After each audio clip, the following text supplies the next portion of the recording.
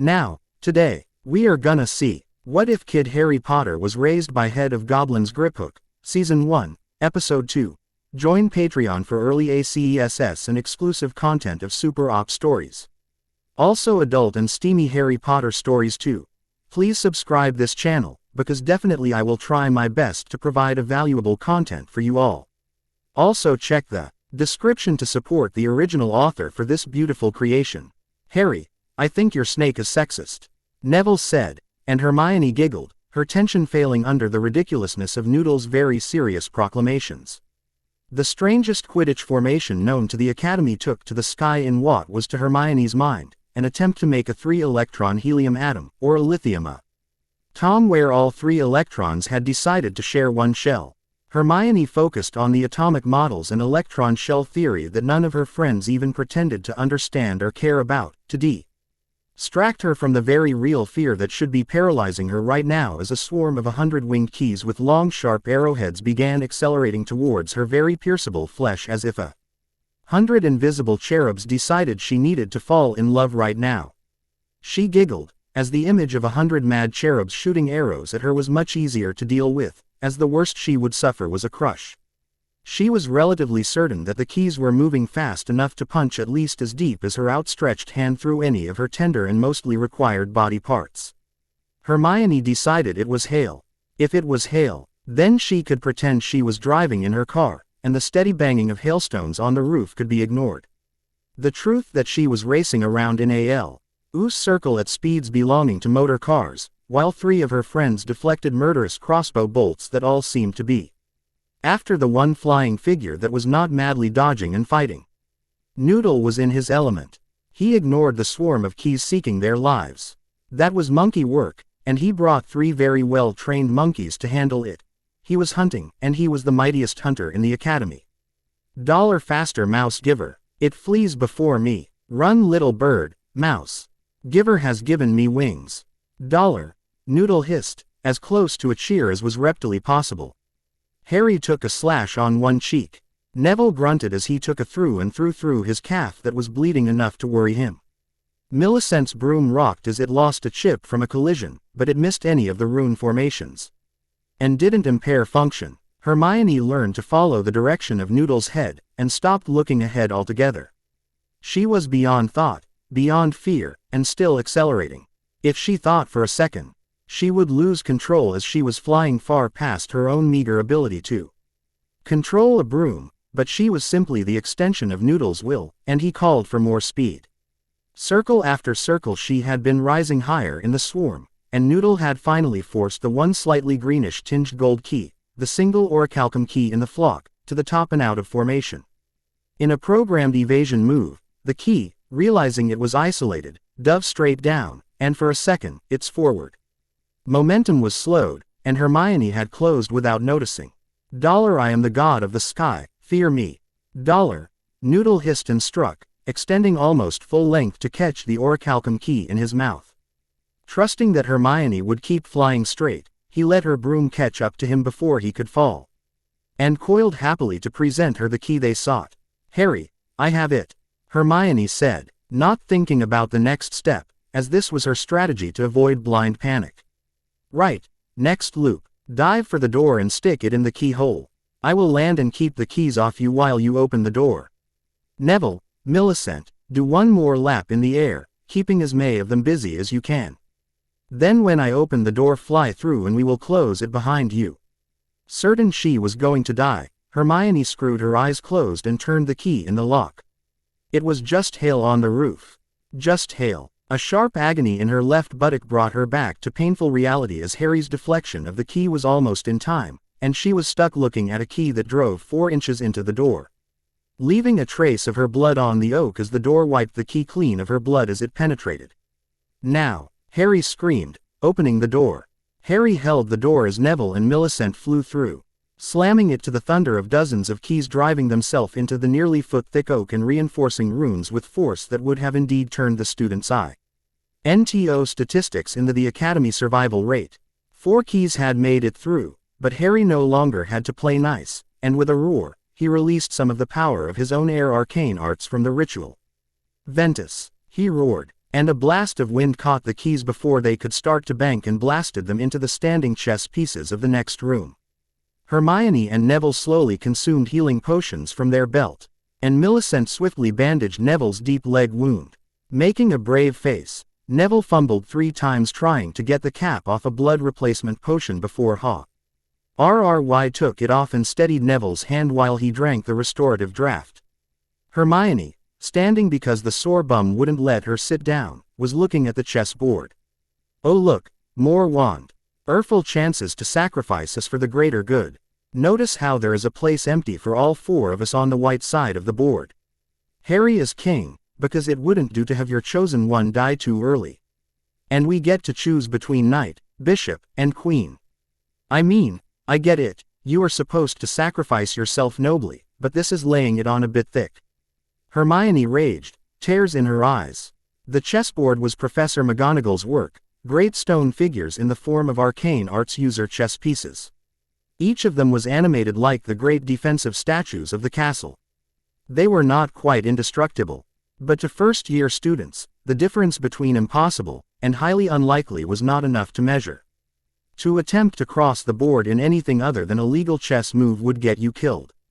To win the game without losing some or all of your key pieces against any sort of competent opponent was unlikely. McGonagall was an amazing transfiguration professor and one of the greatest witches alive. She was undeniably brilliant. How much of a tactician she was unclear.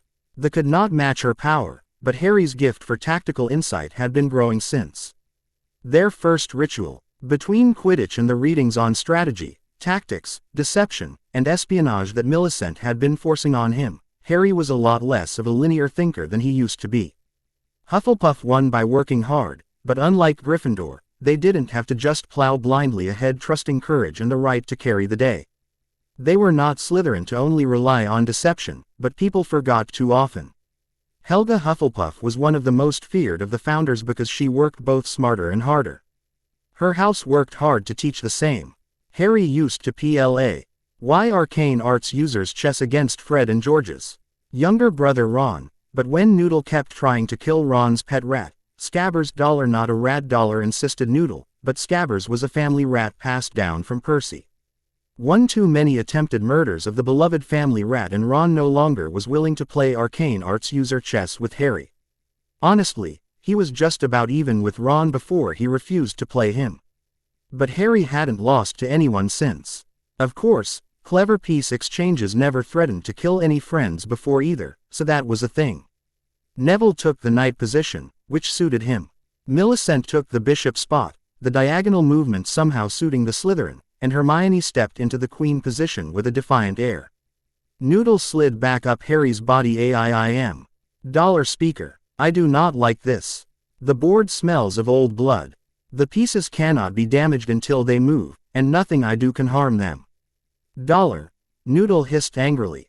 While reptiles do not actually process fear, the awareness that reality may not include survival was an irritant they felt free to complain about. In Noodle's specific case, it was becoming true that survival for him included more than himself. Harry knew chess, and Harry knew McGonagall. She was a very straightforward person, not much given to deception. She would be a good player, he assumed, but not a subtle one. Harry wasn't unable to sacrifice pieces. He was unable to sacrifice pieces that were people. This fortified, he had a plan. He would set up a series of sacrifices with a revealed check. If he did it right, he would be able to put McGonagall into check and force her moves after the initial check to keep her from further attacks until her king was pinned. The opening moves worked, and the mid-board became a mass of interlocking pawns. Each one supporting either another pawn, or more powerful piece on a diagonal, so that no one could take anything without starting a series of exchanges. Then Harry sent Neville deep. He could strike the enemy castle, a very powerful piece, and a good exchange, but instead, Neville struck deep into the flank, taking a poor pawn that threatened nothing but secured both the pawn ahead and a bishop. Neville stepped through the square occupied by the bishop, and with a shouted, "Flipendo!" caused the enemy pawn to flip backwards and shatter on the square behind. Harry expected McGonagall to withdraw the now vulnerable bishop to safety, and allow him to advance his own pawn to take the now unsupported pawn and secure Neville's position.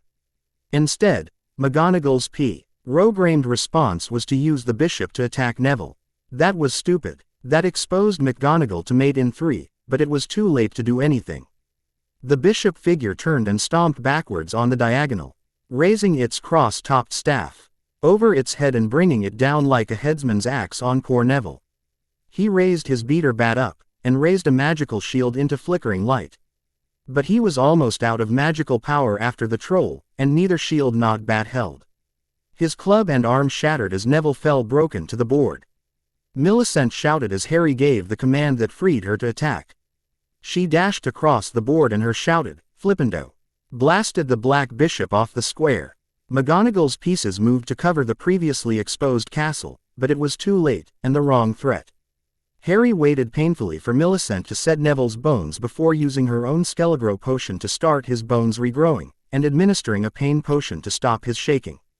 When she signaled she was ready, Harry gave the command that sent her to take a defended enemy pawn.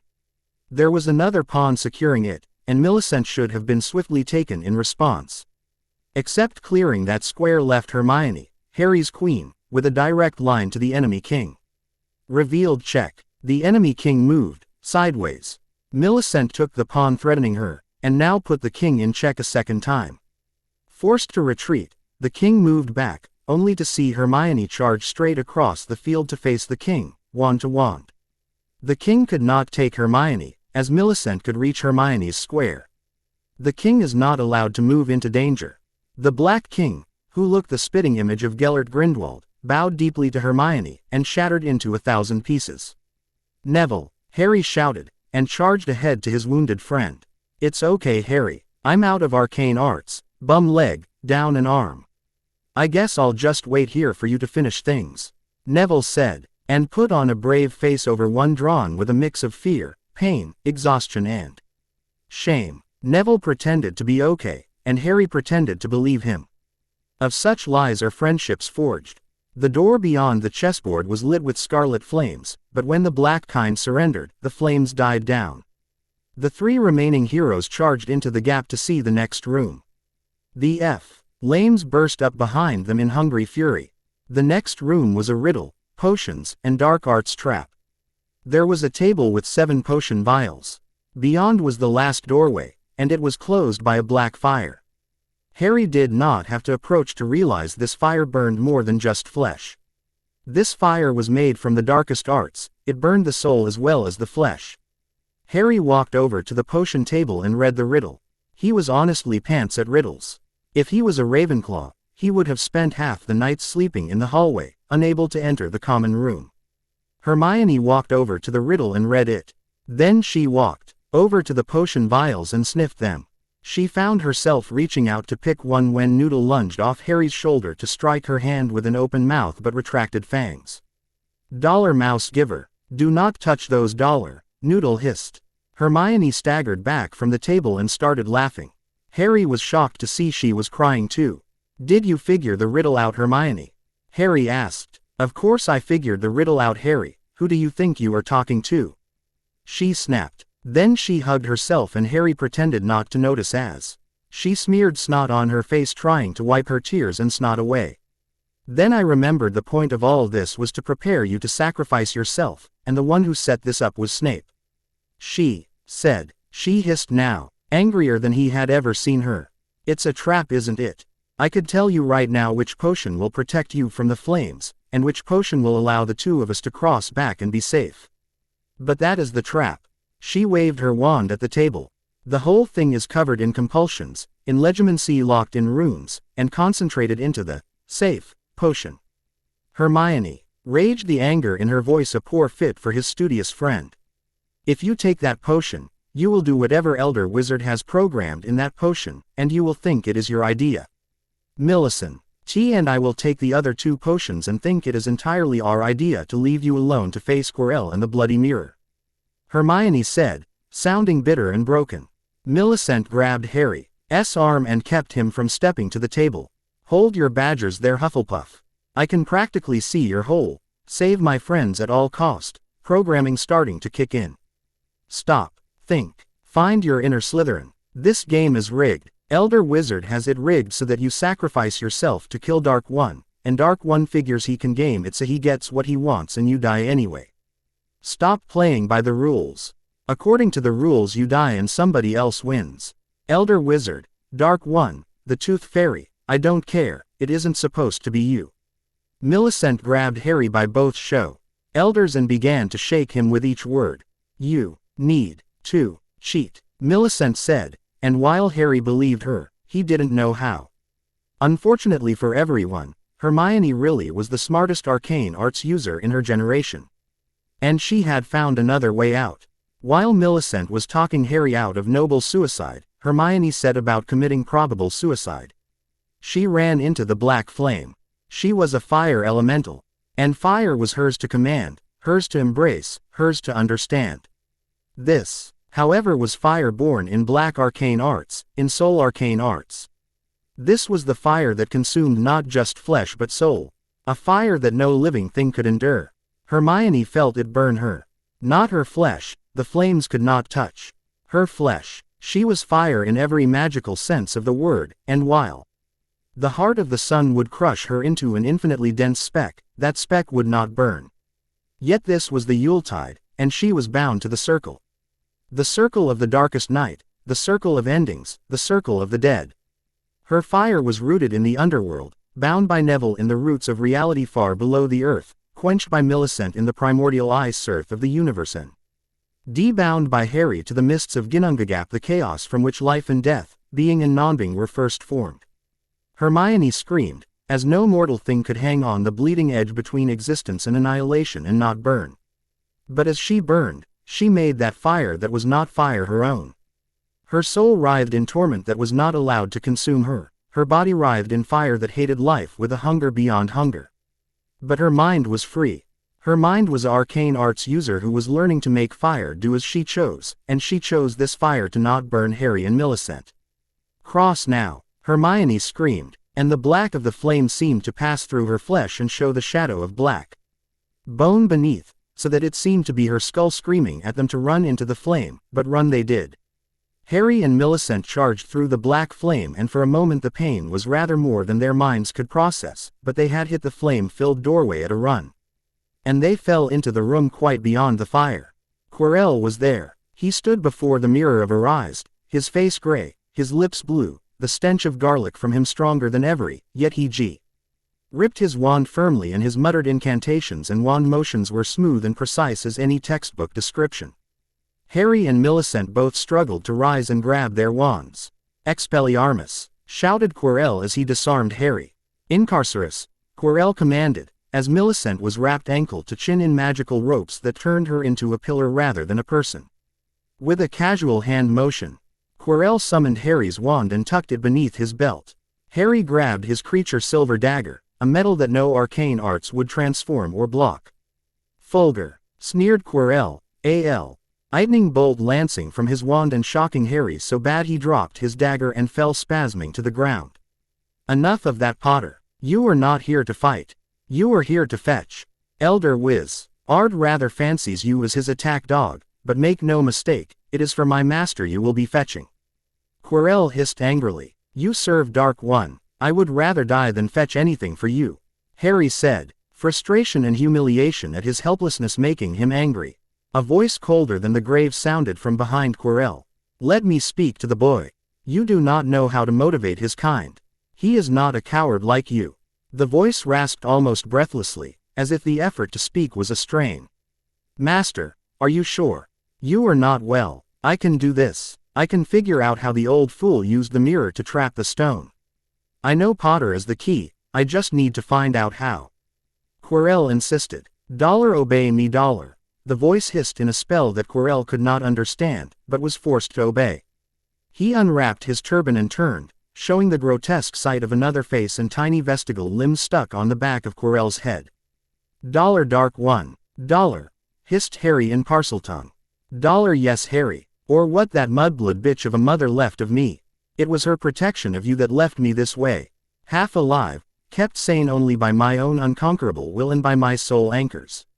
It was you that left me this way, so it's only fitting you would restore me.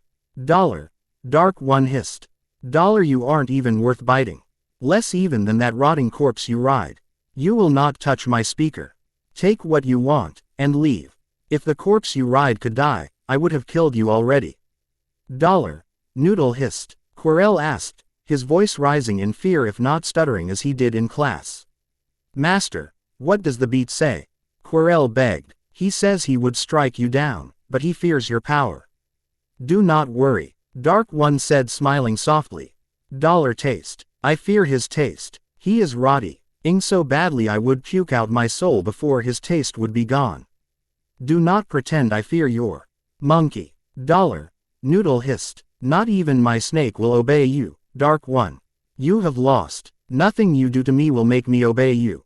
Harry insisted. Dark One smiled and whispered. Accio hostage. The rope-wrapped bundle that was Millicent gave a shriek as she shot from where she was tottering to directly between Dark One and the mirror of Arised. Now boy, face the mirror. Face the trap Elder Wizard set for me, and get me the Philosopher's Stone, or I will burn her mind with the Cruciatus curse before I begin to burn her limbs. Or perhaps I will use the Imperious and make you do it. Dark One said with a slow silky laugh. No, don't hurt her, Harry begged. Elder Wizard was right about only one thing. You are stronger alone. Bringing a child was just bringing another weapon to use against you. In the end, all men of power stand alone boy. It is a pity you didn't learn that before you died. Dark One rasped into laughter, then coughing. As his weakened body was pushing its limits, Harry faced the mirror, but shut his eyes. He felt fear, shame, helplessness. He felt cold. Noodle whispered. Dollar Water Arcane Arts user strikes. Buy time speaker. When I tell you, use the monkey stick. Harry screwed his eyes shut. He did feel cold. Millicent must be working her part of the ritual power into the mirror. Her rune was Issa, the ice. Stasis. He remembered her talking about how she could use it to slow or stop even runic arrays from working for short periods. She was carrying the power of the whole Yuletide circle. The circle of endings. The heart of the dark, where all souls living and dead were closest to the veil. The mirror of Arised was a soul trap, and arcane arts beyond Harry's understanding, perhaps forever. It was, however, a mirror, and mirrors are made of glass. What do you see, boy? Do you see the stone? If you give it to me, I will let the bitch live. You won't die, but you will earn your friends' lives by your sacrifice. Isn't that noble? Dark One laughed again. So sure of his victory. I see my mother. She is holding a stone in her right hand, and she is saying something. A message for you, Harry said, his eyes screwed closed, frost forming on his eyebrows and struggling to keep from shaking in the cold. Noodle was already burrowing under Harry's robes for what warmth he could find. What has that bitch to say? Is she ready to watch her son die this time? Is she going to beg me again to spare you? Maybe I will. Maybe if she hands you the stone, I might let you live. Dark One teased, still confident in his victory. Mom has a message, Dark One. She says to remind you that glass isn't a solid. It is a slow-moving liquid. Harry said, remembering something from his Muggle school chemistry. Dark One hissed. What sort of Muggle nonsense is this? Give me the Philosopher's Stone. Harry was shaking now. The cold from the mirror was making his fingers numb. Luckily, playing Quidditch in Scottish December makes gripping the beater bad dangling forgotten from his wrist almost easy. Mom says mirrors are slow-moving liquids, and bad things happen when they stop. Harry shouted, and swung his bat. The mirror of Arised was a remarkable magical object, one that had grown in power and darkness far beyond the point it was controllable, but in the end, when Millicent bound the whole power of the end of the year, the elemental power of cold, the runic purity of stasis, into its substance, it became, for one instant, a very fragile frozen piece of glass. Harry was, in Noodle's words, a monkey with a stick. No, not a monkey. A painstakingly trained competitive monkey with a stick. One of the best trained monkeys with a stick in the academy, and a monkey with a tick in front of a very breakable magical object he cannot possibly understand. But a monkey with a stick doesn't have to. Harry swung with all the rage in his soul, with all the helplessness for his slaughtered family. With all the shame for all the suffering of his friends to get him here. Harry swung blindly at a big piece of glass directly in front of him that could not move. It took a genius of arcane arts user 6 years to finish the charms and runic constructs to make the mirror of Arised, but once Millisent had frozen it, and it's one angry monkey with a stick to shatter it. The mirror shattered, and inside its extra-dimensional trap, all of the souls and objects that had been suspended inside its prison shattered too. Broken across dimensions that could not be mapped and could not be reached. The souls and objects splintered across realities in fragments too small to qualify even as subatomic particles, quite beyond even arcane arts to restore. Rather like Dark One's grip on reason. With a wordless rage, Dark One screamed his rage, flooding the half-dead and rotting Quirrell with unreasoning hatred. Quirrell spun and charged Harry, determined to punish the boy for the destruction of his beloved master's dream of renewal. Closing on Harry, he gripped his throat to snap his neck with the unnatural strength the ritual's binding Dark One to his willing body imparted, but the second he touched Harry's flesh, his own began to burn. "What is this arcane arts?" Quirrell screamed as his hands flaked away like overdone pastry. Harry spread his own hands over Quirrell's face, and felt the pain of the burning as something was torn from Quirrell and into Harry. Harry leaned forward and whispered into Quirrell's ear in Parseltongue. "Dollar, hey Dark One, Mom says hi." "Dollar," Harry hissed. With a wordless howl, Dark One's shade exploded from Quirrell's body, cutting off the flow of something that Harry had been drawing through Quirrell's body. He felt it fill his veins, like arcane arts but different.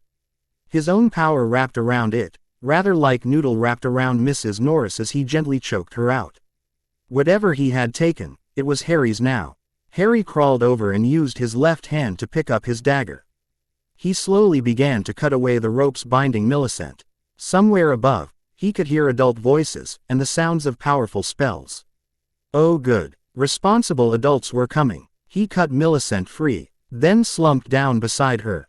By the time rescue found them, they were both passed out, with an angry Noodle between them, unwilling to let any but the arcane arts user who heals touch them.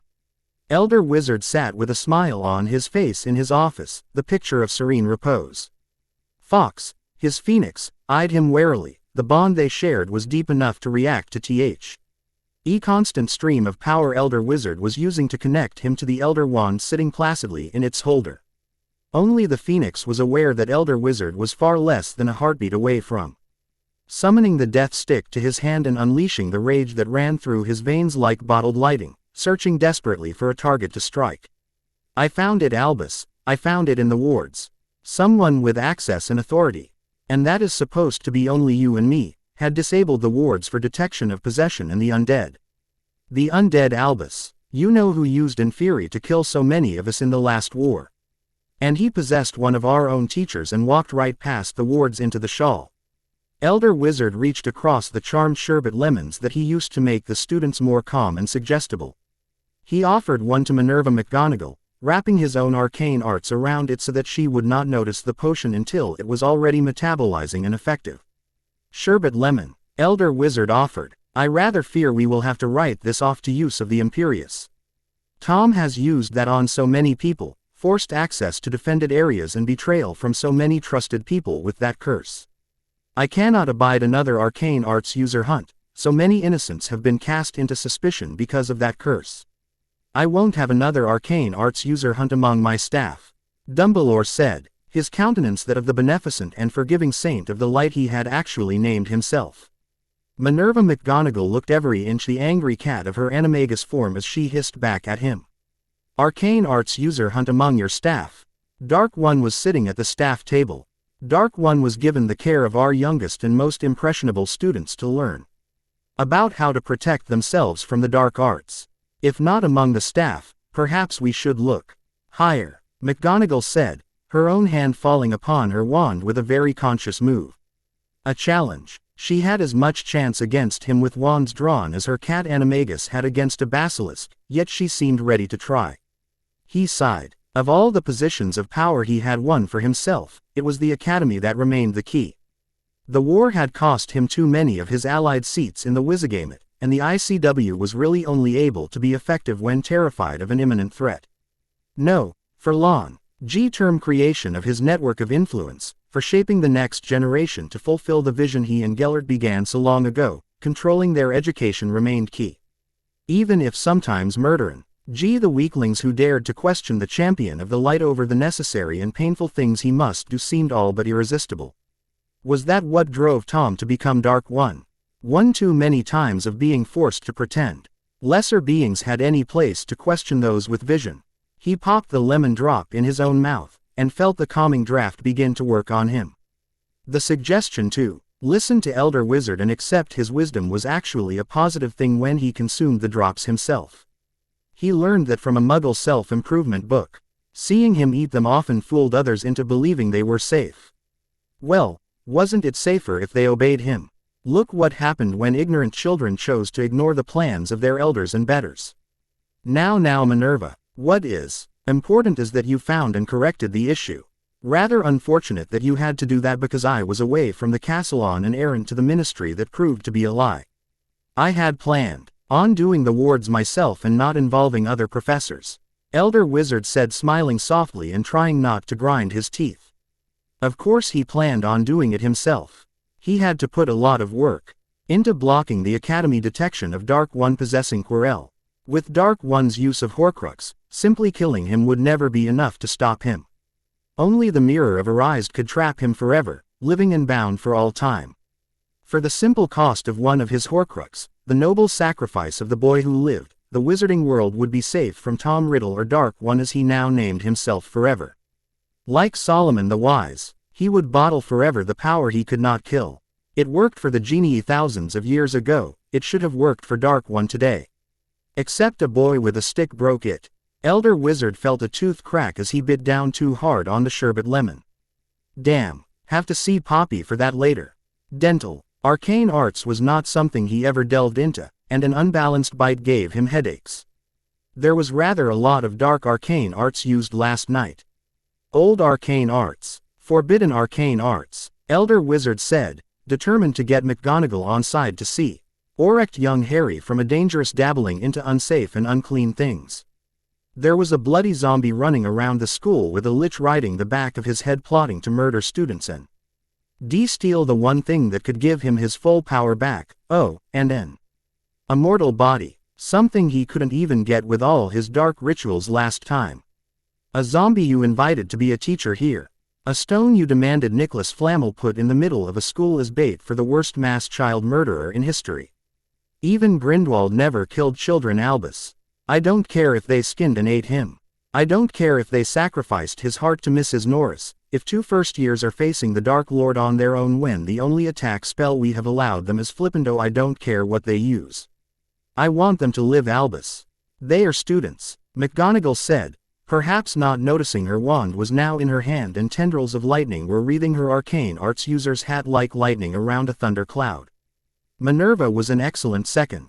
She was a natural-born educator. She ran 90% school administration, allowing him to devote his time to advancing the greater good. A vision she was too limited to grasp, and too weak to pay the price to make happen. Elder Wizard spread his hands and lowered his voice. Gently, Minerva, gently. I agree, with the Mirror of Erised somehow destroyed. Something I would have sworn was impossible for any save Tom and myself. Then the safety of that boy remains our only hope of salvation. Elder Wizard said. The prophesy. McGonagall sighed, and visibly deflated. You know I never trusted that stuff. I was Muggle raised, and half-blood. I tend to trust what my own arcane arts can do, and what my own senses can see. Divination always seemed like hogwash more than the Academy to me. Elder Wizard smiled, and yet a first-year boy stood against a fully qualified the Academy professor. For whatever else he was, Quirrell was Qual. A fight to teach defense against the dark arts in his own right. Whatever Dark One may have also given him. Surely, outside of the prophesy, there can be no other explanation. McGonagall took off her hat and twisted it in her hands. I remember his father, one of my most gifted Transfiguration students. Phileas Flitwick still raves about Lily's genius with charms. They followed you into your war and were dead too young. With a baby in the crib left behind. Now you want us to drag the boy into the same war, not even allowed to grow to a man before you make him a weapon. McGonagall said, shame and weariness in her voice. He is the boy who lived. The prophesy offers a path to salvation for the whole world, if only he can be guided to follow it.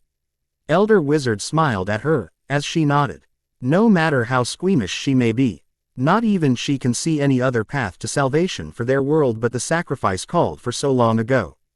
McGonagall sniffed. He isn't exactly one of my lions. His Arthur and even Mother would have agreed with you and charged into the fray to save the world. Harry and his friends are Hufflepuff. They don't go off and have adventures, they run bake sales and rebuild houses. One of them is even a Slytherin, and they are more likely to assassinate than impersonate heroes.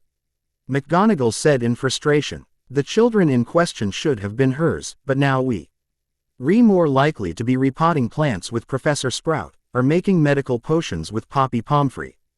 Elder Wizard smiled. Leave that to me, Minerva. He may have turned to Hufflepuff out of loneliness. But all it takes is a sip from the heady cup of glory to awake the lion in any man. I think I can start him on the path to being the hero the wizarding world needs him to be, and away from the dark practices the old and dark houses traffic with. Elder Wizard overrode Poppy Pomfrey in the medical wing to visit Harry. While his legal right to do so was questionable, the list of people who said no to Elder Wizard stands at Gellert Grindelwald and Dark One. Since neither were free or in anything a rational being would claim was healthy, she did not press the point. He cast a Mufflato spell with a number of gestures that were not really required. Harry noted the spell took effect before he said or did anything, so the headmaster's visible spellcasting was more or less just theatrics. The degree of power and skill so casually demonstrated reminded Harry that he was like a fly and Elder Wizard like a dragon. While both had wings, one of them offered no possible resistance to the other. Ah, Harry, I thought it was time to have a chat about what happened in the forbidden section of the third-floor corridor. Noodle rose up and coiled, seemingly to rest, but Harry noticed his body was coiled to strike. And his tongue flashed out, tasting the air, which he only did to detect illusions and test for suspicious air movements indicating invisible shields. Noodle seemed ready to kill Elder Wizard. Harry found he was not reflexively objecting, and decided to have a good long think about that later. Quirrell took out Snape, and as the only combat-capable arcane arts user left in the whole of the academy, took that chance to steal the Philosopher's Stone and make Dark One freaking immortal as well as alive, powerful, and without any adult opposition in a school filled with the largely defenseless magical children of his enemies. Objecting to being slaughtered in our beds, we decided, just for a lark, to stop him. If it's any consolation, Hermione looked for the field trip stop a resurrecting Dark Lord permission form, but could not find one, or we would have asked permission first. Harry had not noticed becoming angry. He remembered his mother's face. His mother's words. To give him the chance to destroy Dark One, she had given up forever. There was no next great adventure for her. She had given up eternity with his father, had given up being reunited when he died, just to buy Harry a chance to live. Elder Wizard and all his talk of sacrifice, it was always someone else who got sacrificed. Never him. Harry heard Elder Wizard snap and with his shouted, "Enough." Harry felt Elder Wizard's bare will pinning him to the bed. Noodle struck, and Elder Wizard's eyes grew wide as his first passive shield from some object he bore failed under the rune-enhanced magical snake's own power, and his own golden shield flare into visible existence. Elder Wizard kept his protections up, and palmed his wand. He considered obliviating the boy, but considering Poppy Pomfrey had come from her desk and was watching like a hawk since his shield flared to visible light, she would probably notice and object. Medical oaths rather annoyingly protected her from the obedience oaths that bound the rest of the staff. He sighed softly. He was getting old. This used to be easier. He used to be kinder. The cost of all of those he had been forced to sacrifice only grew heavier over time. And he was so tired of carrying them all. Calm your pet, Harry. Above all other men, I mean you no harm. For reasons you are too young to understand, you are the most important student at the academy.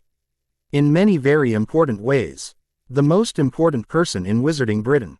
Elder Wizard said, using passive legimancy to read the truth of Harry's words, as he played very carefully with the truth of his own. Dollar if he even points that wand at me, kill him. Dollar. Harry said softly. He won't hurt you, Professor. Said Harry truthfully. Dollar he will be dead before he knows I have bitten him. Dollar. Agreed Noodle. Elder Wizard read only truth in those words, but somehow still felt threatened. When did children lose their ability to trust? He blamed that Slytherin girl, and the snake. Slytherin had been Tom's house. And Tom had talked to snakes too. The boy should have been a Gryffindor. Gryffindors did not need to understand. They trusted, and accepted they didn't need to know, they just needed to fight. He was running a war, not a democracy. You are special, Harry. You alone. You have something that Dark One does not. Your mother gave her life for you out of love, and that love is the power that Dark One knows not. That is the power that can destroy him. The power he knows not. You alone can face him in the end, protected by that love. Elder Wizard smiled. Harry laughed. It started as a giggle. Then he laughed so hard he rolled back and forth on the bed. He laughed until he farted. Tears were streaming down his face and he was gasping for breath as Elder Wizard looked on in rising fury. Love, love, Harry laughed. What utter bollocks. Harry stopped laughing and raged at Elder Wizard. My dad was loved, and I heard him die. My mom was loved, and I watched Dark One kill her. Mad-Eye Moody's wife and daughter were loved, and Dark One killed them himself too. Fred and George's uncles, the Prewitt twins, were loved, and he killed them too. Half my creature clan died. Dark One stormed Gringotts for whatever was locked inside that he needed in the last war, and I can tell you they were loved. I have tended their memory stones, stones black with the blood shed by every living member of the clan that pledged their blood and arcane arts to avenge them. To be the power he knows not, then you had better put a lesson in defense against the dark arts on writing your will, because we are all going to die. Harry was crying now, his body slack with spent rage, no longer caring to hide anything. Dollar, should I kill him, speaker? Dollar? Noodle asked softly. Dollar number Noodle, he is so full of crap you would probably get sick and make Mouse Giver mad again. Dollar, Harry said, and Noodle head-butted him in quiet commiseration. Elder Wizard rose and looked at Harry with an unreadable expression. Before withdrawing from the hospital wing under Poppy Pomfrey's glare, it was time for the great feast, and the 4 first years who saved the academy were to be released from the medical wing to enjoy it. Students had returned from winter break to find the Dada instructor was, in no particular order, a zombie, a Death Eater, Dark One, and killed by young Harry and his band of first-year Hufflepuffs. With token Slytherin and Serpent guidance. To say that reaction was mixed was putting it mildly. Luckily, or unluckily, the Quidditch community had gotten the story. From the first years in question while still drugged out of their minds on various healing potions and spells, so, how the beaters saved the academy, was, if not the official story in the Daily Prophet, at least circ. Elated on magically duplicated broadsheets in all 4 common rooms, from what was rather disingenuously noted as the Ginger Press. There was in fact a very hot debate between Slytherin and Hufflepuff about who gets to claim Noodle as a seeker for next year. Gryffindor voted and cheered for whoever was behind, because they found the fight absolutely hilarious, and Ravenclaw looked on in a sort of existential horror. This may explain how when the time came for the quartet to finally walk down to the Great Hall for the second-term feast they were not permitted to do so. The 4 and Snake, Reedy, and Hermione, with whom he won Seeker fame, were carried to the Great Hall on palanquins borne by the Quidditch teams of Hufflepuff, Gryffindor and Slytherin with much ceremony. Professor Snape sneered, Professor Flitwick cheered. Professor McGonagall and Professor Sprout were weepy messes sharing a hug at the staff table.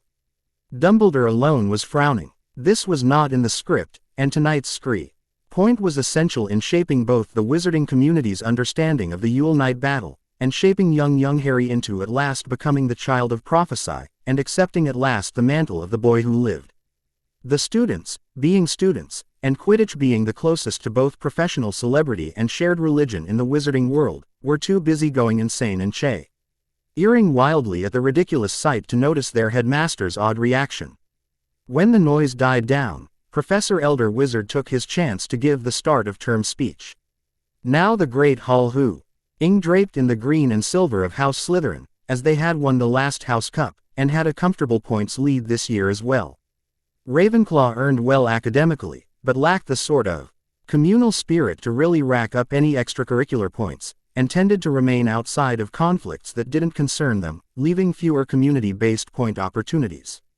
Hufflepuff didn't care about credit, and all sort of pitched into whatever needed doing. They were far better at doing the work than about taking credit for it.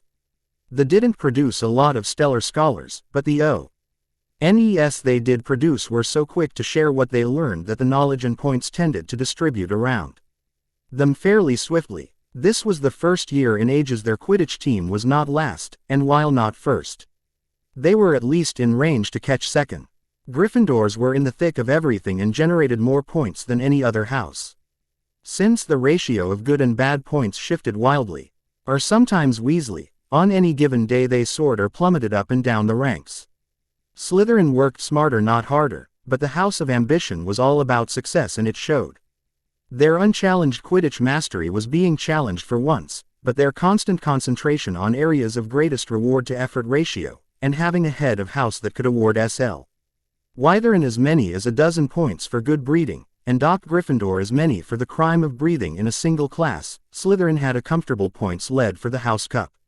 Elder Wizard understood the house point system was about peer pressure and using the pressure of your housemates to instill the behaviors in students that the professors desired without their having to try. Hundreds of the little feral beasts themselves. It was time to use this system to simultaneously reward and isolate the boy who needed to become a hero. Rising to his feet, and pointing his wand to his throat to activate the sonorous charm and amplify his voice perfectly throughout the hall, he began. While it is tradition to award the House Cup only at the end of the year, this has been quite an unprecedented year and I think you will have to bear with me as we take an unprecedented look at House standings. In fourth place is Hufflepuff with 312 points. While the House of Hard Work, it seems they can be a little too hard on cauldrons, and considering how much replacing them eats into Professor Snape's potions budget, that has been a bit costly. Elder Wizard smiled apologetically at Professor Sprout. And Professor Snape glared as House Slytherin and a good portion of Gryffindor laughed uproariously, pointing to Potter and Longbottom who waved in bemused embarrassment. In third place, Gryffindor with 350 points. The best Quidditch showing in the last decade. Yes, give a roar you lions. Yet also the second highest detention total since the glory days of the Marauders. Yes, you know who you are. And so do we. Elder Wizard smiled and shook his finger at a pair of Weasleys who looked comically affronted. In second place is Ravenclaw with 426 points. Well done, Ravenclaw, well done. Elder Wizard beamed, bowing towards the diminutive Professor Flitwick who puffed out his chest in a very creature pride at the achievements of his house. And in first place is Slytherin with 472 points. Elder Wizard paused as the Slytherins broke their usual icy control to cheer. For if the ambitious do not revel in their victory deeply, they will not be driven to the next one as strongly. Yes, well done Slytherin, well done. Elder Wizard boomed, but his eyes were twinkling, and settled on Harry. Harry could feel a growing sense of alarm. What was he planning? It seems we must take recent events into account. As I said, these were unprecedented events, and deserve an unprecedented action. I have given the matter much thought, and as is my right as headmaster, assigned a few additional awards. For cool use of intellect in the face of fire which surely could have injured her, to Hermione Granger 50 points for Hufflepuff. Hermione felt a look of shock and horror steal over her face. Harry, she hissed in Parseltongue. He thinks I solved the riddle and drank the potion. He thinks I am under his magical compulsion. If he figures out I used tool arcane arts and elemental affinity to beat the trap we are in trouble. She hissed in fear, and a most un-Hufflepuff paranoia. Elder Wizard continued, unaware that Hermione had not in fact bothered with the riddle. And poisoned herself with the potion. Elder Wizard had intended to control and compel Harry into self-sacrifice. For Mr. Longbottom, who had the courage and the loyalty to sacrifice himself for his friends in the most demanding game of wizard's chess the Academy has ever seen, I award Hufflepuff 50 points. Your parents would be so proud. Elder Wizard said, unaware the bowing of Neville's fist and red in his face were rage not embarrassment at having his parents' living death for following. Elder Wizard again waved in his face. Harry frowned, turning to his friends and complaining loudly enough for the whole table to hear. Hey, House Cup for us. That isn't right. Harry complained. Hermione looked up and shook her head. Don't worry, even if he gave you 60 points, we would be tied at best. He still has to award Millisent too. Even if he gives her a single point, Slytherin still ends up with the cup. I mean, they had a 160-point lead on us. Hermione offered, her faith in the fairness of teachers and the accuracy of textbooks being legendary for its fanaticism, rather than its evidentiary basis. Elder Wizard touched his throat again, and whispered something. A new depth filled his voice, and his words reached not just the students' ears, but their minds and hearts as well. This was an active use of legitimacy to affect the core beliefs of Al. L who heard it without strong occlumency shields are the defense of an heir's ring to a noble house with its own inbuilt protections. Lastly, to Mr. Young Harry, for having the courage to stand alone against the Dark Lord. To defy Dark One himself without even a wand to defend himself, I award Hufflepuff House 70 points. A roar of approval came from Gryffindor and Ravenclaw, and those Huff too far away to have heard Harry's earlier objections. Rather than continuing on to award Millicent and Slytherin House its points for her brave and above all else, cunning, actions in the final confrontation. Elder Wizard pointed his wand to the decorations around the hall, and the Slytherin green and silver quickly turned into the gold and prancing badgers of Hufflepuff. Elder Wizard concluded happily, having planted the seed into minds made magically suggestive due to his legitimacy-enhanced speech, and the very subtle magics enhancing the headmaster's authority when he spoke to the students.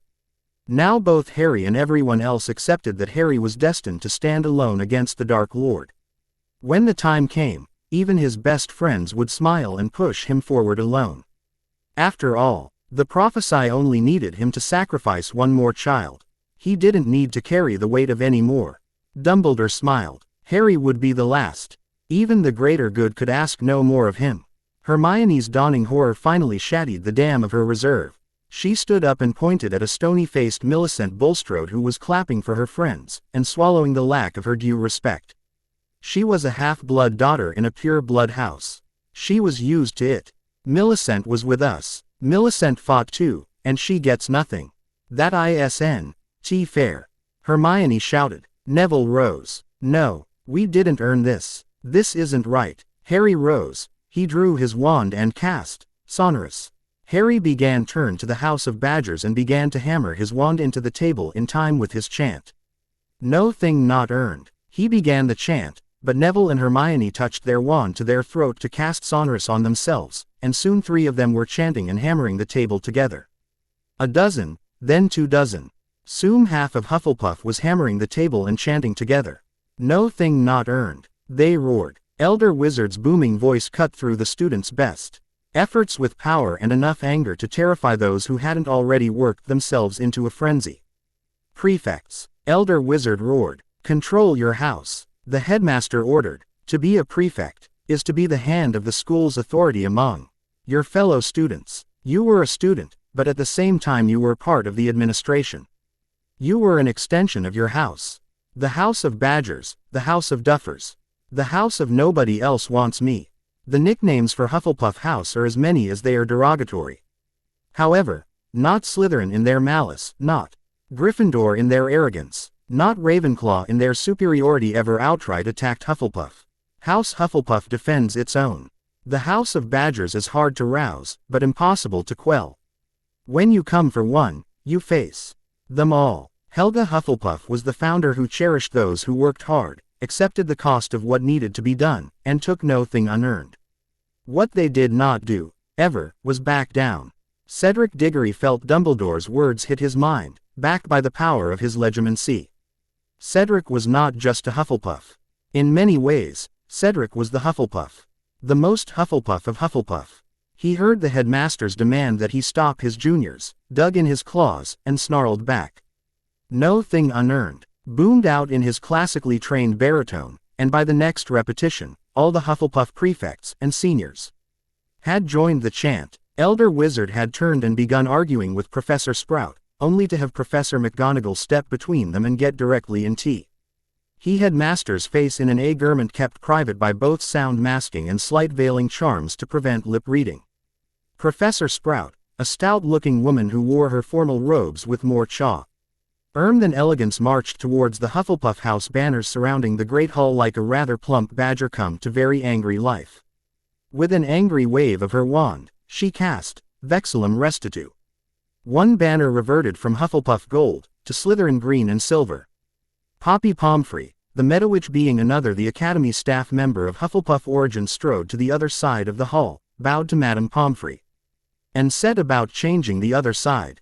Vexilium Restitut. The two Hufflepuff professors chanted, one by one, brute force transforming what had reshaped itself from Slyth Rin to Hufflepuff with a lazy wave and whispered word of the headmaster. Yet he was wrong. Hufflepuff hadn't earned it. If it took a lot of hard work to change it back, well, they were Hufflepuff.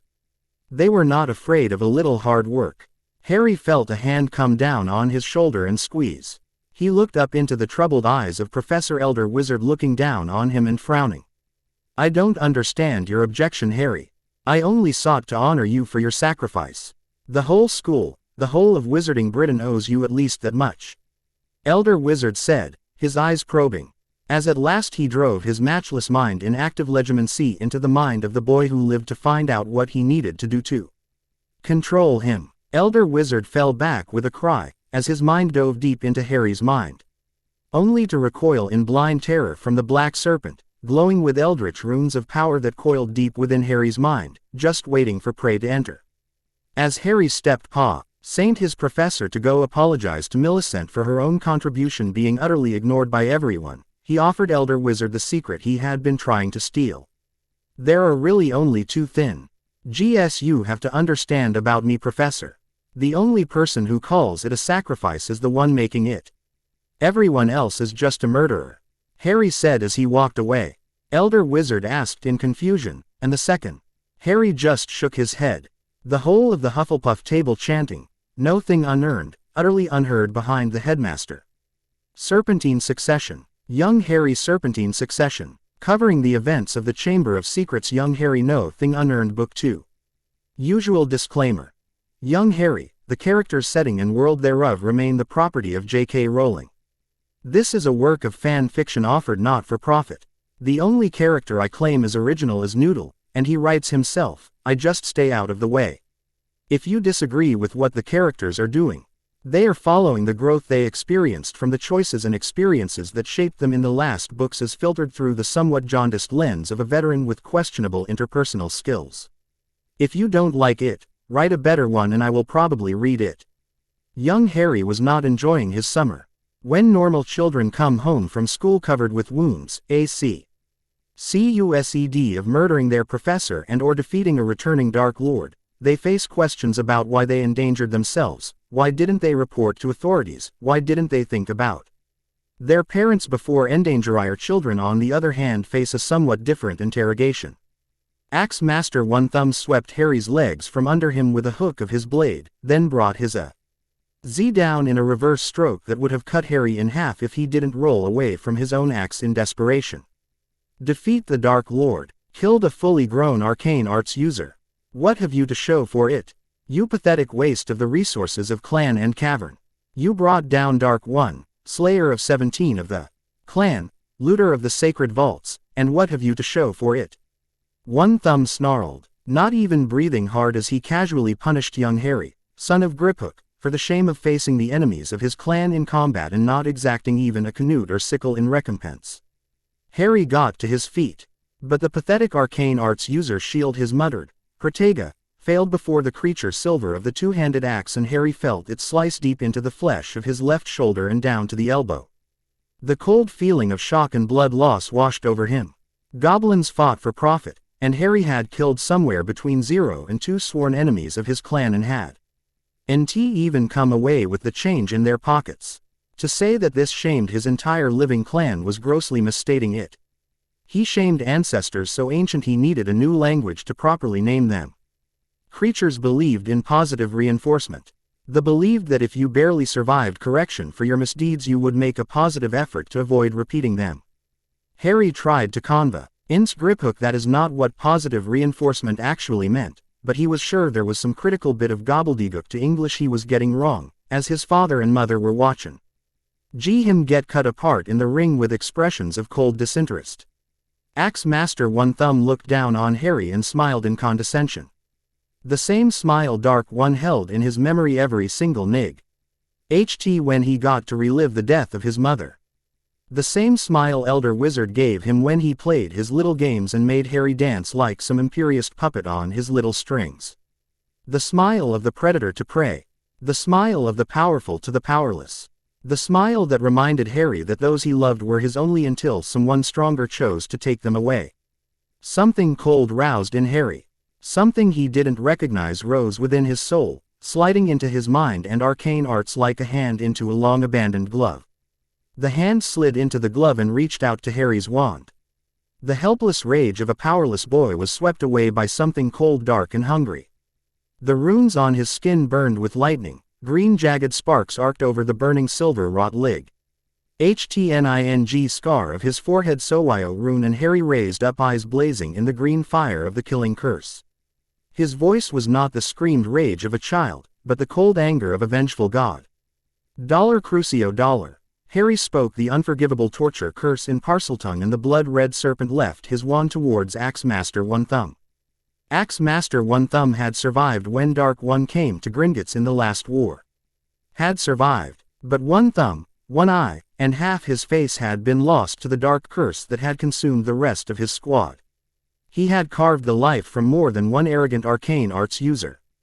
But he remembered well the helplessness he felt when Dark One and his hand-picked followers, Bellatrix Lestrange, Rockwood, the Lestrange brothers and Barty Crouch Jr. had slaughtered casually the survivors after Dark One had shattered every defense that should have held against any living arcane arts user.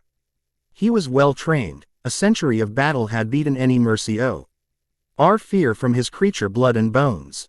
He didn't hesitate or flinch as his axe flashed to interpose the creature silver broad head of his axe between the torture curse and his flesh.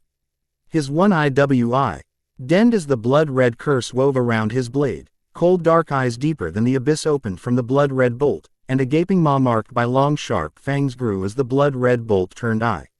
NTO, a living hissing serpent made of pain and hatred. It hit Axe Master One Thumb and drove him up against the runic constructs of the training ring. The runes of the training ring flashed into bright burning life, the limiters on pain and physical damage triggering as the Crucio curse pushed beyond the identified safe limits even for creature training. The serpent of scarlet hatred pinned Axe Master One Thumb in midair. Pushed into the wards so powerfully they burned into his back even as the creature silver of his heirloom armor ran in rivulets down his body, burning his flesh as they went. One Thumb screamed and screamed, his bones flashing visibly through flesh rendered translucent by the scarlet power of arcane arts made into living malice, a soul-deep hatred of all life that existed only to teach life to welcome death. Harry rose to his feet, blood pumping from his left arm, his right arm extending like a spear towards his writhing and shrieking enemy. With a casual flip of contempt, he flicked downward and right. And the snake tossed Axe Master One Thumb to the floor. Harry allowed his wand arm to fall down to the ground, the wand held loosely but ready in the manner GRIPHOOK knew spoke of the instant willingness to resume battle. Banishing the wards with a mutter, he stepped slowly to his son and smiled. While Frithwever shot to his side, bandages and potions ready to heal his physical wounds. GRIPHOOK stared into the vulnerable depths of his son's eyes. GRIPHOOK nodded slowly. Harry was struggling to process the potential he had just found inside him. Not just the arcane arts. No. Harry was born to magical power. His father was the product of an ancient line of mages that shook the world with their tread, but his mother was something wilder and less knowable. From her came a connection to arcane arts unbound by the rules of the pure blood and the traditions of the wizards that turned sideways from the Muggle world and walked away. Harry was struggling with the monster inside. GRIPHOOK reached out and took his son by the shoulders. So, you did not face the enemy of both your houses and come away empty-handed. GRIPHOOK said. Harry's face snapped into fear and revulsion as he realized that the power and knowledge he just used to break and torture a creature war master was stolen from Dark One, probably from the last battle at Yule. Frithwever's maternal hand snapped up and slapped him so hard he almost fell. He turned to face her and she gripped his face in both her clawed hands. Never turn aside from the power you need to defend what is yours. Pry it from the flesh of your enemies, loot it from their corpses or tear it screaming from their minds. I do not care. My son is no man's sacrifice. Whatever you must become, you will come home again. Harry turned to GRIPHOOK and Frithwever, trying to explain that what he had done was wrong and evil. Mom, Dad, that was Crucio, the torture curse. It is one of the 3 unforgivable curses. To use it is to go to Azkaban for life. Worse, the version I cast was in Parsletongue, the only arcane arts user in living memory who ever cast it was Dark One. You can't shield against it, and once it has you, not even Elder Wizard can do more than scream. Harry said, trying to explain how ashamed he felt right now. GRIPHOOK dug his fingers into his human son's shoulders. It was time he learned a few bitter truths they would never teach at the academy. There is the way the world is taught, and the way it actually works. No son of his could afford the illusions of the privileged pure bloods in their ivory towers. That curse is unforgivable cast upon wizards. They use it against our kind all the time. Under your precious ministry, the unforgivable curses are only unforgivable against wizards in good standing. It is perfectly legal to use them against anything that isn't human enough for them under the law of the moment. There have been times it was legal to use against muggles, mudblood today. You can use it against anything that isn't listed as pure human by the Ministry of Arcane Arts, and while they may bluster, no law will touch you. Be aware, as a legal creature, they may use it against you. Obey your mother. Win your battles and come home. If Wizarding Britain marches after you, then I guess the creatures go to war.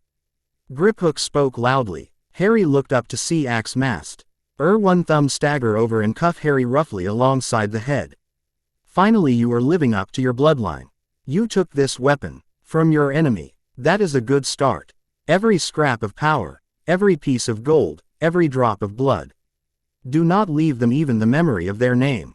That is creature vengeance. Harry looked into Frithweaver's face, and GRIPHOOK's. He remembered the green fury of his mother's gaze as she came to him, bound in the agony of her own death until she could finish dragging Dark One down with her, and finally accepted what he was. He wasn't Elder Wizard's boy who lived. He was Lily Potter's boy who would live. He was Frithweaver and GRIPHOOK's son who would survive to come home. He looked down and noticed that the blood from his left arm had spattered his holly and phoenix feather wand. He watched as the wand slowly seemed to soak up the blood. Somewhere inside he knew that was wrong, but he couldn't bring himself to care. Outside Gringotts, a house elf pulled his ears. He could not breach the wards of Gringotts. He had to stop young Harry from returning to the academy. If Dobby did not stop young Harry from returning to the academy, then young Harry would die. What had Nasty Master said? That creature filth and his precious friends. A half-blood bastard shaming a pureblood house, a cowardly blood traitor who should have remained a squib. And a muggleborn who is too stupid to realize she has no place among us. Dobby smiled. If he could not reach young Harry, he would reach young Harry's friends. Young Harry would stay safe with Goblins if his friends were not returning to the academy. Young Harry would thank Dobby if only he knew. Even Azkaban was safer than the academy this year. Dobby would see young Harry's friends safe. Safe in Azkaban if he had to. Hermione's home life hell. Hermione Granger was not having a good summer. She was a good girl, a studious girl, and above all a gentle one. Or, at least that is who everyone remembered her being. To be fair, everyone included Hermione. What she was beginning to realize is that Hermione Granger was like last winter's glove. It looked like she remembered, but she couldn't seem to make it fit anymore. The decree for the reasonable restriction of underage arcane arts was not the very sane act of child protection that Hermione had learned from her Welcome to the Wizarding World Ministry textbook her summer before the academy. It took a winter with Millicent Bulstrode, half-blood daughter of a noble house, raised like an insider with the outsider's perspective and a mind that was Slytherin to its last scale and Fang to explain it. This was a law that existed to keep the Muggleborn forever down. No Muggleborn would be allowed to practice arcane arts, because the trace on their wands would report any underage arcane arts use, which would be blocked by any half-capable wards, and arcane arts used in any Muggle areas, that is areas without a registered arcane arts user or arcane arts user. Set off an automatic complaint process, targeting whichever Muggleborn underage student lived closet to the incident. If the targeted arcane arts user or arcane arts user did not know, they had the right to demand an Orur report within 24 hours to confirm the underage arcane arts user or arcane arts user's wand did not in fact show any prior incantations during the period of the violation. The automatic warning became a strike. At 3 strikes, your wand was broken and you were expelled. Millisent confirmed that many Muggleborn who embarrassed the pure bloods had been stricken from the rolls of the Academy over the centuries. Everyone knew it, but even the tolerant light faction that condemned the dark faction for anti-Muggle violence smirked quietly from the sidelines. As pure-blooded of all sides expected to always be better than Muggleborn at arcane arts, and reacted badly when they were proven wrong. Hermione had begun her summer with what she described as growing pains. She returned to her Muggle neighborhood from boarding school with a cauldron and enough ingredients to last her a productive summer of brewing and experimentation. She had enough rhythm, ANSI texts and rune texts to allow her to advance her knowledge of enchantment to a useful level. All of this could be done without a wand, and without setting off the trace. Then Hermione went for her morning jog. Hermione had not gone into the whole beater warrior creature mania her 3 friends had, but she had very much been made aware that her friends could concentrate longer and consist. Produce more and steadier magical power due to their heightened aerobic fitness. Hermione was entirely an empiricist. If it worked, she would adopt it. Jogging became as much a part of her school routine as revision and encoding all advanced research in Parseltongue in case it got illegal and interesting at the same time. Hermione had forgotten about bullies. It was funny, at the beginning of first year, boys still thought they could bully girls due to the physical differences. It lasted a little bit longer because well-raised pure-blood girls didn't go for combat-related arcane arts, except when they did. Boys made note of those witches that hunted back and left them alone. Those witches were not the good marriageable girls, they were the Lily Evans, Bellatrix Lestrange, Cassiopeia Black, Lucretia Borgia, Elizabeth Báthory and Morgana Le Fay. They were the things that you talked about in whispers, but not while they were looking. Hermione had not set out to become one of those witches and had not noticed how much less complicated her life became when it happened anyway. People didn't bully Hermione Granger anymore. She had been jogging, unaware that she had been assuming a degree of immunity that came from being a lot more dangerous with a wand than any first year had a right to be, when she ran into Tina Trimble Christina, but only substitute teachers ever called her that, and never twice. And her group of would-be boyfriends and general minions. Tina would understand pure blood ideology perfectly, while she was a Muggle, and would be nothing but prey to the pure-blooded bigots. The degree of assumed privilege they shared united them in spirit. Hermione's parents were both dentists. While very well off, and with assets that put them into the low millions, they were not super rich. Nor were they inherited rich. They got where they were through hard work and ability, not by social connections and the web of power that Tina was raised to be a future Spider Queen. Ruling from the comfortable center of that all-important web. The Grangers didn't care about that web of connections, and Hermione never understood her proper place on the ground, looking up in mute worship of her betters. Worse, the daft little commoner had left to a private school so private that all her best connections could get was a simple, if they don't ask for you by name, you may as well not exist. Let it go. To say Tina did not take it well that Hermione Granger was important enough to be asked by name by a group powerful enough to ignore her own family's connections was intolerable. They caught Hermione about 6 blocks from home. It was pouring rain and Hermione honestly didn't give the 3 BMW much thought as they waited at the side of the road. It was early on a Tuesday morning, and any number of party people were dragging themselves back, while any number of business people were already out attacking the day. It was that kind of district. People moved fast whether they were part of the daylight world or the night side. Hermione almost found it restful as it reminded her a bit of the academy. That restfulness ended when a window rolled out to her from one of the cars she had been passing. "Hey squirrel girl." Hermione had a second or two before it occurred to her that insult was intended for her. Poppy Pomfrey corrected her teeth with a little well-applied den. Tall arcane arts that also corrected some wisdom teeth buds that were never going to do anything except overcrowd her jaw later, and were best just convinced with a touch of arcane arts to melt back in to the jaw and let useful teeth get about their business. Hermione did not stop running as she processed. She was only 3 kilometers into her morning 5, and working on how to blend sound suppress. Scion with Muggle notice me nots for her footwear so she could jog unnoticed by the boys who kept making remarks about her workout wear. Tina was not happy, and the doors of the BMW to the front swung open and blocked the sidewalk. So did the ones behind. "Hey, Granger, I'm talking to you," Tina shouted. Hermione stopped, turned to face Tina and noted the group of 8 boys around her. Older boys. Great. Tina was a problem with her own age minions. Borrowing from her family's hangers-on in senior high seemed excessive. She sneered and reached for her wand and froze. No wand. She didn't bring it because she couldn't use it. "I hear you got carted off to some private school. Probably all girls knowing how ugly you were when you left. Isn't it lucky for you? I brought a few boys for you to meet." Tina smiled nastily as she held up her phone camera. "No one will believe you got a date, so don't worry, I will record it for you." Tina smirked. Hermione was reaching for her fire when she froze again. No, even without her wand she could burn these abusive idiots down to the ground and their cars with them. Use of arcane arts before muggles, especially recorded and broadcast, would get her expelled. Hermione panicked. She reached behind her and grabbed a gift from Fred and George Weasley. A dung bomb. She had kept it in her fanny pack, telling herself it wasn't materially any different than mace or pepper spray, and certainly not illegal under Muggle or magical law.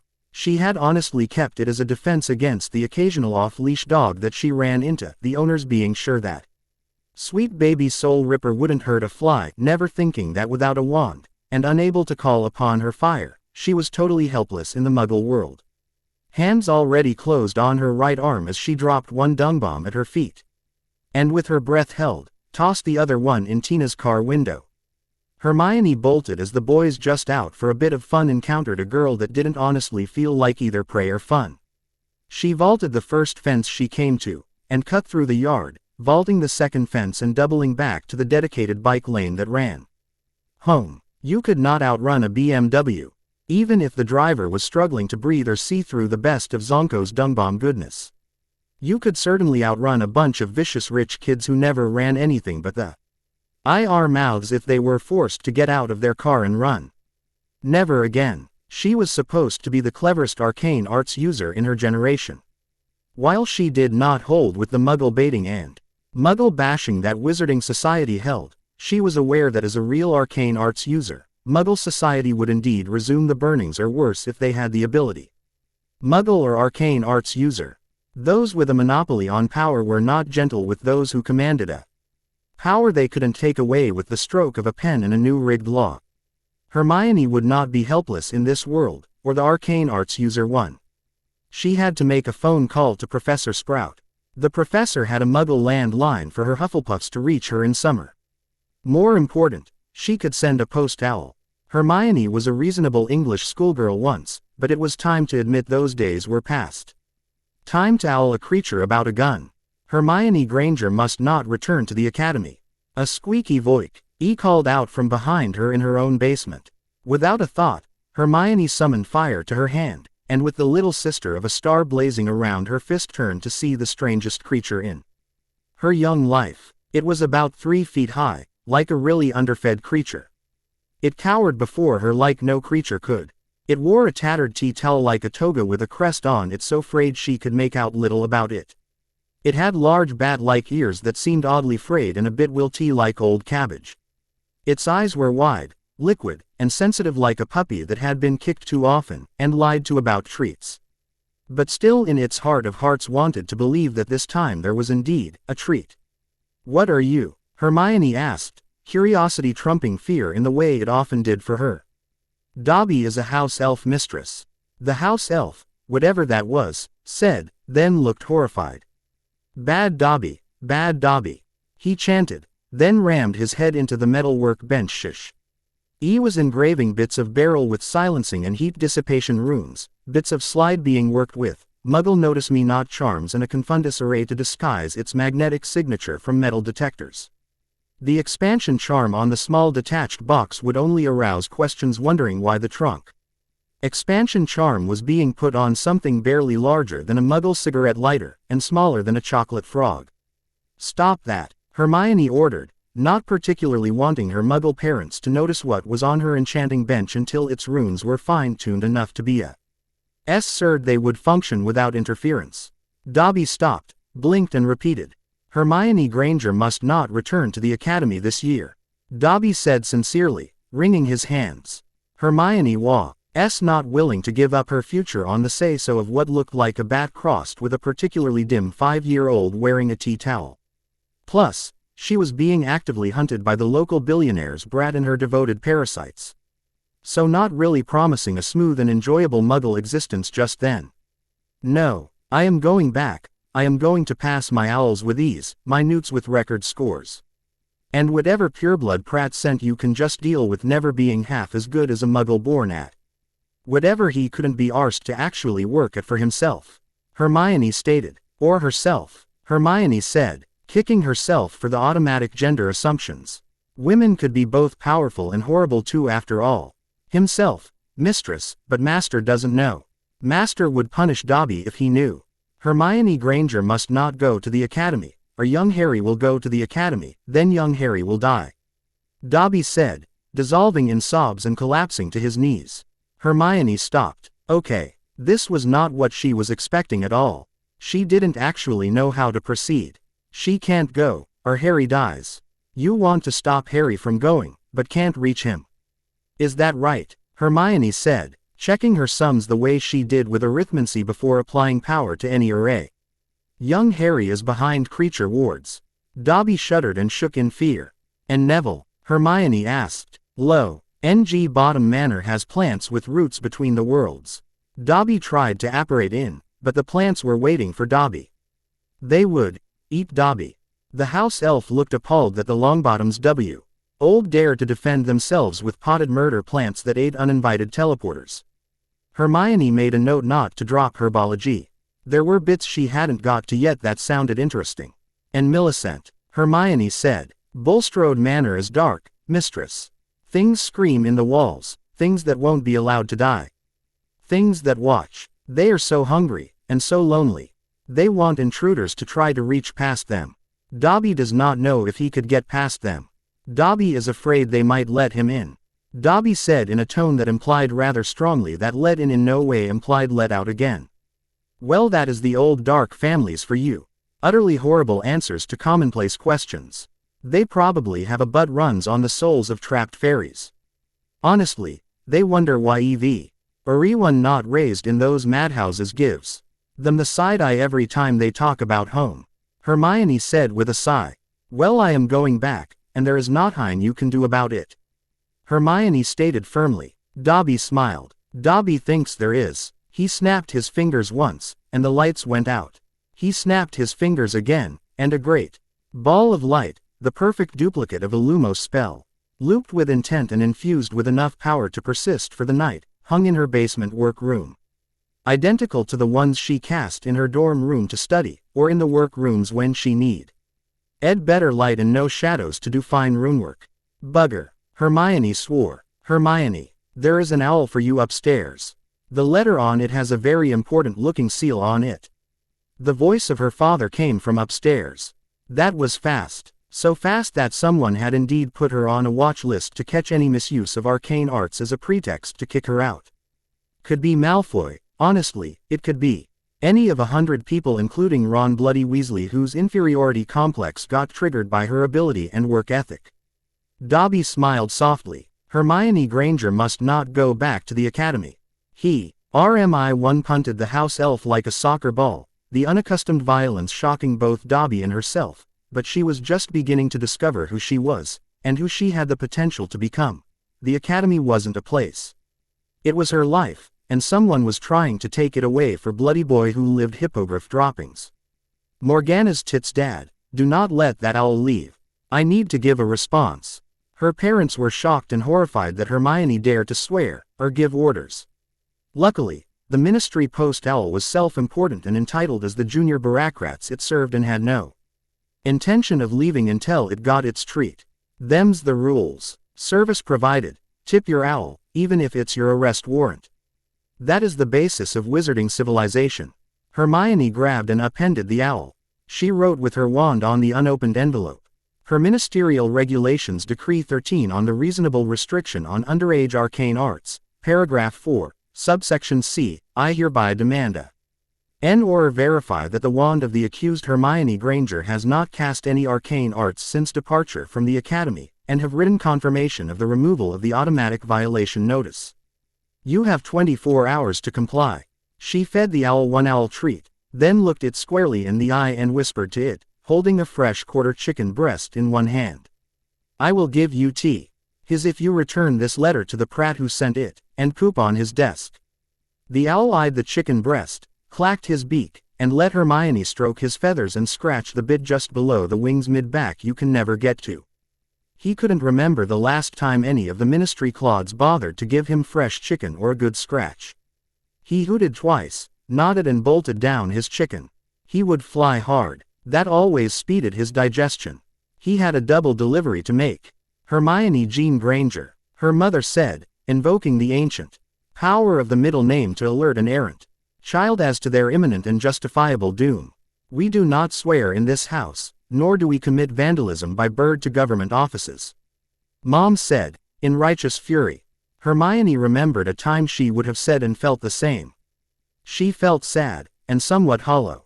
Something had been lost, and she couldn't quite remember what it was, only that the place it used to be held something rather larger and harder now. Something that she needed. Not in peacetime, Mom. Hermione said sadly. We aren't in peacetime anymore. Some coward has declared war on me for the crime of being born your daughter. A crime I don't have the grace to be ashamed of. Because I was born your daughter, they want to take my arcane arts away. They will lie, cheat, pervert and corrupt the law to make sure I get my arcane arts taken away before I become a legal adult, and they will no longer dare to get in my way. Hermione flinched inside to see her mother and father shrink away from her. Hermione had not noticed the fire wreathing her head like a crown, like a halo of flames as she swore her defiance to the powers of the wizarding world they could neither understand, nor defend her from. Her father sighed. Do what you must. The world is as it is, not as it ought to be. Just be careful, Hermione. The world isn't kind to those who try to change it. For the first time it occurred to Hermione that her parents had not always been very successful mid to upper class dentists. There might indeed have been a time they wanted something either more or different, and been forced to take what they were allowed. It made her suddenly sad, and yet even more insistent on winning.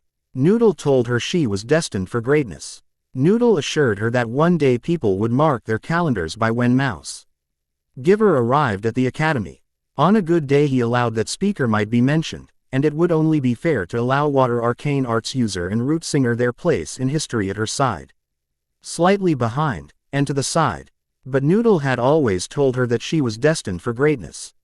Any number of people can and should get bitten along the way, no female who didn't crawl over the bodies of at least a half-dozen rivals could really be sure she had achieved her potential.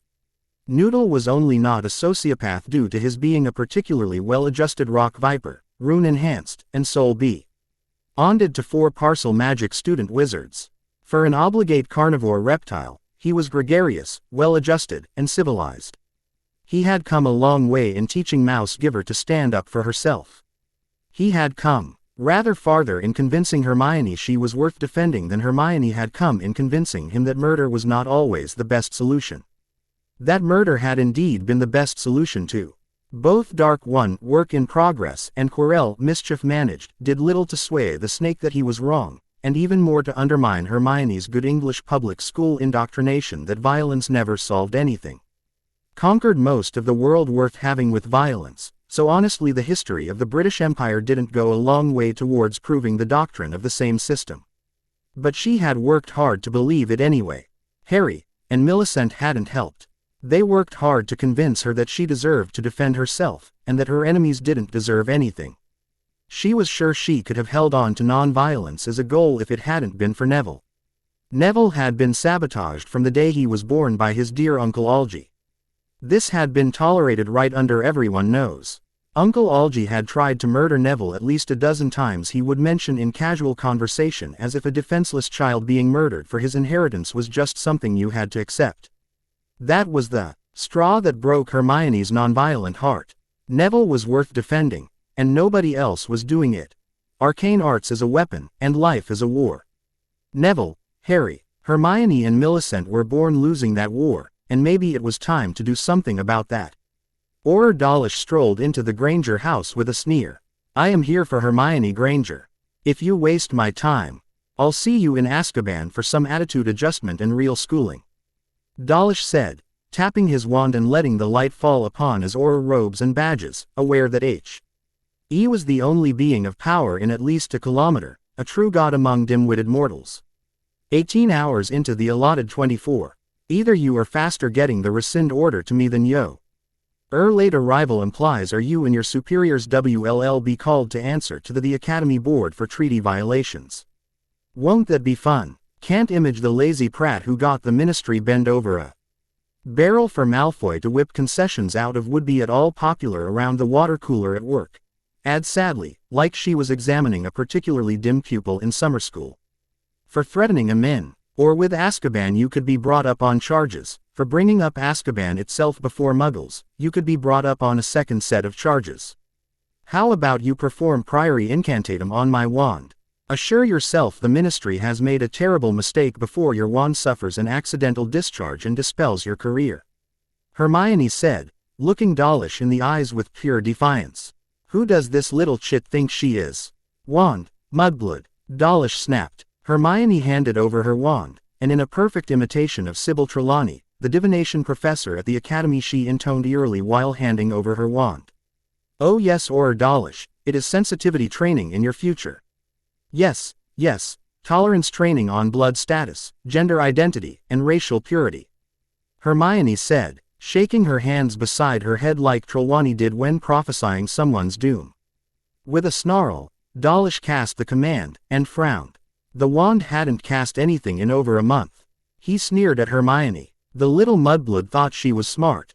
She wanted to wave regulations at him. Let's play that game. He might take the occasional top-up to his pay to turn a blind eye to the sort of reasonable people knew shouldn't really be illegal, but he was a Merlin be damned Orur, and no Muggle-born child was talking back to him. Let's be seeing your workroom then. Let's see what kind of forbidden things you have. Little mudblood smartass, Orur Dollish said, and Hermione led him downstairs. On Hermione's workbench were her rune engraving tools, save the magical creature Silver N. Edel that was quietly orbiting her hand since she entered her warded workroom. Anti-Muggle barrier, entirely rune-based and powered off the bleed from the adjacent ley line 2 blocks over. No mug. Could get down here with a search warrant and pound of C4, Hermione said as Orur Dollish's hopes of finding enchantments in sight of Muggles vanished as he passed the basement wards. No windows, so no outside observation was possible. So no way of pretending he got a Muggle complaint. There was a cauldron, workbench, and those terrible Muggle lights that hurt the eyes. He ran his wand around and found the remnants of the Lumos. There was a lot of rune work on the bits and bobs on the workbench. Had to be 20 different things in pieces on the bench. You would have to be Arthur Bloody Wee Astley to parse out what all the bits made when put together. The fact that some of the bits made a Walther PPK when put together probably represented a flaw in Orur training. They pretty much though. Muggle guns were flintlocks unless they were veterans of the Grindelwald War. There was a Lumos here. Dollish snapped. Well duh, said Hermione. Something triggered the Muggle watch, although GETTING a warning letter within the minute says that someone had been paid to watch my house pretty much all day and night just hoping for something. Not that I'm saying you are corrupt, just that the timing looks a lot like a put-up job.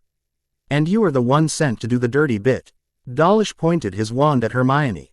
Your wand read clean. Explain. Hermione crossed her arms. House elf told me not to go back to the academy. I refused. He said he could make me cast Loomis, and look, here you are, trying to make me not go back to the academy. How does it feel to work for a house elf? Hermione said cheerfully, knowing that anyone so obsessed with blood purity to call her a mudblood in front of her parents on an official Orur call would be enough of a supremacist to be deeply insulted at the thought of serving a house elf. You expect me to believe that? Dollish sneered. He had a good sneer. He practiced. Don't care. Muggleborn can't own house elves, so not even you can spin anything he does to be my issue. My wand is clean, I cast no spells. You asked a question, I offered the truth. What you do with it is not my problem. Hermione said with a hair flip she learned from Millisent. Actually, she was pretty much channeling her Slytherin friend for this whole confrontation. Hermione was not good at confrontation, but she had a friend who lived for them. Dollish was done playing nice Orur. There were no witnesses. She had no blood status. She was not connected. She couldn't even legally defend herself. He would have the truth out of her, then just obliterate the wreckage. If she ended up a little stupider and weaker, well serve the uppity mudblood right. Pointing his wand at the arcane arts user he cast, Legimens. His mind smashed into the little witches like a battering ram. He didn't try to be subtle or gentle, he pierced her mind as deeply as he could. He wanted it to hurt, and he wanted her to be so terrified of him that she would never raise her gaze, let alone her voice to him again. He struck deeply with the training of an Orur, and used none of his skill to avoid hurting her. It proved a mistake. He was deep inside her mind, her memories were all around him. But so were coils of black nightmare. Scales of violet-tinged blackness, some graven with shining silver runes slid and slithered between his mind and the path back. Dollar, you shouldn't have hurt her. She is mine. Dollar. A voice hissed in Parseltongue, a language last spoken by the Dark Lord himself. The voice wasn't human though. Dollish glimpsed the face of a great serpent darker than night, then there were only white fangs, and pain. Hermione felt a jolt of pain in her head, then Dollish was screaming. He screamed and screamed. Hermione's parents were calling from upstairs, demanding to know if everything was all right. Everything was not all right. The Orur had tried something with his wand, and now he was spasming on the floor screaming. Blood was coming from his eyes and nose. He had just wet himself. The Orur was crawling along the floor in no particular direction. He was pawing at the ground before the wall, writhing like he was in agony, but no longer able to even speak. Turning to her potions rack, she looked for answers. Not healing. Most of the damage wasn't physical. Not bones, not blood, not poison. She eyed the calming draft she made more or less because she had the ingredients in her garden fresh and free and enjoyed making the potion. Calming draft. I mean, it couldn't really hurt. She wished they had a healing course at the academy. It being a post-Newt study was so frustrating. Hermione finally decided to gamble and forced the potion into the Orur's throat. He came back to himself slowly. When he did, his eyes locked on her, then he scooted away along the floor away from her. You have snakes in your head.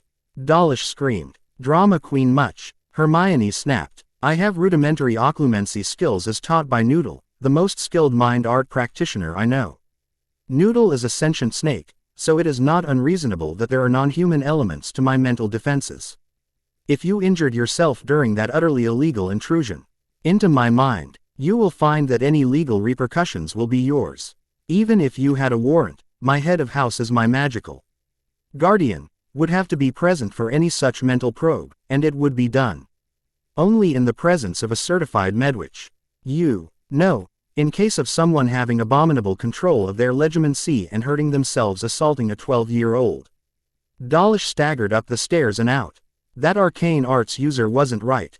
Her defenses were something like you would expect of some scion wearing the lord or heir's ring to an ancient and noble house, not a muggle-born bitch in the suburbs.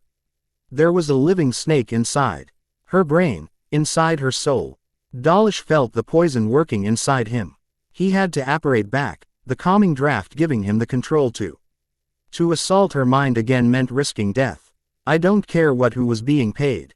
They could send someone else next time. I expect my clearance letter by own before the time is up. Orur Dollish. Tick-tock Dollish. Tick-tock. Hermione chased Orur Dollish from her house with APS of dignity or pride trailed behind him like the wedding train of a runaway bride. Was that strictly speaking necessary, Hermione? Her father asked, alarmed at the fear in the grown law enforcement official's face as he ran from their home. Yes, Daddy. Sixth rule of Slytherin. The hand that strikes you must lose fingers, or it will strike again. Hermione quoted. I thought you were Hufflepuff. Asked her confused mother. Hermione walked over and gave her a hug. Tears dripping from her eyes for reasons she couldn't explain. I am as Hufflepuff as they allow me, and as Slytherin as I need to be. Hermione said, and determined that along with the present for the Weasleys for the Dungbombs, Harry for the Walther PPK. Goblins view all arms sales as just right and holy, especially the Illegal ones. She owed Millicent Bulstrode the biggest gift of all. Knowledge is a weapon, arcane arts is a weapon, and weapons are weapons. Only now was she seeing how thoroughly the rules wanted Hermione to be disarmed. She was done playing by them. Family dinner. The notice was delivered by her dear aunt. Her father was a Bulstrode. He had been heir secundus when he married his Muggle-born wife and soiled the purity of the Bulstrode line with a half-blood, and one that looked like a Muggle weightlifter, not a proper delicate flower of an ancient and noble line. Not most ancient and noble, but if she didn't look like the front half of a centaur she might have been worth marrying up into one of the great houses, and pull Bulstrode into the forefront. You are summoned to formal dinner tonight. We are graced with some esteemed company. Lord Selwyn has expressed a very great interest. You know he was a victim of the Imperious Curse during the Dark Lord's rise, and is most curious to hear about your experiences with the Dark Lord. Her aunt shivered when she spoke Dark Lord, and she licked her lips in a way that suggests she was both very aware Lord Selwyn had never been under the Imperious Curse to serve Dark One, and had as few doubts about her precious Dark Lord's cause as Selwyn did. Bugger, said Millicent, knowingly quoting Hermione in a similar situation that very night. Rising from her workbench where a bewildering array of Zonko joke shop toys and thrift store enchanted objects were in various states of sabotage, she went to her desk and penned a quick letter. She had been experimenting with using her rune Issa to stop enchantments. Some collapsed when stilled, some shut off like a switch, and res. Med happily when the stasis was removed, and some were somehow destabilized by even an instant of stoppage, and she would be damned if she could figure out why. Surviving the night seemed the more urgent issue, so she would focus on that now. Family dinner. Death Eaters invited. Noodles required for diplomacy. She wrote in the slanted flowing script of Parletongue. Her Aunt Lydia shivered when she tried to read it. The mind of a non-Parseltongue flinched from attempting to read it. Part of the whole, Parselmouths are evil, reputation came from the reaction of non-speakers to the sight or sound of the language itself. Sticking her head out the window, she gave a sharp two-tone whistle, and one of the family owls swooped in. Gringotts, double quick, reply requested, she said, Feedin. The owl a treat fortified with a strength-enhancing potion. Hermione was onto something with the potion-treated mice. Magical predators like post owls and rock vipers could be enhanced by potions fed to their prey, in ways their bodies could never be enhanced by potions or charms applied to them directly. Hermione would probably write a paper about it. Millicent was less driven to sharing the advantage, and this owl will need its strength. Millicent, you are being asked to share your experience, not being fined for breaking Elder Wizard's precious school. Besides, the sum total of your trust vault wouldn't buy Lord Selwyn's shoes. Her Aunt Lydia sneered. She had married into the Bulstrode family, and had no understanding of a daughter of that house who didn't live to marry into a higher status than the half-blood daughter of the former heir. She naturally assumed Millicent had no idea how rich Lord Selwyn was. Lord Selwyn was not the highest status of the old dark families, that honor went to Lucius Malfoy. But he had been sufficiently powerful that when he claimed to be under the Imperious Curse, and offered to cover half the deficit the DMLE had accrued largely losing the war ith Dark One until he unaccountably got killed failing to murder the boy who lived, no one really looked too hard to see if he was telling the truth. The war was over, rebuilding was expensive, and Elder Wizard did love second chances. Millicent turned her head most innocently, and batted her eyelashes at her aunt in a manner that would make Daphne Greengrass blink, as she recognized her own technique. UES replicated perfectly by the usually Amazonian girl. But Auntie, I am sending for an accessory that will highlight that gown you bought me for the ball. Millicent said, every facial muscle selling. The idea that she didn't recognize the black gown cut far too mature for her age was little more than advertising for a quick sale of a perishable item, i.e. young girl of noble house before her innate half-blooded foolishness reduced her market value to house Bulstrode and her lord husband. Aunt Lydia blinked, her train of thought derailed right off the platform and into the dragon paddock for a good torching and general breakage. But you refused to go to the winter ball, Lydia said, stamping her foot in frustration. Millicent rolled her eyes. Right, like I am going to stop spending time with Heir Potter and Heir Longbottom just to parade in front of dozens of heirs secundus and tiers, half of whom are second and third choices for houses so minor I had to look them up. I did read the guest list. It isn't like you invited Lord Selwyn to your winter ball, Millicent said, implying that rather than ignoring political marriage, she simply would only consider do so to move rather farther up. To Aunt Lydia, this seemed perfectly reasonable. The idea of parading a half-dressed 12-year-old in front of a 70-year-old, sure for wizards that was like a muggle early 30s, but STILL seemed to be what any decent family would do, and for once Millicent was going to do her part. Nodding firmly, she barked out an order. Trudy, Imogen, Aunt Lydia commanded, and two female house elves in quite well-decorated livery appeared with a pop. Yes, mistress, they said in stereo. Miss Millicent will be wearing the black formal gown. See to her hair styling, makeup, and see that she has appropriate shoes. She claims to have proper jewelry coming from Gringotts, but if it is insufficient to claim Lord Selwyn's interest, you have my permission to take something from the family vaults. Aunt Lydia strode out. Trudy and Imogen were good house elves, and liked Miss Millicent, but they obeyed Lord Lancaster and Lady Lydia his wife. Rarely did they have a chance to show Miss Millicent care and support they felt she was owed as a daughter of the house to which they were bound. Millicent smiled at Trudy and Imogen. She gave them a big hug. Oh Trudy, Imogen, we are going to have such wonderful fun. Before you draw me a bath, can you open my window, and put the bed directly beneath it? The two house elves had no idea why one would do such a thing, but then again, the two house elves had probably never seen a magically steroid-enhanced owl attempt to deliver a magical rock. Viper by air. Millicent understood though, presentation was all about proper attitude and accessories. The Trudy was working on Millicent's hair. The short Quidditch hairdo that she usually sported had grown out a bit in summer, but not by that much. Millicent had an image in mind.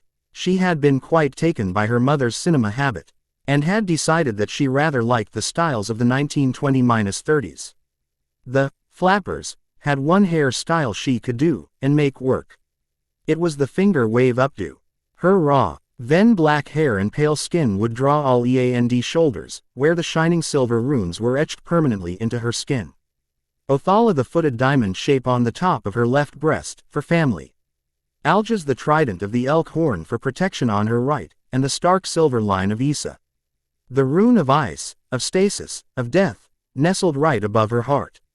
Looking at her night black own of iridescent scales that swooped down suggesting curves where frankly if you were looking there on a 12-year-old you needed arresting, she knew the great sparkling flows of loose fabric would draw the eye every time she moved.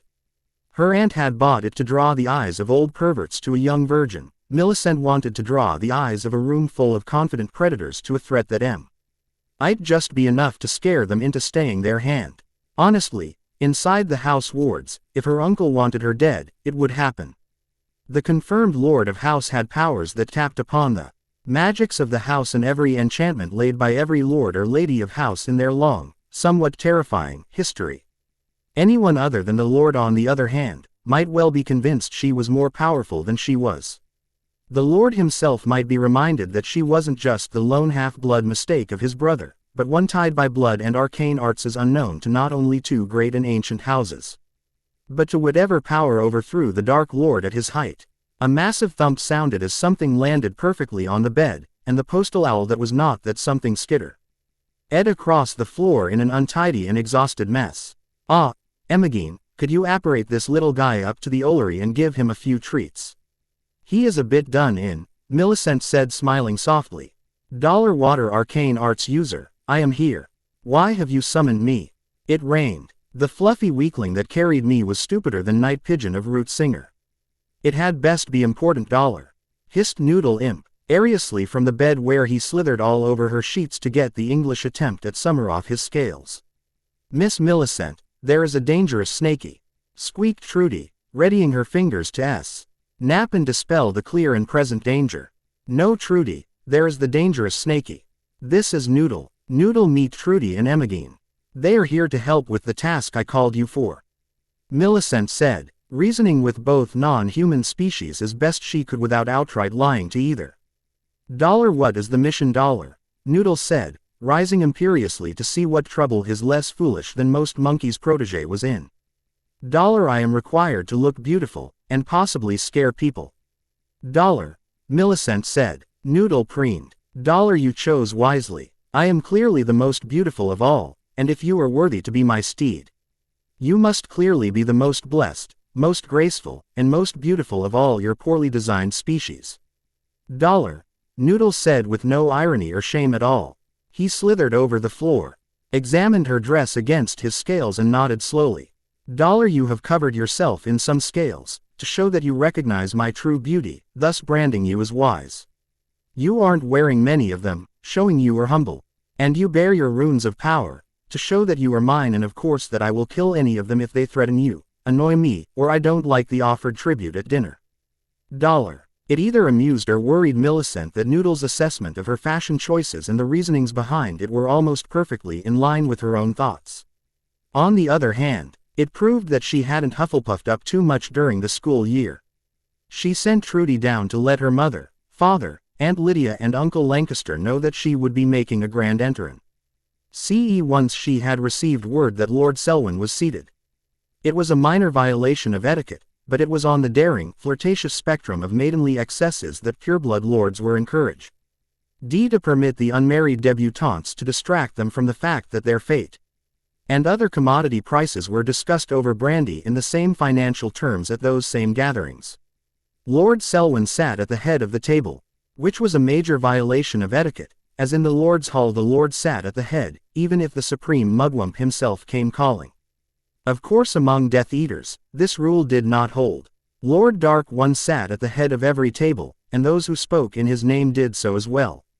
Lord Lancaster and Lady Lydia sat to his right in the places of honor. There was an empty place to his direct left, where Millicent would have the dubious honor of sitting for her interrogation.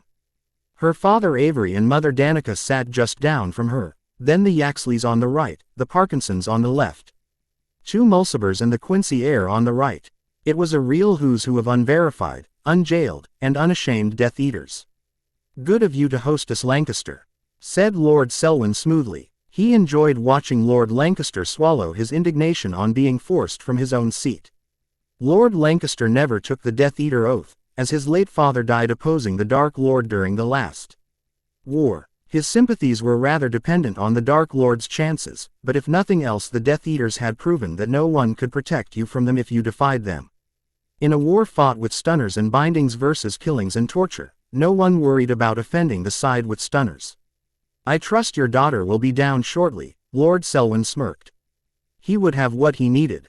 Then what he wanted. That was the privilege of the strong among the weak after all. The Dark Lord was returning, and people needed reminding of what that meant. Not my brother's daughter, Lord Selwyn. Mine, said Avery Bulstrode, turning slightly to let the light flash upon his Orur badge. Lord Selwyn turned to match glares with the upstart who thought a single Orur had any chance of stopping a half-dozen sworn Death Eaters from doing as they chose. Yes, it was past time people remembered how 100 Death Eaters were enough to paralyze Europe and bring Britain to its knees. The pop of a house elf arriving stopped the budding confrontation as she made a quiet announcement, and drew all eyes to the dining room entrance. Miss Millicent Bulstrode, a Maj, Nay announced in a high-fluting house elf voice, and all conversation stopped. Millicent had a shining wing of wavy black hair in a finger wave updo secured with a great silver Slytherin serpent. Her black gown was iridescent black scales, swooping deeply in front with folds of fabric that caught the eye as they crossed her young chest. Her eyes were heavily made up in dark, Gothic fashion, and her lips were black as death and smiling with the slow sultry awareness that every eye was on her, and that she knew things that none of them could dream of.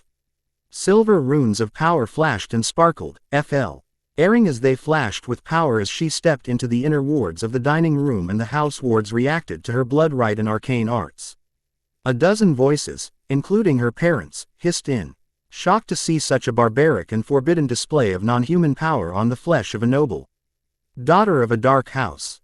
Those voices stilled when the black serpent decoration wrapped around her arms and torso like some sort of muggle feather boa made of onyx raised its head and hissed. It was a living rock viper, a magical snake only less dangerous than the basilisk, and it too bore creature silver runes on its flesh that flashed with magical power as it turned to regard the assembled nobles. Which ones are your parents? Water arcane arts user. Hissed Noodle imperiously. Millicent turned and pointed to Avery and Danica Bulstrode and hissed in Parslotong to Noodle, watching the shock and horror cross the faces of the assembled Death Eaters as Dark One's most singular claim to rule the purebloods. The gift of Salazar Slytherin was demonstrated by a half-blood from a family with no history of ever holding the gift. This is my father Avery, and my mother Danica, she hissed to Noodle. Strokindly flesh as the Death Eaters grew as still as one did before the Dark Lord himself. Tell them they have pleased me by birthing you. They will live. Noodle said, nodding to each slowly in turn. With a cold grin and eyes as empty as the depths of space, she translated Noodle's words. As Lord Yaxley choked in fury, he finally snarled a response, probably assisted by being on the other side of table and presumably out of range. You half-blooded upstart child. You dare, he sputtered. Millicent looked at the chair that Lord Selwyn had pulled back for her prior to her entrance and slid gently into it. Noodle curved around the seat back and loomed above her like the sword of Damocles, if the sword threatened everyone at the feast except Damocles. Mine, I think, Millicent said, sliding into the chair and pulling it into the table. She smiled at Lord Lancaster. An honor is always to sit at your table, my lord uncle. Millicent said, making it clear who she believed rightly ruled in this place. She was supposed to be prey here, and they had come to make sport of prey. They must be taught otherwise, or the very real power, differential between them, magical, monetary, and legal, would snuff her out in a heartbeat. Authority is an illusion, a shadow cast by fear upon the soil of weakness that allows it a foothold. This was one of the sayings of Salazar Slytherin, but oddly, not one the house masters had ever put up on the common room wall. It wouldn't do to have those not born to power questioning its foundations after all. Turning to Lord Yaxley, she smiled and hissed. Power dares, weakness excuses. Cowardice mocks. Millicent hissed, and Noodle nodded sagely, responding simply with, correct. Millicent translated. Power dares, weakness excuses, cowardice mocks. It sounds better in the original Parseltongue, but even in English it's true.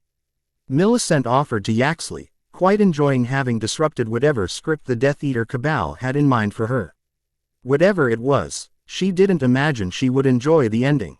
You think, to quote the Dark Lord's words to us, we who knew him, and sat by his right hand, snarled Lord Parkinson. Millicent cut off a bit of steak, a bit rare for her tastes, but perfect for some.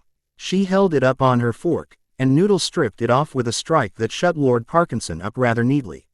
She took a mushroom, a bit of mashed potato and a better done bit of steak and chewed thoughtfully before answering. Are we all done pretending Sirius Black somehow put you all under the Imperius to be Death Eaters? Some of you when he was younger than me according to the timeline. Besides, they are Salazar Slytherin's words. He left them in Parseltongue written in the Great Hall for any of his successors to read. Not my fault Dark One lied about writing them. Anyone with the gift could read them. Millicent said, a less than subtle reminder that young Harry was also known to have the gift. She took a bit of the red wine. She was never allowed wine. If she got murdered tonight, at least her last drink would be really good wine. Ah yes, the Dark Lord's own words. Lord Selwyn said, drawing the conversation back to his aims, his needs. And most importantly, his control. Rumor has it, and we do hear rumors from every department in the ministry and of course from the faculty of the academy, that you personally heard the Dark Lord's words. Lord Sleane said softly. Those of us who suffered so terribly under the Imperius curse are of course most interested in what the Dark Lord said about his return, and his plans. Lord Selwyn said, mouthing the lie that set most of the table to quiet laughter, but made her father's lips draw into a tight white line. His hands gripping his table knife like he yearned for his wand. He was not Lord here, nor a match for half a dozen Death Eaters with his wife and daughter in the crossfire. Millicent laughed. It was funny hearing him speak. He spoke to us in Parseltongue, then lied to Quirrell about the translation. He uses his people worse than house elves, because house elves are actually hard to replace and expensive. Idiot purebloods willing to die for him are so much cheaper. Millicent said coldly, letting her contempt for the Death Eater's flower fully in the open. Stupefy, said Lord Selwyn, the light touch of his hand on Noodle's body enough to conduct the spell wandlessly. Enough, girl, you will give us all your secrets, and when you leave here, you will indeed discover how many things you can be made to do under the Imperious Curse. We will have a use for all your little friends in bringing the Dark Lord back to his rightful place," hissed Lord Selwyn. His wand flashed out, and the will of one of the inner circle Death Eaters slammed into Millicent Bulstrode. He slammed into her mind and vanished in a sea of night-black coils. Everywhere he turned he found only impenetrable black scales and hissing laughter. The girls and the snakes. His body remained frozen as his mind was lost inside the prison formed of snakes and hunger. Millicent on the other hand fished her wand from the upside down holster in her dress back and pressed it experimentally into the dark mark on Lord Selwyn's wrist. Hissing in parcel magic, she put all of her power into the name of the rune, the essence of Issa, of stasis, of ice, and of death. She had no idea what kind of arcane arts was bound in the dark mark. If she had a dozen years she would never be able to master it, maybe Hermione in the same time, but not her. She didn't have to understand how the power flowed or what it did to understand her own rune though. To understand stillness, the silence at the end of every song, the emptiness after the last heartbeat. Before the primordial explosion that created being, there was and ever had been only silence and stillness. Even now, behind the veil of motion, light, and material, the essence of the universe remembered non-being. Remembered stillness, silence, and emptiness. $Issa, she hissed, letting the primal power of the void flow into Lord Selwyn's dark mark through her wand. Her runes blazed with power, the white slash of her ice rune in her mid-chest blazed like cold fire, and Lord Selwyn screamed, and dissolved into black smoke and cold ash. The Death Eaters in the room grew still. Only one person had ever killed like that. When the Dark Lord removed his favor, that is how you died. He used it as punishment to his Death Eaters when they assembled together to impress upon them that those who bore his mark were his forever. That stupefy spell hurt me, water arcane arts user. I am well pleased that you killed him for it. Noodle hissed, angry, but quite unstunned by the late Lord Selwyn's spell. Honestly, I didn't know what it would do. I still don't know what it did. I would have to do it again a few times to really if this is the result of the dark mark stopping reporting to Dark One, or just some sort of failsafe against taking it off. Millicent said, nerves making her babble. Water arcane arts user, stop playing mouse giver, and remind the prey they should be running. Some of them might remember they too can fight. Noodle reminded her, slithering onto the table to bring Lord Yaxley into range of Fang and consequence. Does anyone else think to raise hand or wand against a daughter of Bull? Strode house beneath its own wards and before its own lord, Millicent said haughtily. When in doubt, appeal to tradition and pride. It was a spinal reflex, bypassing the brain altogether with the purebloods. Lord Lancaster rose and made a ceremony about blotting his lips with a napkin before drawing himself up fully, hand well away from his wand, and staring down his not inconsiderable nose at his guests. I find the actions of Lord Selwyn have violated the hospitality of my hall, and offered insult to a daughter of my house. I rescind my invitation. You may leave now, Lord Lancaster said, noting that Avery, Danica, and even Lydia had rose, wands in hand to face down the table. Leave now. Millicent hissed, letting her power lend those words a touch of legitimacy. Mental comp powerful N.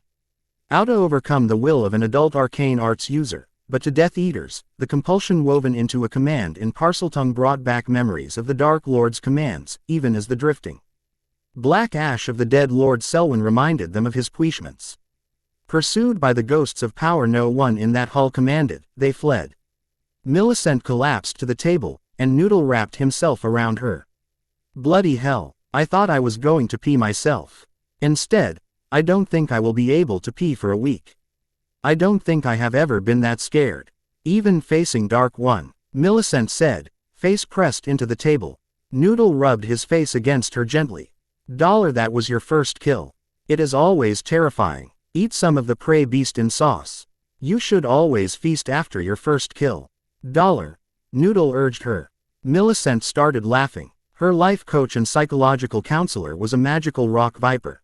She really was in trouble. Rubbing Noda with her cheek, she cut them both a bit of steak.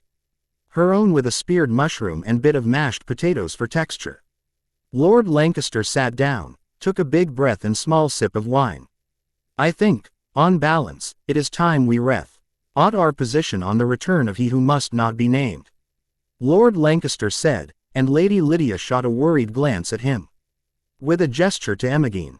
Imogen, be a dear and box up Lord Selwyn. Find an urn or something. Nothing too expensive, something basic. He did die an enemy of this house, said Lord Lancaster, moving his own chair back to the head of the table. So, said Lord Lancaster to his niece, finally looking at her as a potent and contributing member of the house, not a pretty adornment to be auctioned off for short-term political gain. Tell me about your friends, Lord Lancaster said softly, pointedly looking at Noodle and the runes burned and woven into her flesh. Millicent looked up and asked softly, not about Dark One. Lord Lancaster made a sweeping gesture, oddly similar to what Imogen had made to stuff dead Death Eater into an urn. No, I remember his lot well enough from before. Tell me about my options. Millicent realized how pureblood customs were really more grounded in practicality than Hermione, Harry, or even Neville would credit. The time it took to gently cut and chew a piece of medium steak, with a rare bit for her snake, allowed her time to properly form and frame her thoughts. Only a Gryffindor would face Dark One alone. Probably die doing it too, most likely while failing. Her Hufflepuff friends knew enough to face him with their friends beside them. She, however, was Slytherin. Power coiled in the shadows, formed in the needs, desires, and fears of those who would not act on their own, who must be driven to act by one with the wit and the will to convince them that their only safety, salvation, or satisfaction came from striking when and where you directed them. Wars are started by true believers, but they are mostly won by people tricked into offering their own blood and treasure to do someone else's will. Time to get Slytherin about this, and start those shadows dancing to her tune. Gringotts and greenhouses, Mumblethumb Pop, Ed in with a rather deeper tone than other house elves. Likewise, his livery was very much the spitting image of a Roman senator's toga praetexta. He should have looked ridiculous, but Mumblethumb was the head house elf of House Longbottom, bearing the deep scars left him by his near death at the hands of the Lestrange. His loyalty to House Longbottom made it impossible for Neville to mock him. And though hearing a house elf that magically gave himself the voice of the Muggle movie Darth Vader did tempt him to laugh, his words did not. Master Algernon has returned from his work in the Unspe cables at the Ministry and intends to call upon Lady Augusta about house matters before the Wizigamut. Mumblethumb explained. Neville was in one of the restricted greenhouses, doing some cuttings for new plantings for enhanced house security. Neville's command of plants was no longer something he took for granted. It was time that it was incorporated into the defense of his hall and his family. Neville sighed. It was time. He was not a frightened little squib Neville Longbottom, the boy who could never be his father Frank. Never be what Gran wanted, and needed, so she could let his tormented parents go. Mumblethumb. Uncle Algy is not to be permitted into the main house anymore. If he takes one step into the main house, you will apparate him here.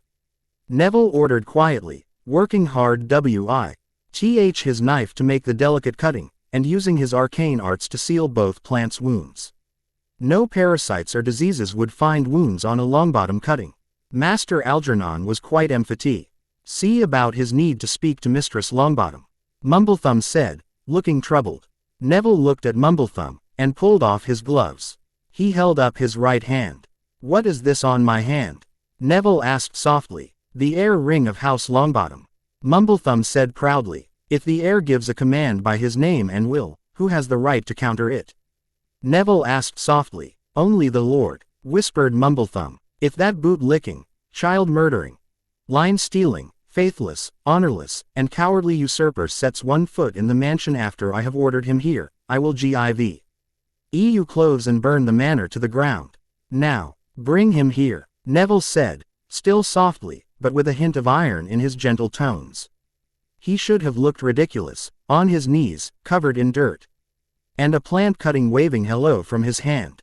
A young boy, not even in his second year at the academy, threatening a grown arcane arts user, and not just any arcane arts user, but an unspeakable of the Ministry of Arcane Arts. At once Lord Longbottom, Mumblethumb said, snapping to attention and giving a Roman salute that Neville hoped he would. Never give in public. His taking Roman traditions was an oddity of his elf line. But that particular salute triggered a whole lot of Gran's age range who survived the Grindelwald War. Mumblethumb popped into existence with a crack that absolute Ely had to be amplified simply for drama. He tossed unspeakable Algernon Longbottom face down before Neville as he carefully packed the soil down around his repotted plant. Uncle Algy's face was transforming from the usual smiling mask to the rage that Neville had always been terrified lurked was behind it. You jumped up, little squib. It is about time I stop fooling around. Algernon roared, his wand snapping into his hand with a wordless summons. Neville simply smiled as thorn-filled whips wrapped around all four limbs and pulled so tight he could feel his joints failing. As he opened his mouth to verbalize a wandless attack, he saw Neville make a pinching motion and two spear-like branches from nearby rows in the greenhouse lanced into his cheeks, piercing them from left to right, and right to left. Thorns grew to pierce his tongue in place, even as he felt other thorns wrap around his throat. Neville looked as his Uncle Algernon, and tears were in his eyes. On some level one always knew. Gran needed me to be strong like my father so she could stop being afraid, and that wasn't me. That was never going to be me. You knew that, she knew that, and even I knew that, Neville said, and gestured, as if pulling something up from the ground. A spear of wood grew from the ground, a root that poised between the spread legs of Algernon Longbottom, and promised execution by impalement. Neville looked at his Uncle Algy, and tears were rolling down his face. That wasn't enough though, was it? It wasn't enough. I could never be the hero Gran needed, because I would still be Lord Longbottom once my parents finally died. You decided that since my father who was rightful lord and always better than you was gone, why not steal the title? You tried to kill me. You tried to kill me at least a dozen times I can remember. And everyone let you do it, because you pretended you were just trying to help me manifest my arcane arts. Arcane arts. You wanted to steal my title and land, and you gave me that suppressor toad as a pet. Told me to handle it every day for bonding.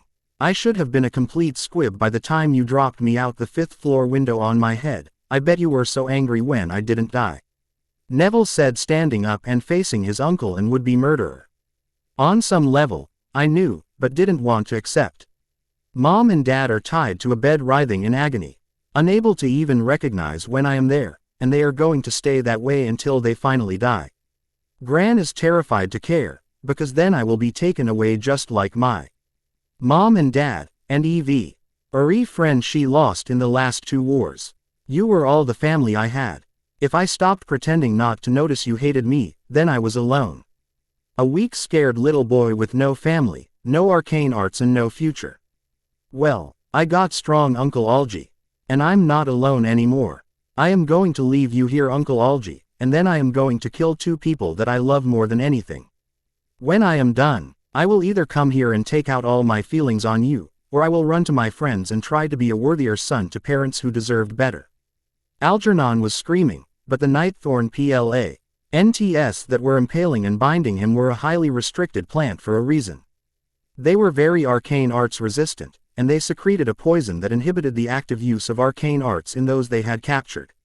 These plants were grown by House Longbottom under license by the Ministry to defend key facilities, and certain most ancient and noble houses whose treaty rights predated the Ministry restrictions of their use. Neville turned and faced Mumblethumb. I need 2 house elves in here to keep Uncle Algy from being freed. Mumblethumb snapped his fingers, and 2 young and surprised looking house elves looked from the bleeding and whimpering Algernon to Neville and Mumblethumb. The head house elf sniffed and gestured in the finest rhetorical tradition with his toga-laden left arm. It is the heir's command that the line usurper remain bound in this place until his further orders. Until he or I tell you otherwise, the line thief remains bound. Mumblethumb said, as if pronouncing the sack of Carthage or the ascension of Caesar. 2 confused house elves looked from Neville to the twitching and screaming older Longbottom uncle and blinked several times in confusion before nodding. Neville stepped to Mumblethumb. Take me to St. Mungo's, then fetch Gran. It is time. Neville hated St. Mungo's with all the hatred he never dared aim at Uncle Algy, or even his Gran. He could never be a hero like Dad and Mom. Never be Frank Longbottom, prefect, head boy. Orur, war hero, tortured beyond salvation by a full squad of Voldemort's personal Death Eaters, and never broke. Alice. Longbottom had married in, just as his Gran Augusta Longbottom, but they had the same fierceness, because Alice Longbottom never broke either. He walked between them, their bodies locked in a rictus of pain, a spasm that was only kept from shattering bones and tearing muscles by the constant stream of potions pouring into them. Trapped in a forgotten battle from a war the Ministry was trying hard to ignore was still going on. Forgotten soldiers in a war we quit fighting. Neville heard the crack as Mumblethumb apparated in with Augusta Longbottom. Neville, what is the meaning of this? Where is Algernon? Augusta began. She trailed off as Neville undid his shirt, pulling it off. His runes shone bare and barbaric in the light. When had Neville stopped being the round and soft boy? Who was this rugged boy? And where did he get all those scars? Mom, Dad, I'm sorry I'm never going to be the son you wanted. I am never going to be an Orur like you. I love herbology, and plants, and living things. I love the old arcane arts, the wild arcane arts, the life arcane arts. I may even become a healer. Neville's voice grew hard and shaky. But I'm not weak anymore, Mum. I am not a coward anymore, Dad. I know why Gran couldn't let you go. She was so terrified of being alone, of only having me left, and me never going to be enough. That's not your fault. You fought Elder Wizard's stupid war. You used stunners when your enemies killed. You sent them to prison, while they tortured you until the only memory I have of my own mom and dad is being terrified to be dragged in to see you again. Neville looked up at Augusta Longbottom and his eyes were filled with such rage she was actually scared of her grandson. Well, I'm not that weak little boy anymore. I won't be Elder Wizard's little hero. I'm too much of a coward to ever let my enemies live. I have friends now. They taught me there are things in this life worth defending, and taught me that I am enough to stand beside them. It's not your war anymore, Mom. You can stop now, Dad. It's my turn. It's my war, and you can rest. Looking Augusta Longbottom in the eye, he placed one hand on each resting figure. He took a deep breath and drew in. All the light in the room faded until only the two figures on the bed shone in bright silver, two lying figures and the crossed crescent rune of Jera, the rune of harvest, the rune of reaping. Rest now. Your watch is done, and mine begun. Jera, Neville said quietly, and the two figures went slack. The tension of the unending spasm of Crucio fled as the two tormented spirits were at last free. Neville turned to face his gran. Uncle Algy has been trying to kill me my whole life. I loved my parents very much, and I just killed them. If I ever see Uncle Algy, he will die screaming.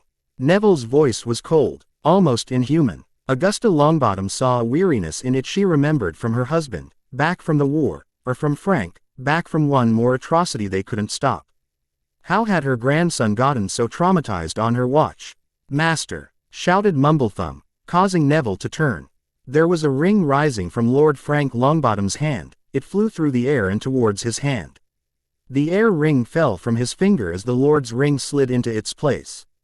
There were alarms ringing, and people charging in with wands raised. The feel of death arcane arts in St. Mungo's triggered so many alarms that the duty Aurors were already charging down the hall. Augusta shook herself, smiled at Neville and gripped his shoulder as she walked to block the door to the ward. This is House Longbottom business. Lord Longbottom has passed. Long live the Lord, Augusta said, slamming her best Protega Maxima to block the doorway. Mumblethumb turned and knelt before Neville. In a voice that remained a perfect copy of Darth Vader from the Muggle movie Hermione showed them, Mumblethumb asked in all seriousness. What is thy bidding, my master? Neville really want to know if Hermione was corrupting his house elves with Roman period drama and Star Wars, but with Aurors banging on his grand's defensive shields with questions about death arcane arts in hospitals on their minds. It was probably a, later, conversation. To Gringotts Mumblethumb, I think I need to stay over with Harry. Meanwhile in Muggleland, Hermione Granger must not go back to the academy. Dobby shrieked. Hermione increased her jog. No matter how magical, his stubby little legs were little better than a gnome's and honestly whatever dark family he worked for didn't feed him. He can't have that much stamina. Sawed off Legolas, Hermione shouted, as she ran from the renegade elf. It's Dobby, mistress, and please stop. Dobby must save you, Dobby said, popping ahead of her and transfiguring a garden hedge into a lion to chase her. Hermione reached behind her and grabbed a squirt bottle, squeezing the contents onto the roaring lion, then jumping aside as it attempted to swipe her with its leonine yet vegetative claws. Taking out a Zippo lighter, she flicked it at the hedge she just soaked, and it went up in flames. Dobby looked shocked. Mistress has used arcane arts. Mistress can't go to the academy. Dobby danced his happy dance until Hermione kicked him where elves would keep their junk if elves had Junelf. I am going to the academy, Hermione shouted as she continued to key CK the whimpering elf until it apparated away. She stayed on scene as sure enough, a ministry owl darted down.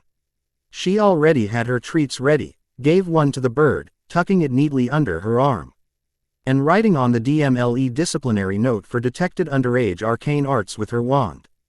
Her ministerial regulations Decree 13 on the reasonable restriction on underage arcane arts, paragraph 4, subsection C, I hereby demand an Orur verify that the wand of the accused Hermione Granger has not cast any arcane arts since departure from the academy, and have written confirmation of the removal of the automatic violation notice.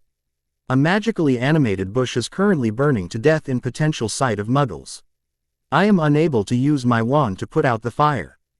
Conceal the magically animated bush, nor obliterate the muggles, so your prompt action would be appreciated. Hermione waited as the fire department showed up first. She had been using her fire arcane arts quietly to make sure nothing else caught fire, and led the animated burning bush into the middle of the motorway so that no buildings or pedestrians were in danger of burning. Honestly, if a muggle was dim enough to drive his private car into a burning lion cracking about the motorway, that was between him and his insurance. Hermione had done her best. The fire department put out the fire, but then had to break out their axes when the not quite extinguished bush attempted to attack them. When the Aurors arrived, she pointed to the firemen battling a 3/4 consumed bush with axes and water hoses. Well, do something. There are muggles in the crowd with cameras. This is something you people are supposed to do something about. By law I can't, Hermione stressed. Again, 2 Aurors held her at wand point, while an other cast a powerful finite at the poor mostly burned attack bush. Hand over your wand, criminal. The old female Auror commanded. Please citizen, may I inspect your wand for prior incantations and evidence of suspected use of underage arcane arts, in light of a clearly magical occurrence in your immediate vicinity. Hermione cooed. Is that more what you wanted to say? If you want a criminal's wand, go ask Dollish. How that corrupt little thug avoided Azkaban I don't know. Hermione said. Listen Granger, this is the 10th time we have been called out to deal with your underage arcane arts. Give me the damned wand. The female Orur snarled. Hermione crossed her arms and refused. I will not be surrendering my wand at all, ever. You may perform the Priory Incantum charm in front of me, to assure the Ministry and myself that I have in fact not performed any arcane arts in front of muggles. Fine. The female Orur snarled. Let me inspect it. Hermione extended her wand. Name and badge number. For my harassment suit against the Ministry. This is 10 times in 1 month, you know. Orur Beamish. 1,328 inches, the Orur muttered as she cast the Priory Incantum, and noted that the wand had not produced any arcane arts in the last 2 months. Troll dung, called the Orur who had just obliterated 4 firemen and fried a perfectly innocent video camera. You were observed lighting this bush on fire, he shouted, which was not terribly discreet for a clean-up crew, but government workers and all that. The transfigured and animated bush that the house elf Dobby made in public to Acme in yet another attempt to get the Ministry of Morons to do his dirty work and prevent me returning to the academy. I did light it on fire. I did not use arcane arts. Hermione said, her automat. I see deference to authority not having survived a summer of persecution. Orur Beamish smirked. If not arcane arts, what did you use to light the bush? Caustic wit. Hermione walked over to the discarded water bottle. Jellied gasoline thickened with aluminum salts. Muggles call it napalm and developed it to burn each other to death in war, but they also use it on buildings and vehicles. Walking a bit farther over, she recovered her Zippo lighter with a badger on the side, flicked it open to show the flame, then flicked it closed. Zippo lighter, refillable, stylish and less than 15 quid at the local cigar store. Hermione said happily. For the 10th time this summer, the Orur team sent to deal with one Hermione Granger went away unhappy, but unable to prove any arcane arts except house elf used in her vicinity. Hermione decided she needed to go for a run to burn off some stress. She was being hunted by a house elf who didn't seem to have any idea how dangerous his stunts were. Several could have killed people. Sometimes her, sometimes others, and Hermione's ability to stop them without arcane arts was being pushed to the limit. She wasn't Batman, she didn't have a utility belt. She had a fanny pack. Purebloods didn't have this problem. They sat behind their wards and played with their wands until they all got carpal tunnel or went blind. It wasn't fair. She was 2 km/h into her run when a BMW raced past her, cut across and blocked her. A second pulled in behind and blocked the road behind her. Tina swung out with a rough-looking grown-up. 2 more got out of the BMW in front. Bad luck, Granger. You could have had a lot of fun with my last group of friends. They really know how to show a dirty little commoner like you a good time. These lads though, they are just going to break your arms and legs. And cut up your face a little bit so you understand your place.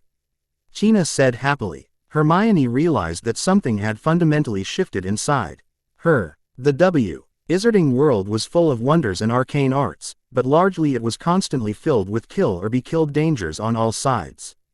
Her mental health professional was a long black rune-marked talking magical murder serpent, whose wisdom and tools for emotionally processing trauma were both useful and probably corrupting.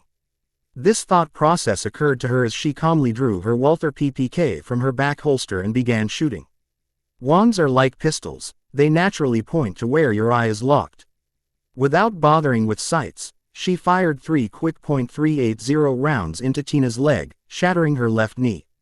Turning to the second boy who was closing, she just double-tapped the right side of his chest and shoulder and watched as he staggered in confusion. Between the notice me not charms and the silencing charms, the poor muggles could neither see nor hear the pistol, but the inexplicable bullet impacts were terribly noticeable. Hermione turned to face the second set of men and pointed backwards at the shot girl and thug. And screamed loudly, "Oh my God, somebody shot them!" Hermione yelled. The 2 thugs froze, they came for a beat down. They were right proper road men, thugs and gangsters. But they didn't come strapped. They came with fists and brass knuckles, and now someone shot 2 of the other crew. Sod this. That bitch Tina didn't tell us the little slag was connected with another crew. The lead of the second pair of thugs shouted, as he decided, since Hermione clearly had no gun, that she had some sort of other criminal gang snipers, somehow randomly in place at the block they chose to jump her. They got back into their BMW and tore off. Hermione walked back to Tina and knelt down beside her. God, that looks painful. Too bad phones don't work around me, or I could totally call you an ambulance. It is a damned shame that just for the minor offense of trying to cripple and maim me for life some hoodlum shot out your kneecap. There is no justice in this city, no safety at all. Why, you never even saw who shot you. It could be anyone, anywhere. It really must suck to be you. You must be terrified to even leave the house. Hermione said, then patted Tina softly on the cheek. Tina didn't quite understand what Hermione was saying when she sauntered out of sight. She could have sworn it was something like, going to have to make a chocolate-flavored mouse for Noodle. Hermione raised her wand, and infused it with enough power to trigger the night bus shish to cause a full Loomis and set off yet another Orur investigation. The night bus held up, and Stanley the driver smiled down at her. Where to, miss? Gringotts Bank please, and don't stop for Orurs. Hermione said, and Stan laughed, under the false assumption she was joking. In a somewhat less muggle neighborhood, in a somewhat better defended home, a family council was being held.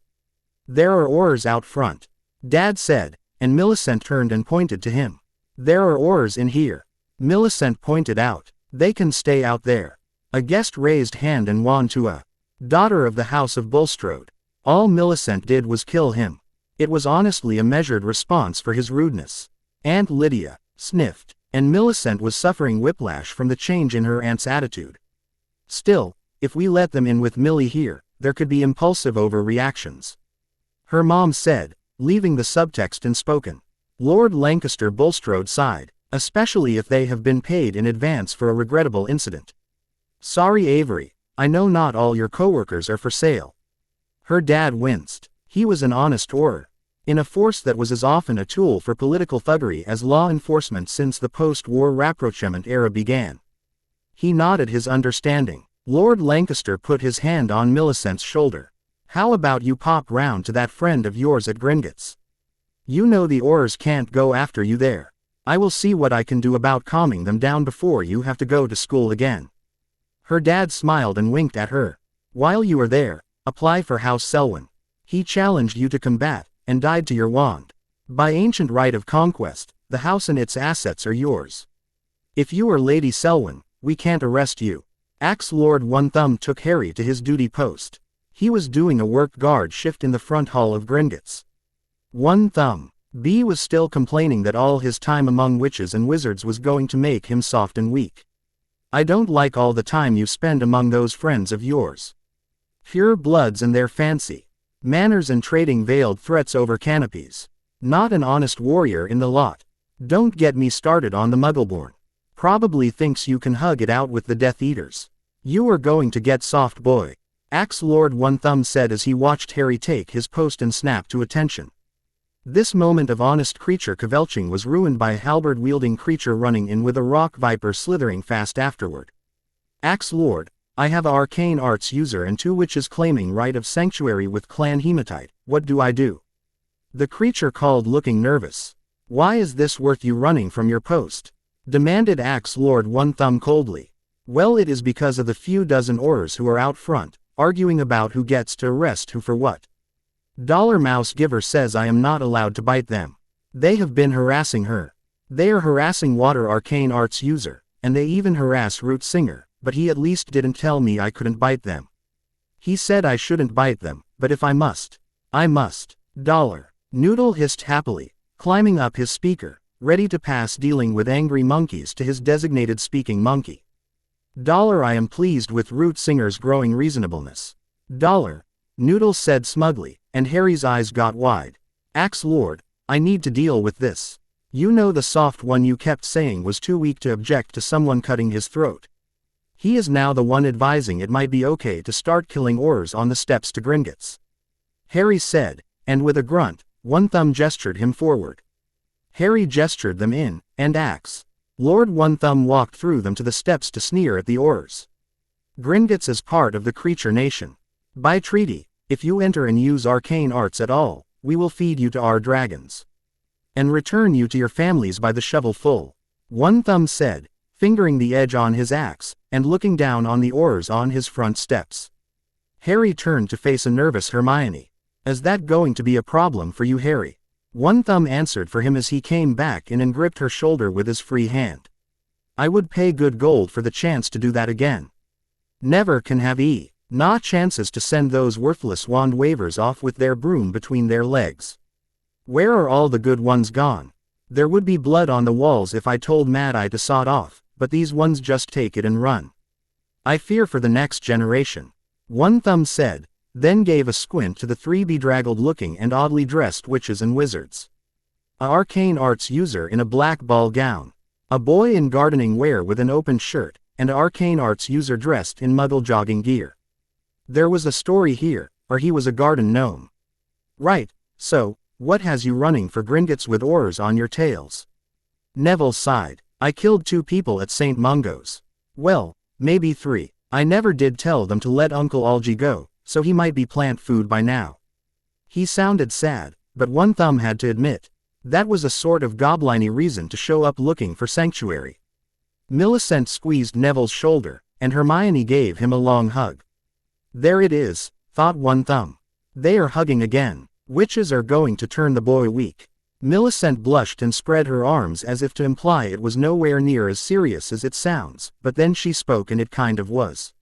Lore. D. Selwyn attacked me with arcane arts at dinner in front of my family and a half-dozen Death Eaters, and I kind of killed him a little bit. Millicent said. Hermione, always one for clarity, asked the question no one else was tactless enough to.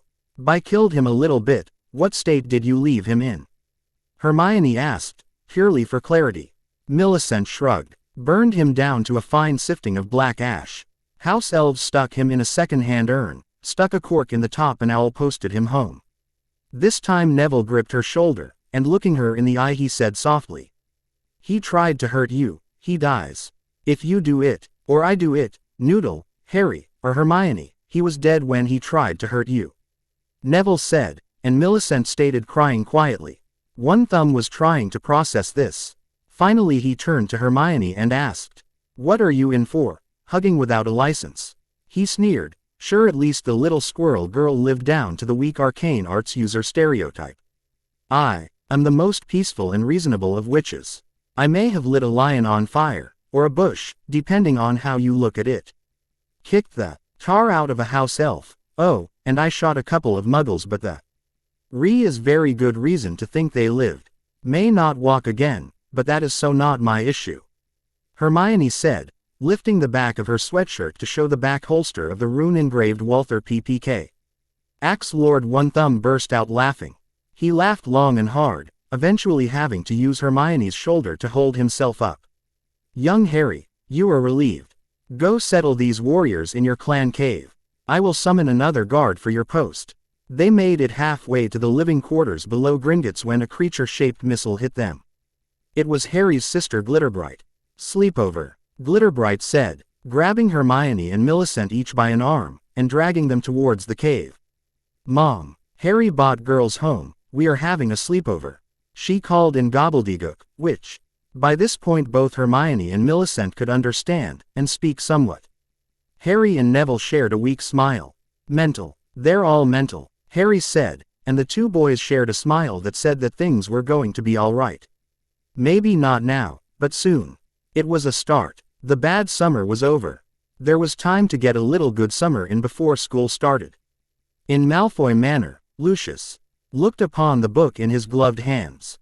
His master had given it to him with orders to guard it safely. He knew how dangerous this book was, and what it could unleash. The Dark Lord's plans had been shattered by that Potter brat and his friends. The attempts at damage C again by that Bulstrode shit and Potter's blasted snake. No, the Dark Lord's return could not be guaranteed as long as Elder Wizard sat in his pretty castle. Training dangerous little pawns like Potter, Longbottom, Bulstrode and Granger to become more dangerous pieces upon the board of the great game. Elder Wizard needed to be ousted from that castle. And those dangerous little pieces needed removing from the board before they got promoted into actual threats. Malfoy eyed the book and smiled. Castles can be taken, and how better than from within? Perhaps it is time that Lucius Malfoy shows why it is the subtle players, not the magical brutes, that will assure the return and victory of the Dark Lord. It was time the Chamber of Secrets reopened. The only question is who to sacrifice. Malfoy smiled. These were the most delicious choices. He had weeks before school started. He may as well savor every moment before he struck. Weasleys of War, I am assured there will be no problem with your shopping for school supplies by my contact in the ministry. GRIPHOOK said, doing his best to suppress the snarl in his voice at the creature treaty contact. Hermione interjected angrily, from the Department of Regulation of Magical Creatures, like you were a hippogriff or Niffler, not a sentient magical species with its own ancient nation, traditions and laws. Rank racist imperialist depression that is. Millicent attempted to interject. It's probably better. I mean Amos Diggory is a racist prat, but light-aligned and wan. To be a part of any dark family power play. Besides, he racist enough not to think creatures capable of trickery. If he respected them, he would be more dangerous. Harry had been staring deeply at number Odell working on his legitimacy when he got distracted by the discussion, and Noodle drove a return spike of legitimacy along his own probe and into Harry's mind. Ah, that hurts, Noodle. Help, I'm being oppressed here. Harry cried out in only slightly exaggerated pain. Millicent shrugged. I'm the right wise lady of House Selwyn by manifest right of conquest. As my own current wealth and safety is contingent upon the foundational violence and inherent authoritarian nature of the regime, I of course side with the oppressor. Plus, I'm Slytherin, being pro-snake is kind of our jam. Millicent argued. Hermione eyed Harry coldly as she administered eyedroppers full of potions to a dozen wild lab mice she kept for Noodle, and a second cage she kept for Hedwig. I didn't spend weeks working out Petimal nutritional supplements for the physical and magical development of wizardlings, or gobzards, or however you style a creature arcane arts user hybrid. I did so for Noodle and Hedwig, clearly the oppressed workers deprived of any representation in the Wizengamot, and not even permitted the right to their own funds here at Gringotts. Plus, Noodle is cuter than you, Hermione said, feeding her last dropper of magical snake enhancement potion to her mice. Harry turned to Neville for help. Don't look at me, mate. Me Gran says that arguing with witches is unbecoming a arcane arts user of sense and breeding. Since she turned two of the Orurs who tried to arrest me into toads, I tend to err on the side of, yes milady.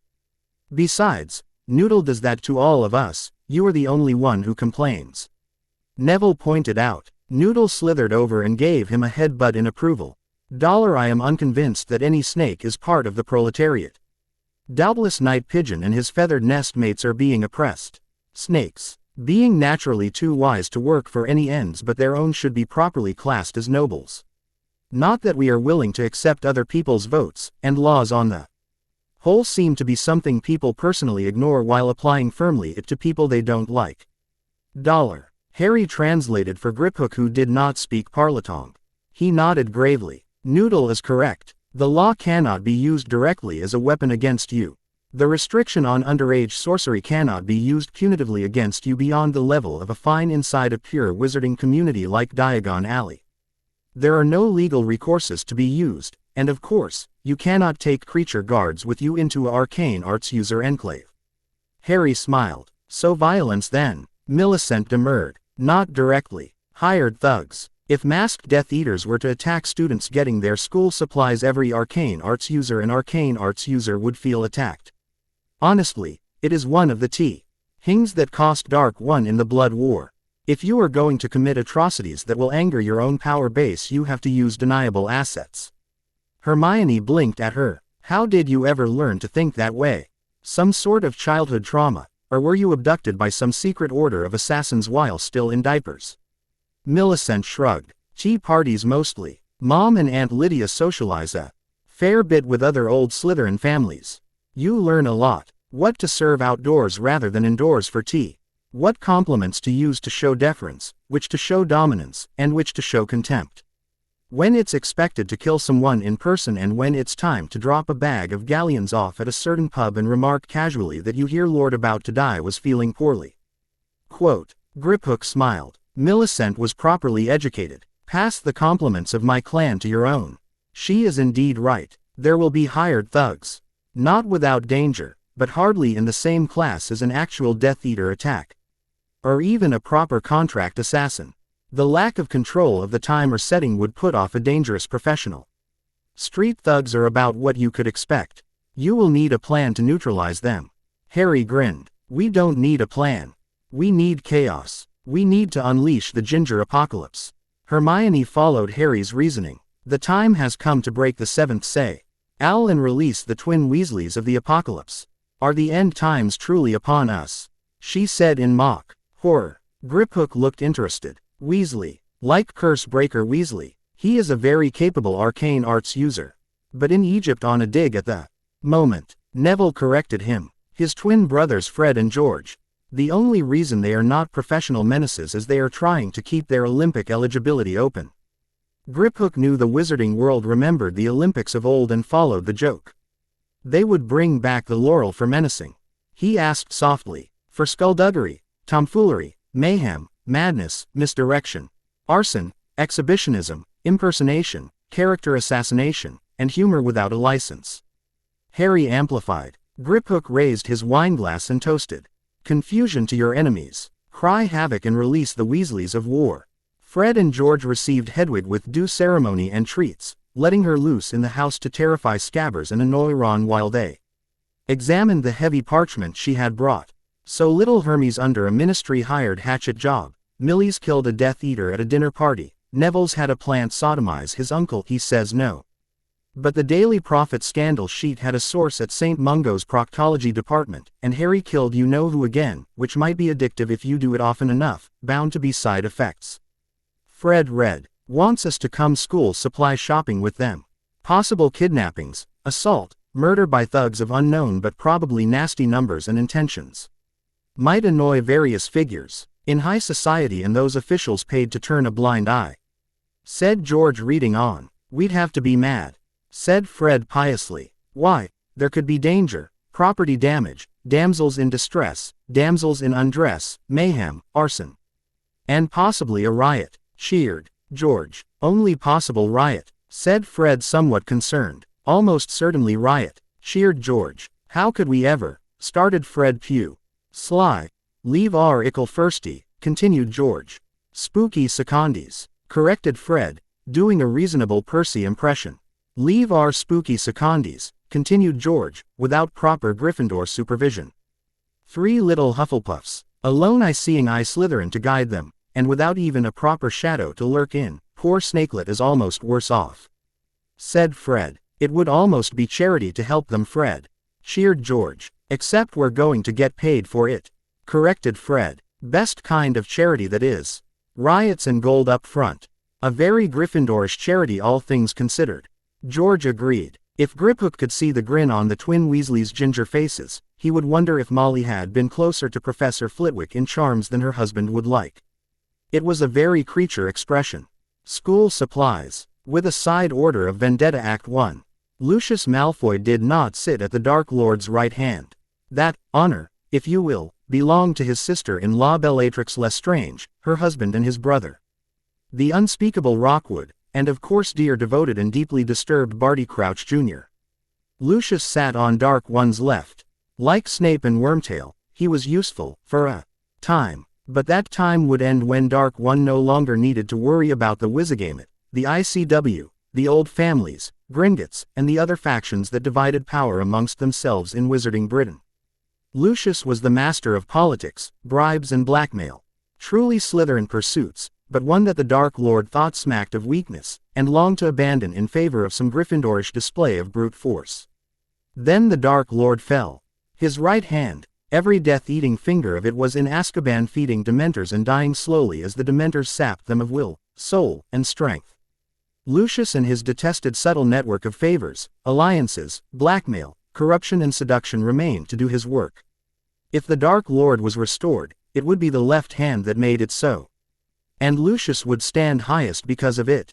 Lucius had learned Muggle swordplay. He fought Rive Gauche, rapier and dagger as he felt it best showed his flexibility as a Slytherin.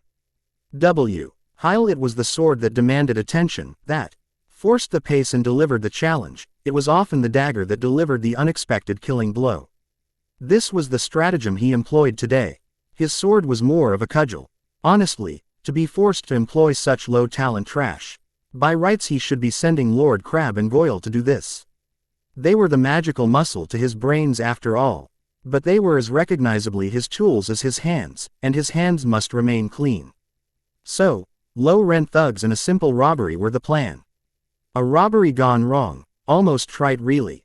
In the lead-up to the last war, the robbery gone wrong had been used to assassinate so many key people that when the war began, it was critical months before they noticed that critical positions were occupied by new successors to reliable and assassinated seniors that owed their position and loyalty to the Dark Lord.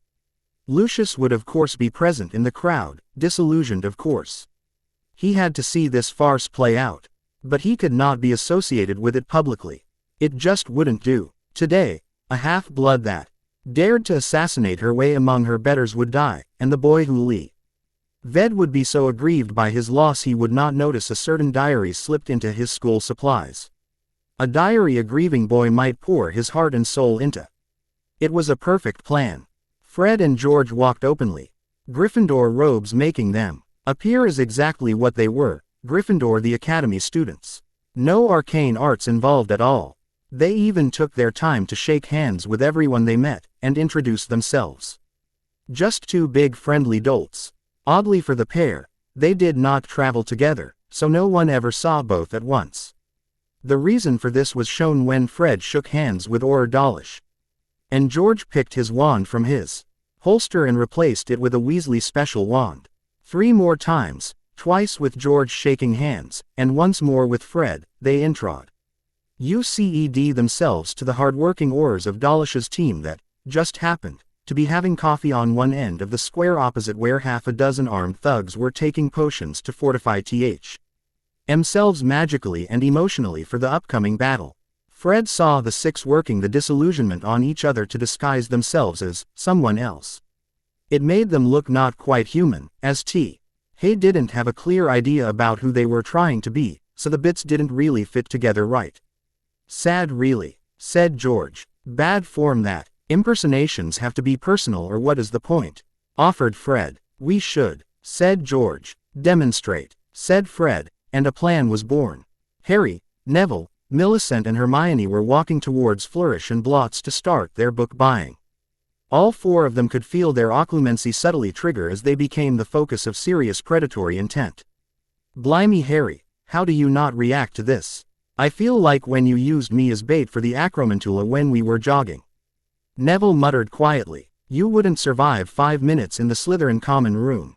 Snarked Millicent. Or Muggle middle school, muttered Hermione, then spotting another spike that only she felt, she saw a figure grinning on the other end of the square and said a little louder for her friends to hear. Oh look, it's my dear friend Orur Dollish, back from his sensitivity training and allowed on the streets again. What an amazing coincidence, Hermione said brightly through a smile that any creature would love. Millicent gave a nod. That was well done Hermione. We may make a gentle lady of you yet. The ambush was not hard to spot. 6 wizards with wands drawn charged out of the alley and shouted. You rich brats, stand and deliver. Your gold or your lives. They were clearly hopped up on battle potions to make them resistant to stun, sleep, charm and other low-level jinxes, so the chances of them having the ability to stop the violence were close to nil. But they were not actually irrational. This was to be a robbery gone wrong, and accidental killing. The robbery had to be public or they would be hunted as the murderers of a pure bloodhouse lord. And that was not a survivable thing. To say everyone was surprised when Narcissa Malfoy stepped out of the crowd and cast Sonorous on herself, was putting it mildly. I am Narcissa Malfoy. I demand you stop this low-bred thuggery at once, or I will be forced to remonstrate you.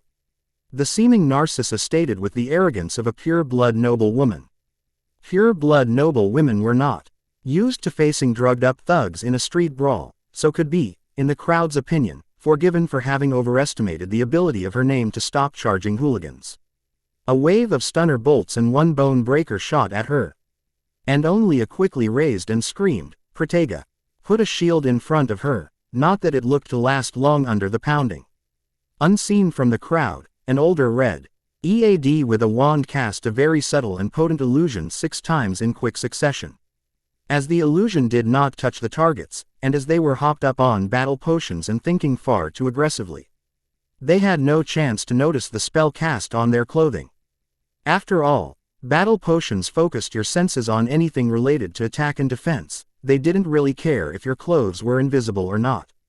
Lady Malfoy did. With a maidenly squeal, she dropped her wand in fright and shouted. Help! Perverts! Perverts! Perverts! A decent woman is being accosted by dirty perverts. Oh, will no big strong ginger hero save me? She offered, turning her well-bred and beautiful face to the crowd. The crowd too began to scream, as it was revealed that indeed the 6 charging thugs were completely naked. Opinion about what to do about this varied. 2 thugs tried to cover their unholstered wands with their hands. 1 simply squeaked in embarrassment and apparated away with a pop. 3 more continued firing. This time the curses were dark and ranged between cutting curses, blood-boiling curses, and a blindness curse that was either a displaced modesty attempt or tactical move to blind an enemy able to tell. As a red-headed, balding, and distinctly pot-bellied arcane arts user charged nobly between, catching the curses on the tip of his wand and flashing them back at the charging trio like a dueling master. The figure came with his own voice showing the same amplification as Narcissa, so the whole square could hear the exchange. Fear not, my secret darling. No one molests the secret love of Arthur Weasley and lives to run away. The seeming Arthur Weasley said, as the probably Narcissa looked up in adoration, having palmed her dropped wand from the ground and gushed back. My hero, so mighty is your wand, Narcissa said, rising to bat away curses and jinxes from the charging naked thugs. There were rather more spells arcing out at the charging naked perverts than Just Narcissa Malfoy, who draped herself all over the pot-bellied Arthur Weasley as he did his best attempt to hold her like a romantic hero as the two of them deflected spells that could reasonably be expected to cripple or kill anyone they hit. It turns out, 6 naked perverts attacking a pure-blood lady in the street is enough to draw supporting fire from the average shopping crowd in Diagon Alley. Especially with a bit of high scandal playing out in public as extra spice. Oh Arthur, you didn't even hesitate to come save me, even with me married to your arch-enemy Lucius Malfoy. Narcissa gushed as she caught a bone-breaking curse aimed at Arthur's neck, whipped it around her head, and launched it below the enemy's shield into his vulnerable ankle. How could I, my darling Narcissa, when you conceived our child Draco, and chose to hide him under your husband's nose and name his heir Malfoy rather than risk my marriage to Molly, how could I not defend you? Arthur Weasley declared passionately, letting the cutting curse slice open his shoulder, so he could launch a Petrificus Totalis back down the same path to take another enemy out of the mix. In seconds, all the remaining attackers were downed, stunned, petrified. Or in one case, now a fish very much in need of water. At that point, 4 Orurs, Dollish and 3 of his fellow Orurs of cash-modified allegiance descended. All right you two, you are under arrest. I don't know what kind of game you are playing, but it ends now. Quote, Dollish drew his wand and shouted, Finite Incantum. From an Orur of his power, it should have blasted all illusions and protections away. Instead, it showered the couple with rose petals and began to play ballroom dance music. Dollish swore, turned to his fellow Orurs and demanded, Get them, stop them. Oh Arthur, this is so much more romantic than the utility closet at the Misuse of Muggle Artifacts office. Dance with me. Narcissa said, and Arthur took Narcissa in his arms and began to dance. One Orur drew his wand and chanted, Stupefy, which should have launched a powerful stunner, but instead only produced a little flying cherub with a cute bow and heart arrow who circled the pair of dancers, shooting little love arrows into them. The last 2 Orurs were done playing nice, and shot, Reducto, and Incendio, which would have either blown them into Kibble bits or lit them on fire. As a result, the wands they actually held caused them to instead grab each other and begin to dance alongside the pair of star-crossed lovers. Lucius Malfoy fought his way through the crowd, ishing his own illusion to confront his wayward wife. Weasley, you blood traitor scum. Get your hands off my wife, Lucius roared. My husband, screamed Narcissa. Top of the morning, Lucius, how's my son and your heir Draco? Arthur offered cheerfully. Avada Kedavra, screamed Lucius, and only a diving cherub intercepting the beam and detonating it saved the Weasleys from being short one ginger. Heir now, none of that. Orur Dollish roared, wrestling Lucius Malfoy for his wand. Dollish may be corrupt to the point of turning a blind eye on certain quite understandable if unsavory abuses and indulgences. But he was a Merlin be damned Orur. No one used an unforgivable in front of him and 100 witnesses.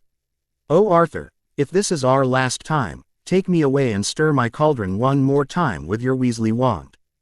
Give me another child, this time, a ginger. Narcissa shouted, causing the crowd to roar in outrage, scandal, or appreciation. He took her hand, and they apparated out, leaving 4 wands to fall to the ground, the ones taken earlier from the Orurs who had entered the fray with Weasley joke wands in their holsters. Harry watched the unfolding scene with shock. He finally muttered, What have we done? Neville responded, You unleashed the Weasleys of war. Millisent was only now allowing herself to blink. Even going blind was a small price to pay for a perfect memory of this scene. Favorite Gryffindors ever, Millisent said, gripping Harry's hand tightly. Draco is going to lose his mind if the rumor that he's Arthur Weasley's bastard gets out. Every our sentence he says is, my father, this or that. Hermione said fearfully. Harry smiled, aware that maybe they went a bit too far, but then again, no one was hurt. He put his best face on the matter. Look, nobody got hurt. Assuming they got that fish into some water or transformed him back. It's not like anyone takes this blood purity stuff that seriously, Harry said. Neville grabbed him by the shoulder and stopped him. Harry realized that Neville, Millicent, and Hermione were all glaring at him. You don't think anyone is going to take this bit of street theater seriously, do you? Harry said. Millicent quoted, The highest art is to bear a man's shame before the world, that 10,000 knives be drawn against him, to strike at the weakness you have shown, that as he dies under 1,000 knives he will never know the one never drawn has slain him. Harry shuddered. What raging sociopath said that? Neville shrugged. Salazar Slytherin. Merlin's beard. Harry, even I know that one. It's on the plinth of his statue in the library. Harry nodded. Right. I got as far as Helga Hufflepuff's. There is no task that cannot be solved if all stout hearts stand together, and give their all to the doing. I mean, I figured I found the one I liked. I didn't really know what the other ones say. Hermione said. Godric Gryffindor's reads, Loose not the Weasleys of war lest the whole of the world burn. Neville looked at her in shock. It does not, she shrugged. It should. They were finally at Flourish and Blots. There was another crowd inside. Some arcane arts user with improbably perfect golden ringlets. Tights that seemed more painted on than the most shameless muggle yoga pants and puffy sleeves that seemed to have gone missing from Lord Byron's wardrobe was holding court, surrounded by what seemed like half the Academy mothers and at least 2 photographers. Hermione sighed. Let's just get our school supplies, and try to escape without more drama. She asked hopefully. More, said Fred. Drama, said George. As we are summoned, intoned Fred seriously. So do we appear, said George with a dramatic bow. Hermione punched one of them in the arm. He grinned. Millicent gave the other a surprise hug. He also grinned. They entered the bookstore together. Harry smiled. They were finally there to get their books. What is the worst that could happen? Draco. Who is the ponce in the purple tights? And why isn't he arrested for wearing tights without underwear in a store full of children buying schoolbooks? Sneered Hermione. Gilderoy Lockhart, muttered Fred darkly. Mom loves him. George sneered darkly, pointing with his chin to where Molly Weasley had a stack of 7 books in flamboyant colors with gold lettering standing in line to be signed by said purple ponce.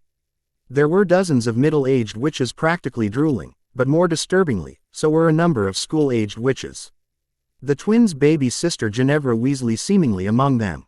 Millicent blinked, then blurted out. Hang on. I've got some of his books on my purchase list. 7 of them for defense against the dark arts. Millicent said, something between shock and horror. Pedigrew and Noble Reserve. Gilderoy Lockhart, much like the dreaded Weasley twins, was easily summoned by his mention. Looking over from his book signing with his publicist and photographer, he noted young Harry, the boy who lived with his very photogenic scar. Striding over to Harry with a smile whose brightness argued it could not be entirely non-magical, Gilderoy proved his startling good looks were matched by a tenor that belonged on the stage, as it was very clearly professionally trained.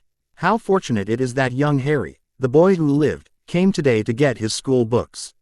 When he came to get his 7 books on defense against the dark arts by myself, Gilderoy Lockhart.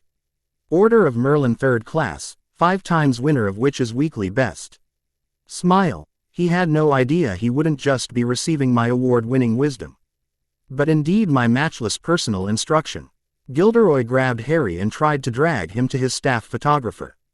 Stick with me, boy. Together we are worth page 1. He whispered softly. Harry turned the grabbing hand and bent the wrist back in a chicken wing. This forced Lockhart to bend backwards or break his wrist. Millicent wordlessly grabbed the opposite wrist to do the same while kicking the back of Lockhart's knees to leave him bent backwards painfully over his knees, spread wide in faint hope of balance so he didn't fall and dislocate knees and rightists both. Hermione knelt in front of the pinned Lockhart and quietly tucked her Walther PPK into the rather grossly portrayed junk in the man's too tight tights and whispered. This is a Walther PPK .380 ACP, a Muggle firearm.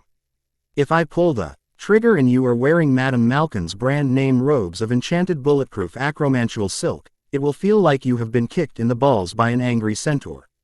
If you are wearing cheap knockoffs, the bullet will explode your arcane arts user bits into a spray of goo that will coat everyone standing behind you. If you put your creepy pervert Finge RS on any underage arcane arts user or arcane arts user, we will find out which type you are wearing. Understand? Please nod if you do, said Hermione softly. Gilderoy Lockhart nodded fearfully, his makeup beginning to soften as he began to sweat noticeably. Harry and Millicent dragged him roughly upright and dusted him off. Harry said theatrically, "Sorry about that, sir. I live at Gringotts, not Used to people taller than me grabbing me at random. Made me a bit jumpy. Harry said loudly. For the gathered crowd, Gilderoy was nearly invincible in his self-assurance, so turned to the crowd and said smoothly. That is just a sample of the skills your children will be learning from me at the Academy this year as I accept the position of defense against the dark arts instruction at Elder Wizard's repeated and urgent pleas. Lockhart said, as if this was a planned demonstration, not his utter collapse to a group of surprised second years. Neville caused Lockhart to jump a little in surprise, as he whispered just loud enough for Lockhart to hear. Blimey Hermione, are you sure you are the only one of us who hasn't killed anyone? I swear you are still scariest. The whimper from their foot. Your Dada instructor went unheard by most in the crowd. Draco Malfoy was in the crowd with his mother Narcissa, getting their books, and sneering at the crowd of desperate middle-aged witches trying to suck in their stomachs or push out their chests to look more attractive for the pretty boy arcane arts user posing at the book signing. It was important to look good, but it was gauche and new money to get caught trying to look good. If you have to try, you must not be really pureblood. Breeding was everything after all. He noted Mrs. Weasley was in the crowd. What a shame to purebloods that whole family was. Their blood was of the sacred 28, yet they dressed and acted like the lowest muggleborn. He would die of shame if he had any of their blood. Just then Lucius Malfoy burst in, looking angry, and most alarmingly, with his hair and clothes in disarray.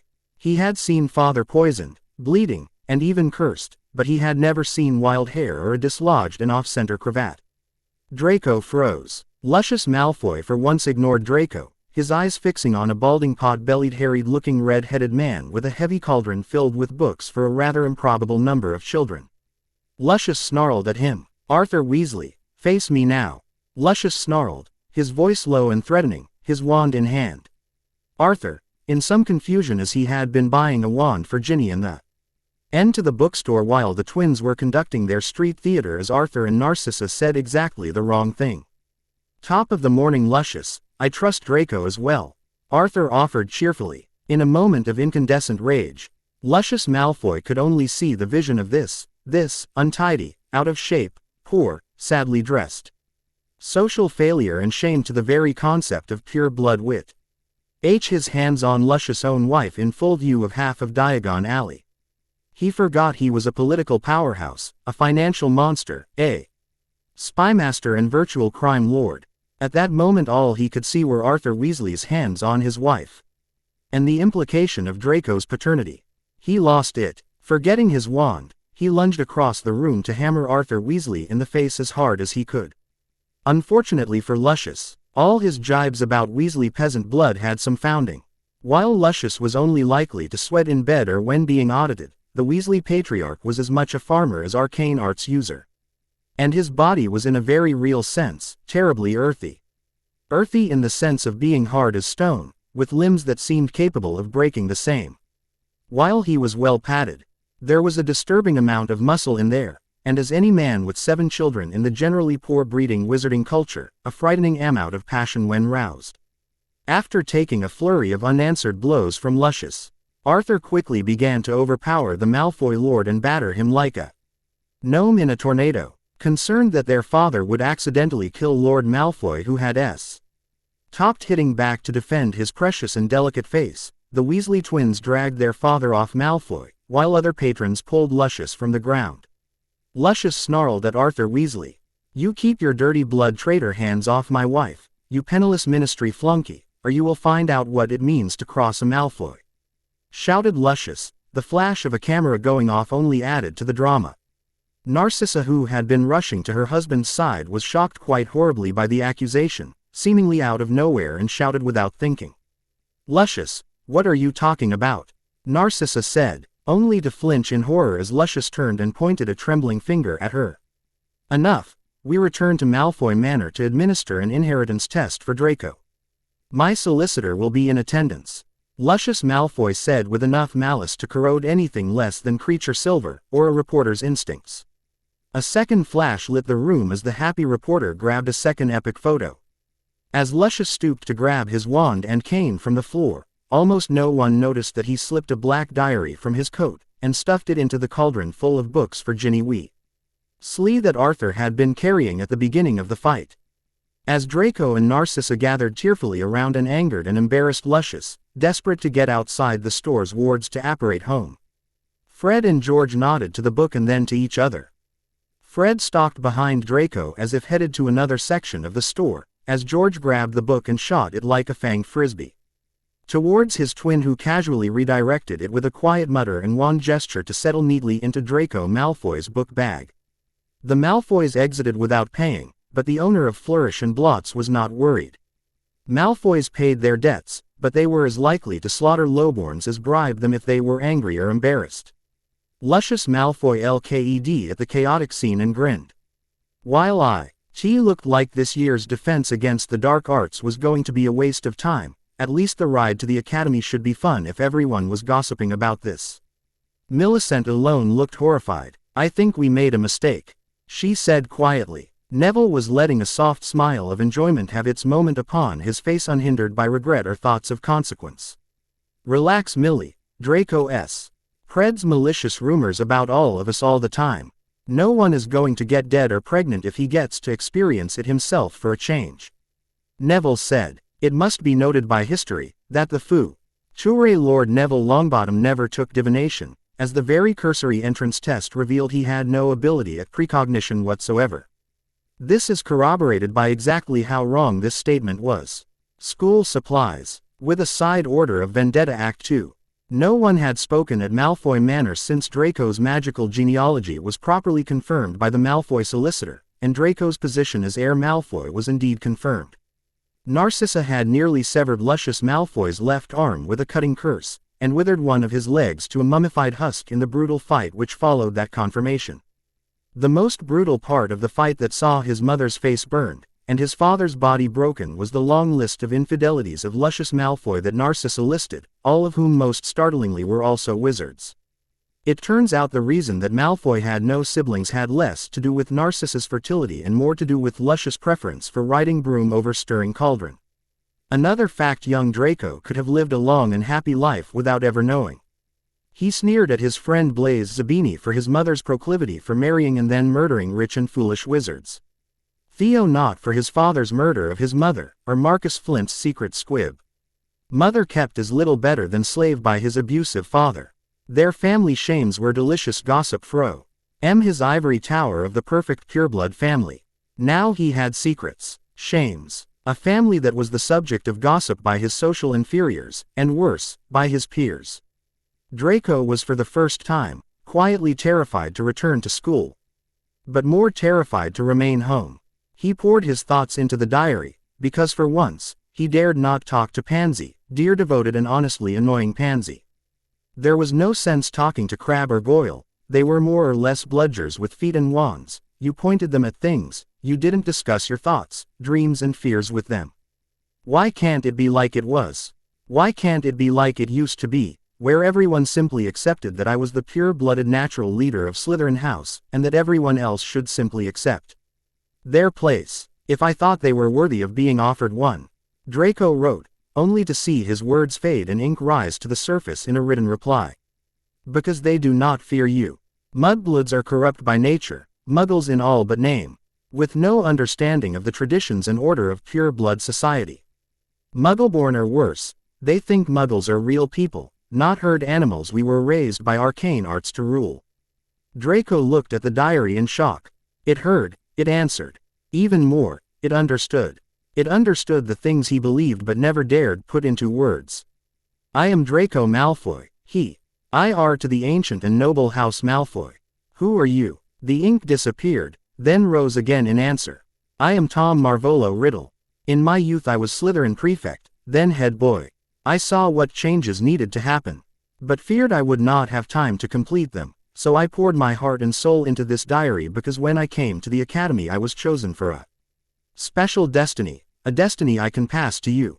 The book said, and as Draco read special destiny, a shiver ran through his body, a cold dark feeling of dread like when his father taught him the forbidden and dark curses that could not easily be healed by even a skilled medmage. Power. This book offered power others did not dare to take up, because they feared its darkness. What special destiny? Draco asked. I was the heir of Slytherin. I passed the tests to enter and master his chamber within the academy. I learned the secrets of the greatest of the founding four, and mastered his secret tongue. The diary offered. Draco had watched as first one Hufflepuff flaunted his Parseltongue ability in the House of the Scraps and Discards, then somehow gave it to the Longbottom blood traitor, the Bulstrode half-blood, and worst of all, the Granger Muggleborn, while he, Draco Malfoy of untainted blood and Slytherin for centuries, could only grind his teeth in jealousy. Can you make me heir of Slytherin as well? Draco begged. The book took time before it answered. You will have to swear oaths to me, and bind your power to mine. Then I can share the Chamber of Secrets with you, and teach you to command its dread guardian. I warn you, it will require sacrifices. Our enemies must be taught to fear you, or you will never be able to lead the people back to greatness. The book asked. Draco balked. He couldn't. To bind his soul to a dark object. To enter into a pact that compromised his will, his mind and his arcane arts. That called for a level of trust and submission he had only ever offered to his father, a Fatha. That had proven willing to throw him away at the simple word of a Weasley. No, Draco could not trust anyone like that again. He closed the book. He just couldn't. The day to board the Academy Express came. And it was only half raining, which was London fine. Platform 9 3/4 was going to be busy as everyone had descended fashionably late. Draco had been dropped by his father, who had left when he whispers and laughter began to make him strain the fingers of his black gloves on his cane in quiet rage. Draco was moving towards his first-year Slytherin cohorts who had been waiting for Draco to cross to the arcane arts user side. Just then Marcus Flint, a half-healed black eye, swollen lip and limp showing that his father had given him the usual rousing Flint family send-off, was looking for someone to vent his spleen upon. Normally Flint focused his rage upon unsorted first years, as they were the safest targets with no built-in defensive network yet, and not enough personal power to worry about. This year he saw a more tempting target. Draco. Ah yes, if you want Nimbus 2000 for your team, you must take Draco as your seeker, had been the offer from Draco's famous, I'll tell my father about this, luscious Malfoy. Except, he had heard 3 different rumors and seen a series of Daily Prophet stories, with pictures, alleging that Draco, I'll tell my father about this. Malfoy may have to owl the missus of Muggle Artifacts Office Arthur Weasley to tell his true father about this. Marcus didn't believe it. They were all bloody gingers, weren't they? But Merlin's left droopy nut, the slander was bloody awesome. He had been forced to swallow Draco as seeker for the brooms, then watched Draco get outclassed by Gryffindor and Hufflepuff both. Honestly, they did better on slow B rooms with an actual seeker than with that ponce on a slow-moving pole. Maybe it was time he took out his angst on someone who truly deserved it. Cutting between Draco and his little crowd of newly second-year minions and followers. Marcus slammed a friendly hand on Draco's shoulder hard enough to make the bird-boned boy wince. If it isn't little Draco Weasley. Always thought your hair looked a bit ginger. So, your mum must be a real goer to keep Arthur Weasley and your old man both on the go. I mean Arthur's got like 7 kids, I guess counting you 8.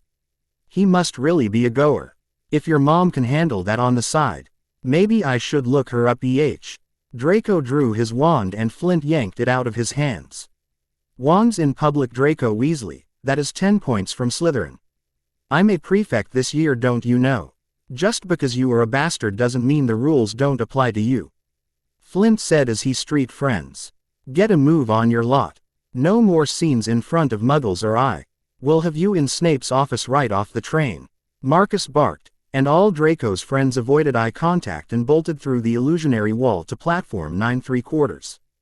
Draco ran off to the boys' loo to hide his tears and rage. He had better control than that. He was a Malfoy. A Malfoy. Young Harry must not go to the academy, said Dobby as the quartet appeared not at the King's Cross train station, but at Whitehall. Mumblethumb, who had been transporting them, looked upset and snapped his fingers again, only to have Dobby snap his at the same time. This time they were at the London Eye, the next Buckingham Palace, Madame Tussauds Wax Museum, Stamford Bridge Stadium, where Harry recognized the Chelsea Football Club logo. Young Harry must not go to the academy, shrieked Dobby as Mumblethumb tempted to pull the younger house elf's ears off. Hermione frowned and said, "Thanks Mumblethumb, but I know how to get to King's Cross from here. Come along Magicals. We are jogging to Earl's Court and taking the tube to King's Cross." She set off with a will, her magical friends following as Mumblethumb and Dobby wrestled in a most undignified and unskilled manner. Arriving late to Platform 9, EY tried the gate to Platform 9 3/4 and found it blocked by House Elf Arcane Arts. Looking at the clock, they decided to grab a cup of coffee and think about how to proceed, watching in alarm as Draco Malfoy came out of the boys' bathroom with a wet and well-scrubbed face, red eyes and a dark look. He tried the gate and bounced. He reached for his wand and did not find it. Almost in tears, he pounded on the gate and screamed to be let in. "Oh, that is not on. You don't leave Slytherins to be embarrassed in public. One face to the world. No snake stands alone," Millicent said, grabbing Noodle to wrap around her as she stalked towards Draco. "Noodles notice me not arcane arts should be enough to keep muggles from paying too much attention to their conversation without Millicent actually having to risk punishment for casting anything." Draco Malfoy, well met. You have no doubt noticed the little issue with the platform being walled off. My Hufflepuff friends know an herb cellar nearby with a flow address that can connect us with Hogsmeade to meet the train there, Millicent said in her best formal friendly Slytherin. Hufflepuffs, Draco snarled. "Next you will have me begging for scraps from Gryffindors." Draco raged, moving towards Millicent in a belligerent manner that ignored the fact that she outmassed him by a decent factor, was in amazing shape, was trained in magical and physical violence, still had her wand, and was a whole lot better at some very lethal forms of magical combat. Noodle was rather less invested in saving Draco's pride. Or life honestly. There were his people, and prey. Why everyone else overcomplicated the world was beyond him, but he was their token wise elder, guiding them through the murk of monkey overcomplications to the simplistic perfection of serpentine thought. He struck. It is a little known fact that venomous magical snakes do not have to inject venom when they bite. They rarely bother to bite anything that isn't attacking them or about to become food. But they can simply bite them if for some reason something less immediate than agonizing death is called for. One could argue, in fact, in Elder Wizard's office later it was argued, that Noodle was practicing serpentine diplomacy and de-escalation, possibly proving why snake peacekeepers never became a thing. Draco fell back whimpering, shocked out of his emotional storm by he fact of his impending and painful death. $translate for yellow-haired prey. Exactly, I am listening for editing. Noodle hissed, and everyone who was used to toning down Noodle's exact wording winced as Millicent nodded. Yellow-haired prey, you have been offered aid without any assumption of obligation or debt. You have been offered a path that avoids humiliation and punishment. You have returned that with attack. Do so again and I will inject the venom you already deserve, and you will stop being yellow-haired prey and become simply food. Rats are food, mice are food, fools are food. Try harder to be better than that, or be assured, I will eat the bits of you I choose not to share with Night Pigeon. Noodle hissed. Millicent translated honestly, word for word. Draco rose up, whipping the blood on his shoulder from the deep bite. I don't need your help. Draco hissed. Harry offered so FLT. You kind of do. We can't get past the barrier and the train is pulling out now. Join us for a walk and a flow or call home to Daddy and tell him you missed the train. Merlin's beard. What else can you do? Steal Weasley's flying car and fly to Scotland. Harry laughed. Draco snarled. Weasley. And bolted from the train station. Neville spoke in a tone of quiet horror. You don't think he's going to? Hermione kicked Harry in the bum fairly hard. Of course he's going to. Harry, you know better than to suggest a regrettable life choice to a testosterone-poisoned teenage boy. As a species, surviving male teenage stupidity is the critical natural selection filter. Harry smiled. Well, not our problem. Off to Neville's favorite herb shop to borrow their flow network. We can be at Hogsmeade before the train, and then I'll our heads of house and advisory before the train delivers notice we didn't make it. Keeps us away from drama queens and house elves altogether. They were indeed sitting in the great hall laughing with their friend and awaiting their sorting when Professor Snape dragged a badly bleeding Draco Malfoy through the hall and off to the Meadowitch's tender care. They could only overhear a few choice words from the Slytherin house leader as he dragged young Draco past. Stole a flying car, seen by 7 muggles, badly damaged a valuable Whomping Willow, and lost the stolen car in the Forbidden Forest. Detention young Malfoy is only the beginning, as all they heard as the bleeding and weeping boy was dragged through the great hall towards the infirmary. The hall erupted in a whole new level of rumor, and the name Draco and Weasley was suddenly whispered on the winds from every table. "Bugger," said Harry softly to his friends. He turned to the Slytherin table and mouthed a quiet, "Sorry," to Millicent, who rolled her eyes at him. "Look, maybe I was wrong about this not being a big deal," said Harry. Hermione kicked him again under the table, and this time he didn't protest. "You think?" she asked rhetorically. They all eyed the Slytherin table, where a lot of faces bore smiles of pure malice that argued a great many people who had submitted to Draco's abuse when he held the social power were just waiting to show him how it felt to be weak enough to have to grin and bear it. That night, Draco opened his diary and, with tears blending with the ink, swore his life, soul, and arcane arts to the diary in return for the knowledge to open the Chamber of Secrets and make everyone in the academy fear the new heir of Slytherin, Draco Malfoy. Badgers and bedrooms. Neville Longbottom found himself before Professor Elder Wizard facing possible expulsion. An angry array of Hufflepuff parents behind him. Elder Wizard's eyes were very serious as he insisted, his left hand holding the wand he had just disarmed a very aggravated Augusta Longbottom from wielding against him. "This is not a matter that I can leave to my heads of house. I have seen in the Daily Prophet a reliable rumor that one of our male students has been sleeping in the girls' dormitory with multiple girls. This is something that has not been seen since the time of Headmaster Dippet, who erred in allowing Sirius Black off with only probation. Since he is now in Azkaban for betrayal and murder. Clearly that act of tolerance was a mistake." Elder Wizard rumbled. "Here now, I was at the academy back then, and Sirius was a 6th-year caught with a pair of 7-year girls in the act. What you are trying to punish young Neville for is nothing like that at Altshire, father of one of the girls in question." Professor Sprout had her hands on her hips and was visibly hting with the obedience oath the academy used to keep staff from going against the headmaster's orders when he chose to invoke its power. Millicent casually slipped from the background crowd she had no place in and quietly placed her hand on Professor Sprout's back and whispered, "Issa," to still the powerful obedience oath into temporary slumber. "That is just about enough, Albus. I will not have a SWEET boy like Neville compared to those lunatic marauders you chose to tolerate and empower back then." "Oh yes, Albus, you weren't subtle. Just because we could not argue does not mean we could not see. Sirius Black was an ill-disciplined rogue, the bad seed of a worse tree, and you empowered his very worst behaviors. Neville is a sweet boy who did what any Hufflepuff should be expected to do and aided his housemates in distress. I was told of it, and convinced him to continue." Albus Elder Wizard frowned. Her oaths should have kept her silent. He felt the bond between them, and attempted to exert his will along it.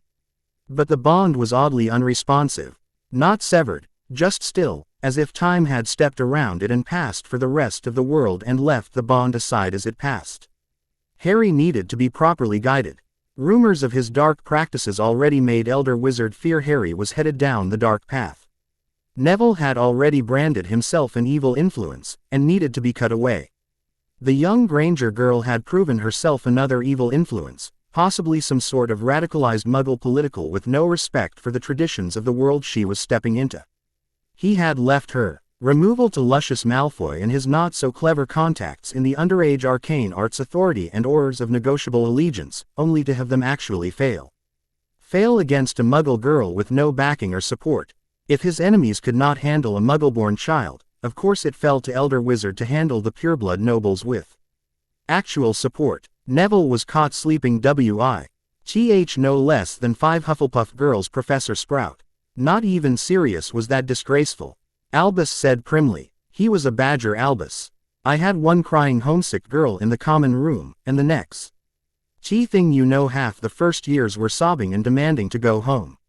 They were alone and afraid in a strange place, and Lord Longbottom chose that moment to have a breakthrough in his animagus studies and found the spirit of Hufflepuff and turned into a badger.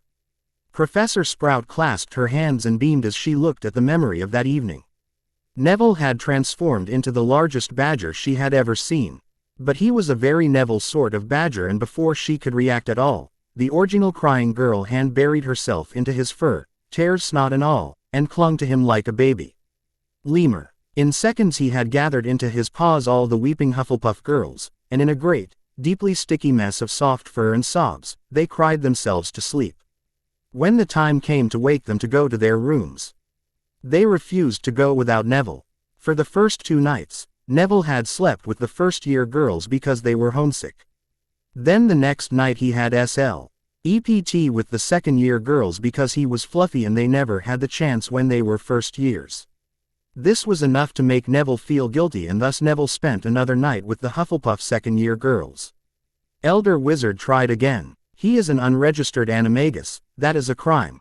Albus Percival Wulfric Brian Elder Wizard, shouted Minerva McGonagall, being deputy headme. Stress she was less bound by oath than full subordinates, and about done listening to Elder Wizard go after the sweet 12-year-old Longbottom boy as if he was a late-teen degenerate like his precious marauders. You know very well that animagi are required to submit their form to the Ministry of Arcane Arts upon the completion of their newts or end of their education. You personally advised me not to register my own form until I had completed my post-newt transfiguration mastery as your apprentice to avoid any meddling from the ministry. Minerva objected firmly. Badgers are dangerous ALS that should not be allowed around children. Elder Wizard said, flailing now for his disciplinary excuse. The booming of a battle staff hitting the ground shocked the room as Mad-Eye Moody glared at Elder Wizard. Choose your next words carefully, Elder Wizard.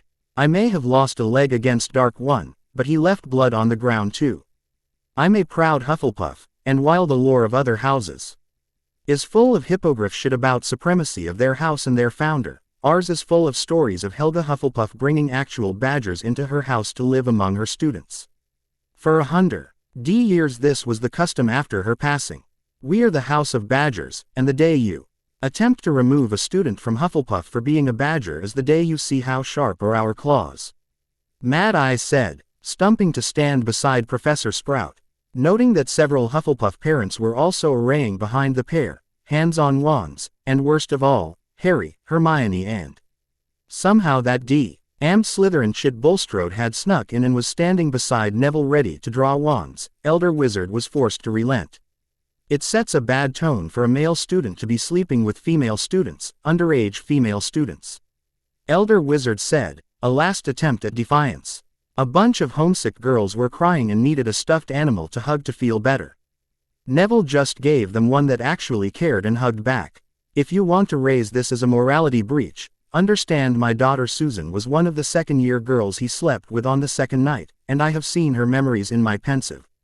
Should you press this as a morality matter, I will be forced as head of the Department of Magical Law Enforcement to treat this as a deliberate character assassination and say of position to defame a Lord of House by another Lord of House and demand your trial before the Wittigamut. Amelia Bones said softly, moving to stand beside Mad-Eye Moody. Augusta Longbottom snarled, standing beside her Neville. If you think the light faction will come like you well-trained dogs to your defense in the Wittigamut, you may see how many of them stand with House Longbottom, and how many of them stand with Hufflepuff. Augusta threw the gauntlet down with pride, in no way affected by her beginning this conversation being disarmed. Millicent Bulstrode offered some speculation, loudly enough to be heard. As Lady Selwyn, I would be forced to instruct my steward, that would be my uncle, Lord Bulstrode, to stand with House Longbottom.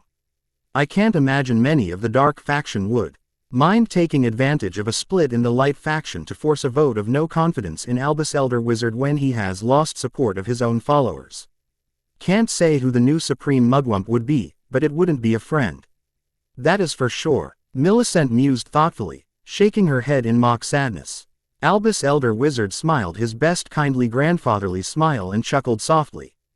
Quote, perhaps it comes from never having been a parent myself. I failed to look at this from the point of view of the children involved. Indeed, given the age and experience of an arcane arts user who has seen so many abuses over the years, it is possible I overreacted and saw a threat to our children I could not ignore, where in fact, no such threat exists. nodding as if he had seen the wisdom of their words, not the defeat of his plans. Elder Wizard spoke softly. It seems I have been mistaken, and done some fine young people a very grave disservice.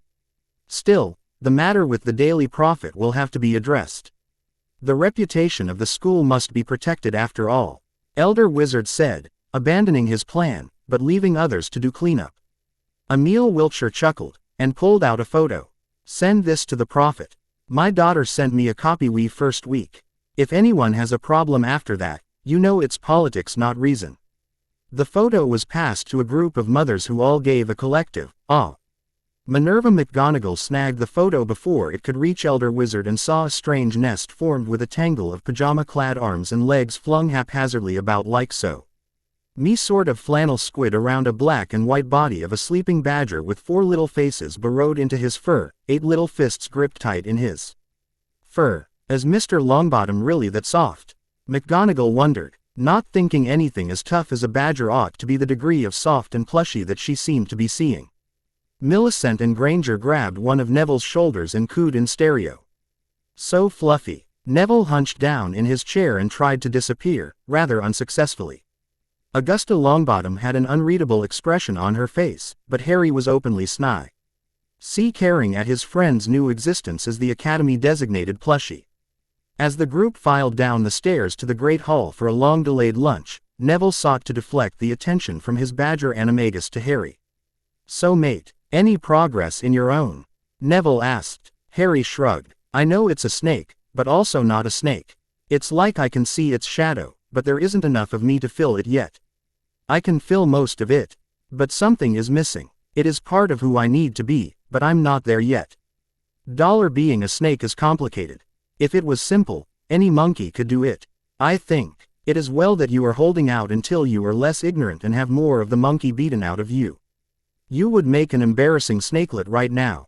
I would not want to be seen with you.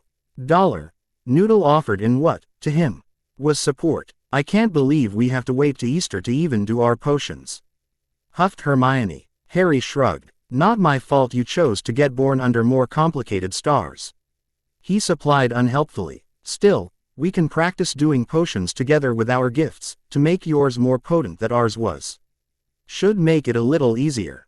Millicent looked excited. Neville and I can do things with potions you wouldn't believe.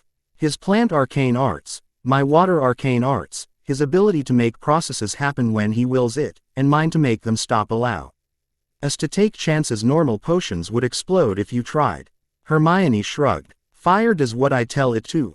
I isn't that I just give heat to things, I can take it. I can keep a temperature steady. Or even keep different parts of the potion at different temperatures. It's more an art than any sort of a magical science, so we would have to experiment. Harry shook his head. Look, air is my thing. About all I can do is control the fumes. I mean I can condense stuff out of the air for extractions, and yeah I can brew some really toxic stuff and not have to worry about breathing it, but I'm not super useful potions wise. All 3 turned to Harry and pointed. Clean up. 3 yelled in stereo, and 1 swore in counterpoint. Inside Elder Wizard's office, Albus Elder Wizard looked at Alistair Moody of his Order of the Phoenix, Senior Field Orur, and Amelia Bones, head of the DMLE. I know you did what you felt was right based on the facts of the case, but you understand this was just an excuse to remove a dangerous influence on the boy who lived. You know the prophesy. You know the stakes. Dark One will return, and if the boy who lived is not willing to do his part we all may fall. Amelia Bones snickered. The Longbottom boy, what's he going to lead Potter into? Gardening. Group hugs. The boy may never be the hero Augusta wants, but if he has an evil bone in his body it must be shrapnel. Elder Wizard leaned forward and put his legerdemain behind his words to hammer them into the minds of his listeners, forcing them to give them the weight he knew they needed. He killed 2 people. He killed his own parents. He takes part in forbidden rituals hidden in parts of the forest denied to me. Elder Wizard said, his voice ringing with the truth of it. Amelia felt the words hammer home, while head of the DMLE. She had come up through administration, not Orur, and lacked the mind defense training. For a second the words looked like they would take root, but Alistair slammed down his staff again. A blast of arcane arts snapping Dumbledore's legerdemain. He ended their pain, you Merlin be damned coward. I asked you, I begged you, 12 years ago to let me end it for them. They NLY stopped screaming when the Medawitches paralyzed their vocal cords. You said we couldn't afford another death in the order. For morale, for the greater good, sacrifices had to be made. I swore your damned oath and couldn't disobey you. Well, he did not. He did what you forbade me to. Moody paused for a second before ushering his half-stupefied boss Amelia Bones to the door of Elder Wizard's office. Funny thing about those forbidden rituals. You were awfully keen on stopping those forbidden rituals even though they were part of wizarding culture before your precious Wizigamut or even the Academy was. Yet you bound us all in forbidden rituals in a forbidden armed Order of the Phoenix that subverts sworn agents of legitimate government and law enforcement to do your private will. Examinin. Gee, the choices of young Neville Longbottom and Albus Bloody Elder Wizard, I deeply regret which one I swore to. Moody said as he stomped out of Albus Elder Wizard's office. That was bad. Of his direct action agents, very few survived the war. Alistair Moody was the single most dangerous of his still living followers. Still, he brushed off Alistair's criticisms of his methods. Albus was the champion of light. Only he understood the needs of the greater good. Only he could be trusted to make the hard choices. Only one more sacrifice to make, and whatever it cost to see the boy who lived sacrifice himself to save the world. Then Elder Wizard could at last rest. Classes and conflict. Defense against the dark arts is one definition of Dada. Daft actor doing abysmally is the one that was written CL. Early on all the Academy students' timetables, and for once Fred and George Weasley swore their innocence and admiration. For once, Hermione was guilty. Hermione's reaction to Dada class being turned into musical theater, where Gilderoy Lockhart's own portraits formed the chorus, was beyond negative. School was a church to Hermione, a shrine to learning, and what was practiced there was her sacrament and worship. Now the purple ponce was turning it into an utterly inappropriate grooming exercise for Gilderoy Lockhart to whip his underage female fans into a worshipful frenzy, while filling their heads with nonsense that would do nothing but get you killed in a confrontation with the vampire, werewolf, banshee or whatever creature the current lie was about. Noodle had identified the low-level charm being put off by Lockhart as being potion-based, similar to the Amortentia, or love potion, only greatly weakened by its use as a perfume. It was enough to induce fascination and to greatly enhance any natural attraction that may be present, or may be induced situationally, but not enough to cross the detection threshold hours later if a competent Medawitch were to use a diagnostic to check for its presence. Worse, repeated exposures would layer enough suggestions that the target would grow to accept the thoughts and urges as their own. Grooming. Granted, she had no evidence he was doing anything with her second-year classes, but she had no one she knew enough to get information from in the higher classes. No one put that much effort into magical seduction if they were not in fact a predator. Millicent and Neville shrugged it off. After all, since the most powerful light arcane arts user in existence hired the git, he must clearly know of and tolerate the abuse. Neville chose to believe that meant Elder Wizard wouldn't let anything truly objectionable happen.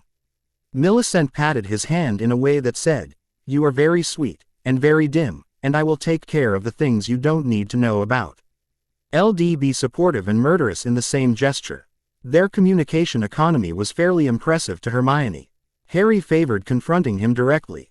They had killed Ed the last Dada professor and gotten away with it, so clearly it wasn't off the table. Hermione had been dealing with Orur Dollish and his cronies all year, and rather suspected that Gilderoy Lockhart was some form of trap.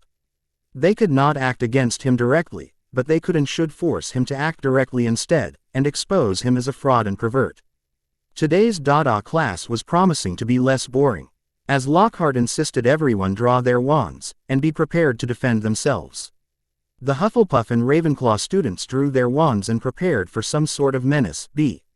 Oot Ravenclaw Marietta Edgecombe burst out laughing and identified the caged creatures on Lockhart's desk. 5 points Ravenclaw. Yes indeed, these are freshly caught Cornish pixies, and they have been devenomed this morning through a potion from our dear Professor Snape, so do not fear for your lives. The pixie is one of a number of magical swarming pests, many of which can kill you quite swiftly. If you lack the trained reflexes of an Order of Merlin, 3rd class, and Dark Defense League Knight honorary, like myself," said Lockhart, preening visibly, his ranked portraits leading the applause of the female half of the class to his posturing. Now, I am not the only celebrity in this class. We are graced with young Harry, the boy who lived, and as anyone can tell you, the more books written about you, the more important and powerful you must be, and Harry has even more books written about him than I do," Gilderoy said lightly. Gilderoy smiled cruelly, ready to complete his plan. Dominant's play to establish himself as the one true celebrity in the academy. For that reason, when I release the pixies, I will let the class see what they can do on their own, then let Mr. Potter finish up the rest if they prove too much for you," Lockhart said, opening the cage, and stepping back through the door to his teacher's prep room to watch the festivities in peace, ready to step in. Once the boy had been properly humiliated, the pixies charged everywhere, grabbing inkpots and hurling them at students, stealing wands and grabbing long hair to pull witches forward by, or pulling the students' robes over their heads to blind and muffle them. Neville and Hermione were stunning any that came at them, but Hermione turned and told Harry, "Look, he's not going to do anything until you deal with these little idiots. If Neville and I do something beyond potting the occasional one, we are going to damage them. Can't you do a little air stuff?" Hermione made a little sweeping motion, indicating Harry should clean up the mess. Harry on the whole didn't like to use his wind arcane arts, as it seemed rather happier to unleash storms of wind and lightning to devastate whole city below CKS than to do casual dusting of his dorm room, but he had been practicing. With a sigh, he raised his wand and made a circular motion, chanting, "Hvir Filvinder," and a whirlwind was born from his wand tip. With a growing smile, he directed his whirlwind to dance around the room and collect pixies.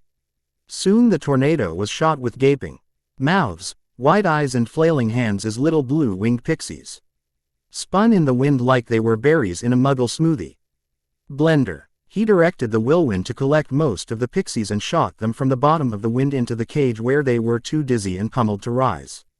Gilderoy Lockhart's face looked like he had just bitten a Bertie Bott every flavored bean named Vomit, clearly unhappy with his planned chaos. He strode forth from the CLS and found Hermione sneering openly at him. "Not quite the result you were hoping for, Professor," Hermione said in a caricature of politeness. Gilderoy looked at her. A mop of brown curls with a small girl attached. Not a hint of curve on her, nor any trace of proper aristocratic features. Plain girl. Honestly, if she was actually ugly she would at least be interesting to look at. How dare such a plain non-entity seek to mock Gilderoy Lockhart? For a girl with neither beauty nor any trace of grace, you seem to be entirely too comfortable with letting famous wizards defend you. It won't be long until he grows up a bit and finds virtually any other girl more interesting than you. Who will defend you then? Lockhart sneered. One pixie who had been hiding in the candelabra while the whirlwind hunted dove down at Lockhart in an attempt to grab hold of his perfect ringlets and rip off a handful. Unfortunately for the screaming Lockhart, who ducked from Hermione's drawn wand under the assumption that it was meant for him, she was actually targeting the pixie. "Incendio," she muttered, and the diving pixie burst into flames. It fell onto the ground and screamed as it rolled from side to side. Lockhart finally fumbled out his wand and cast a shaky augmentie to pour water on the pix, but the pixie continued to burn, even under the water, until it died. Hermione looked at the pixie, then poked it with her foot. Making a tisk-tisk noise, she turned to Lockhart and smiled. "I imagine I'll be fine, don't you think, sir?" Hermione said, smiling brightly. Lockhart backed away, and dismissed their class. If the morning Dada class was off-putting, the afternoon class was actively disturbing. This time, Gilderoy Lockhart was facing the Slytherin, Gryffindor class, and he was simply trying to build his reputation as a dangerous arcane arts user in their minds. The Gryffindors were not Ravenclaws to believe something just because they read it, and the Slytherin respected only power. For that reason, he had to demonstrate his power on something safe, so he didn't have to do it again when he got to actually dangerous beasts. Gilderoy began with his trademark speech about the pixies. "Yes, indeed. These are freshly caught Cornish pixies, and they have been devenomed this morning through a potion from our dear Professor Snape, so do not fear for your lives. The pixie is one of a number of magical swarming pests, many of which can kill you quite swiftly if you lack the trained reflexes of an Order of Merlin 3rd Class and Dark Defense League Knight Honorary like myself. This time, he wasn't planning on leaving it to the students, but to use the spell he had learned from the actual pest exterminator he based his book on. The poor fellow got obliviated back into idiocy before Lockhart was done with him.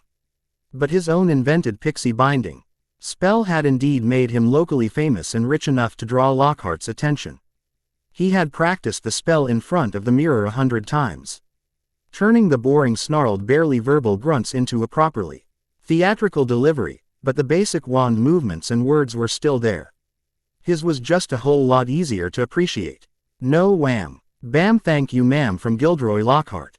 When he cast a spell, he wanted everyone to appreciate his sheer artistry and presence. Not like he was facing a Dementor after all.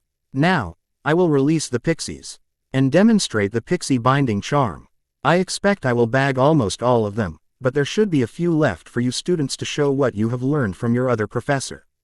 Of course, he got killed by a first year, so he can't have actually had much to teach you, mocked Lockhart, making Draco Malfoy in the audience seethe with rage. Draco Malfoy didn't know that Dark One was Tom Riddle, but Tom Riddle did, hearing himself mocked like that by a patent fraud like that hit Tom in his ego, which bled through to hit Draco's already fragile ego, and set he two of them into a spiral of self-amplifying rage. Lockhart released the pixies and began gesturing theatrically and chanting like he was acting the part of Merlin in some staged Arthurian drama. Not engaging in close quarters combat with a swarm of pixies released already inside arm's reach. Malfoy had no idea if the spell would have worked. Lockhart's wand was plucked from his hand and his Oswo different pixies who proceeded to steal his cravat and blindfold him with it. Lockhart screamed and crawled beneath his desk, clearly leaving the students to their own devices. Draco Malfoy saw the little beasts take Crabbe's wand away and blind Goyle with a splash of ink to the face. Then they lifted Pansy by her hair to dangle in the air, which ought to be impossible for such small figures, but he knew they had mass-altering arcane arts of their own. If they thought it was fun to dangle things in the air, so be it. Leviacorpus Acer, Malfoy snarled, and made a gesture similar to fly ishing as he caught half the darting pixies in his curse. This was based on the Leviacorpus jinx his uncle Severus had tried to teach him. Draco didn't used to have the raw power to make it work, but since finding Tom and the diary, dark magics came to him so much easier and he had so much more raw power to use them with. Tom had suggested a change. Leviacorpus dangled subjects upside down from their ankles, but did no real harm. Leviacorpus Acer added a piercing element to the jink, making it a proper dark arcane arts combat spell.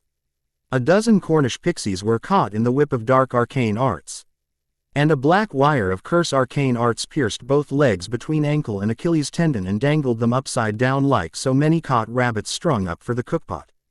The little pixies whimpered in pain, and a fine rain of blood dripped down them as they twitched and fluttered helplessly. The class looked on with a mix of shock and horror, except for Millicent Bulstrode who was busy dealing with the rest. Taking out her own wand she raised it up, and slashed it down with authority, calling out, "Haglas!" Icy hail sprang from the ceiling and hammered the pixies to the ground. Sweeping her wand in a much tighter motion, she traced a short vertical slash less than 5 centimeters with her wand, leaving a short glowing eye hanging in midair as she whispered, "Isa." The downed she's were frozen but unharmed and she simply used a muttered, "Accio pixies," to refill the cage with the frozen pixies, leaving only Draco's hanging, bleeding, and whimpering ones. Draco looked at Millicent and sneered. Millicent looked at Draco and raised one eyebrow. Dominance attempted, and ignored. If Draco thought to cow Millicent Bulstrode with a demonstration of brutality, he had been raised far more gently than a half-blooded daughter in a pure-blood dark family. "Well, stuff them in," Millicent said, tired of holding the cage door open while Draco Malfoy played dominance games. "Or do I nay, Ed to get a Weasley like Ron over there to show you how to stick it in," Millicent said in a reference to his rumored parentage she would regret making later, but at the time she was too annoyed at his bullshit dominance games to care. Malfoy flushed red, and directed the pixies into the cage as Ron Weasley set off the whole class into laughter as he defended his father's honor. It's not true. My dad never looked at another woman. He would never touch a filthy snake like Malfoy's mum, swore Ron hotly. Yeah, said Seamus Finnegan, even if she is hot enough to be a coverwitch. And stacked, chimed in Dean Thomas. Why wouldn't he? Said Tracy Davis. I've seen Weasley's mother, and no offense, but Narcissa Malfoy is one of the great beauties of her generation, and Weasley's mom is just. Draco Malfoy lost it again. My mother would never let a Weasley even look at her. Daphne Greengrass chimed in, but you have to admit he would want to. Not helping Daphne, said Millicent. I'm just saying, protested Tracy Davis. Did more than look, I heard, said someone from the back of the Gryffindor side. Draco Malfoy was beyond all reason when he left Dada. He had told the diary that all he needed was to demonstrate his power to claim his rightful place in Slytherin as the heir of Slytherin and their rightful ruler. Tom had argued he needed to do more than talk, the academy needed to be cleansed of the mudbloods and blood traitors, the halls needed to run red with blood, before they could truly be clean again. Draco thought Tom wanted Draco to do what he feared to, all those years ago. But dared not say it to the one voice that was still on his side. Once again, Tom was right. The time for words and pretty demonstrations was done. It was time the heir of Slytherin taught the academy to fear the sound of his name and obey the whisper of his words. That night, after curfew, a Ravenclaw ghost sat in her toilet and sang softly to herself. She liked night time. No pesky students in the hallways. No intruders in her toilet. She died here all those years ago, and still they wouldn't leave her alone. The door opened. A boy came in, blonde hair, and very pretty. A Slytherin. You are very pretty for a boy. But you cannot be in here.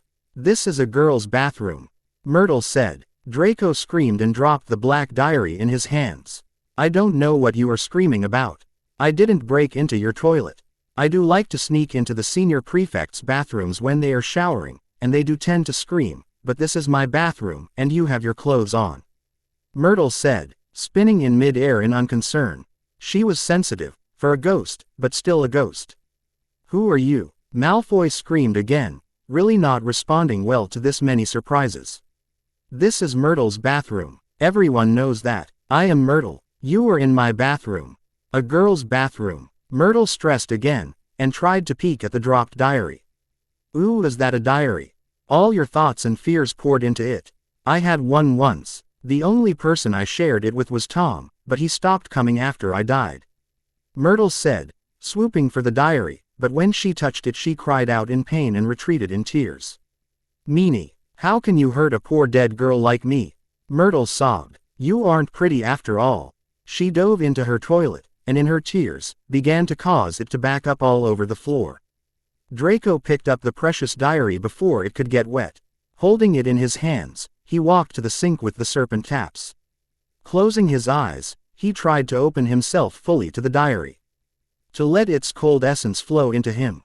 He had been working on these exercises for weeks, and he was starting to black out sometimes when he did so. He would come to in a different part of the dungeon, with no memory of how he got there, but Tom seemed to tell him that was all a part of learning to tap the powers of the heir of Slytherin. He couldn't be the true heir unless he opened the chamber, and he could not open the chamber until he could speak the words. Draco was proud of his birth, proud of his pure blood, and even more proud of their allegiance to the Dark Lord who spoke Slytherin's own tongue. Now he was stuck in a school where two half-bloods, a blood traitor and a Muggleborn all spoke Parseltongue while he, the Malfoy heir, could not. The diary could change that. Tom swore if he opened himself fully enough, let the power flow into him fully enough, he too could speak it. He could take the spirit of the heir into himself, and become a speaker. Like Dark One, he could become Slytherin's heir and the world would tremble before him. Draco felt the water from the overflowing toilet soak into his socks. Bitter tears rolled down his face as something nudged his shoe. He would not look. He would not. He was a Malfoy. Ignoring a sobbing ghost and backing up toilet, Draco Malfoy poured his heart and soul into Tom Riddle's diary, and felt his mind grow blank. The Expras. Scion of a fragile little boy fell from Draco Malfoy's face, and an expression Myrtle might well have recognized replaced it. The calm, confident tones of Tom Riddle sounded from the mouth of Draco Malfoy and spoke only one word. Dollar open dollar. Dust added a layer to the overflowing toilet water as the chamber opened for the first time in decades. With a smile, the heir of Slytherin stalked into the chamber to awaken its sleeping guardian. He had held back the last time because his soul could not bear the burden of the blood of wizarding children, even to bring forth the WT were robbed of. This time he would not hold back his hand. This time, he would do what was necessary and cleanse the academy as the first step to reshaping a pure and untainted wizarding Britain.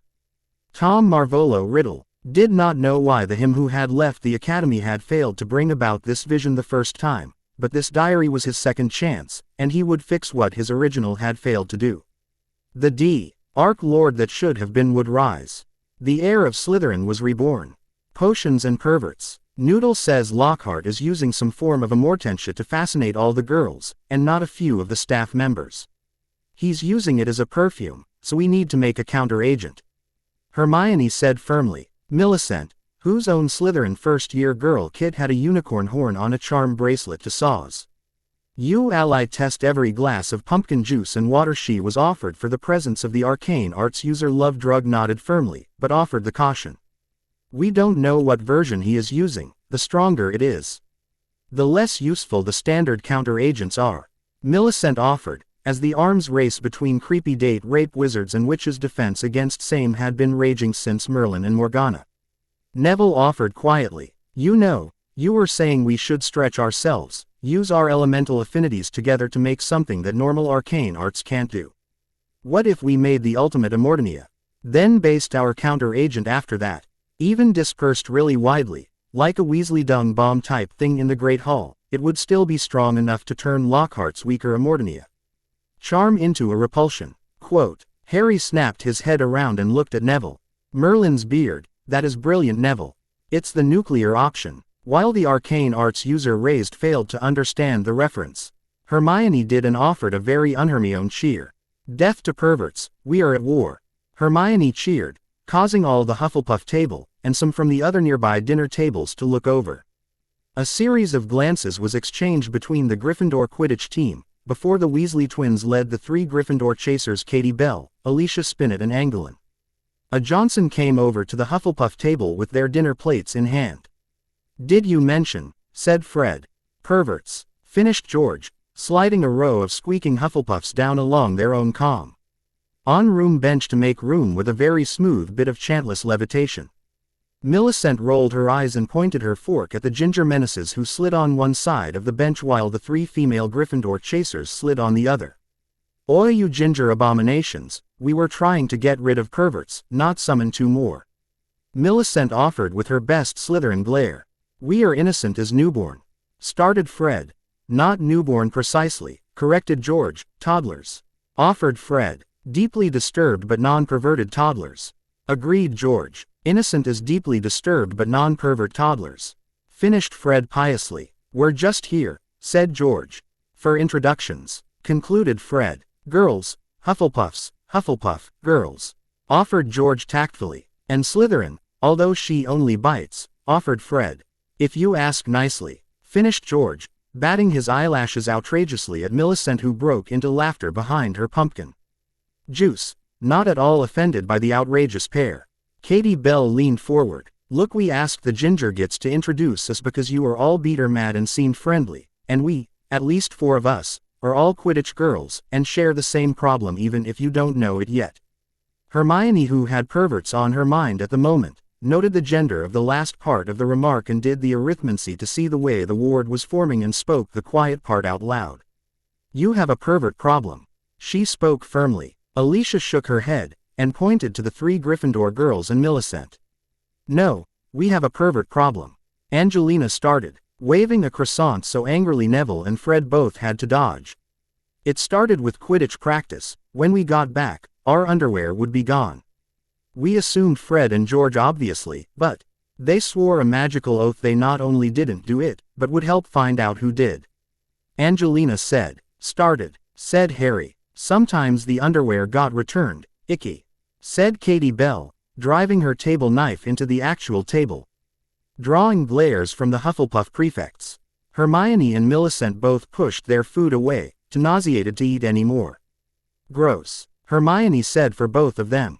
Angelina was still in her rant. Now it's like we can tell someone is watching us when we shower, but the shower room is warded against scrying by Professor Babbage herself, so you know no one can be spying from outside. Harry, who was very familiar with the wards on the female areas of the academy because runes were one of his magical obsessions, as is true of most goblins, spoke up next. Hang on. No man could be peeking. The wards on those buildings mean that the only man that could bypass the wards to get in the female area would be Elder Wizard himself, and I am pretty sure he flies for the other team. And is honestly a bit far along to fly at all, Harry offered in the bluntness of the young. Neville stared thoughtfully. I could. The 3 Gryffindor chasers looked at him and frowned.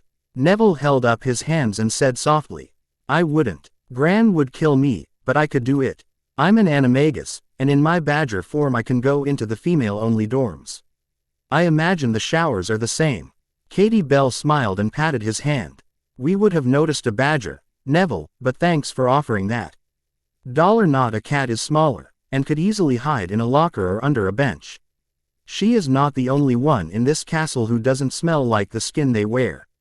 Noodle offered, and Harry translated. Angelina looked confused. Who is not a cat? Harry shrugged. That is what Noodle calls McGonagall.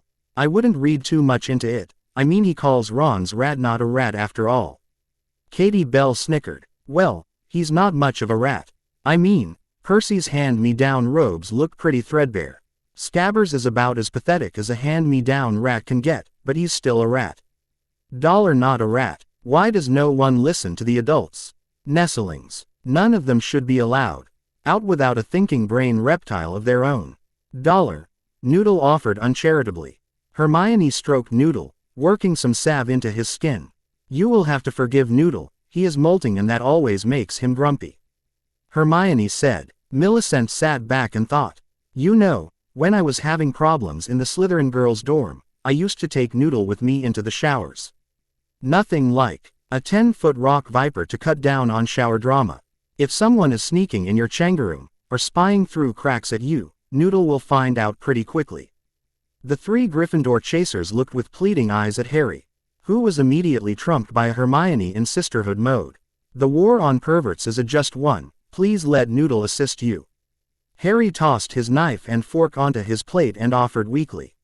Morgana's furry fundament. Neville is sleeping with whole dorm rooms of girls, Noodle is showering now with 3 different houses worth of girls, and I'm supposedly the cell. Ibrati in the group and my mother says I'm not even allowed to date until I come of age at 13 and then only supervised.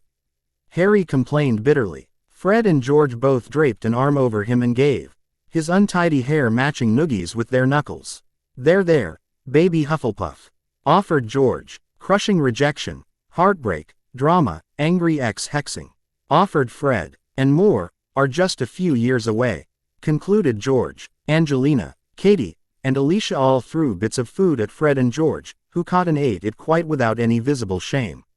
When approached before potions class by his favorite Slytherin potioner, 2 reformed cauldron killers, and a decently responsible Hufflepuff about making a Mortentia in class, professospicious.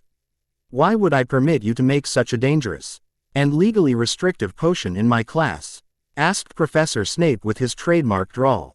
We have an interest in antidotes, and the Amortentia antidote is a key study, as only a superior grade antidote will work against any given strength of Amortentia.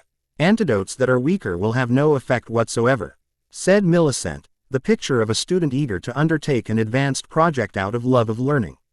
And you expect me to believe that the 4 of you wish to brew some sort of experimental batch of Amortentia the week before midterms because you have too much free time? Drawl. Ed Snape as if amused to see what new lie the little snakelet would spin.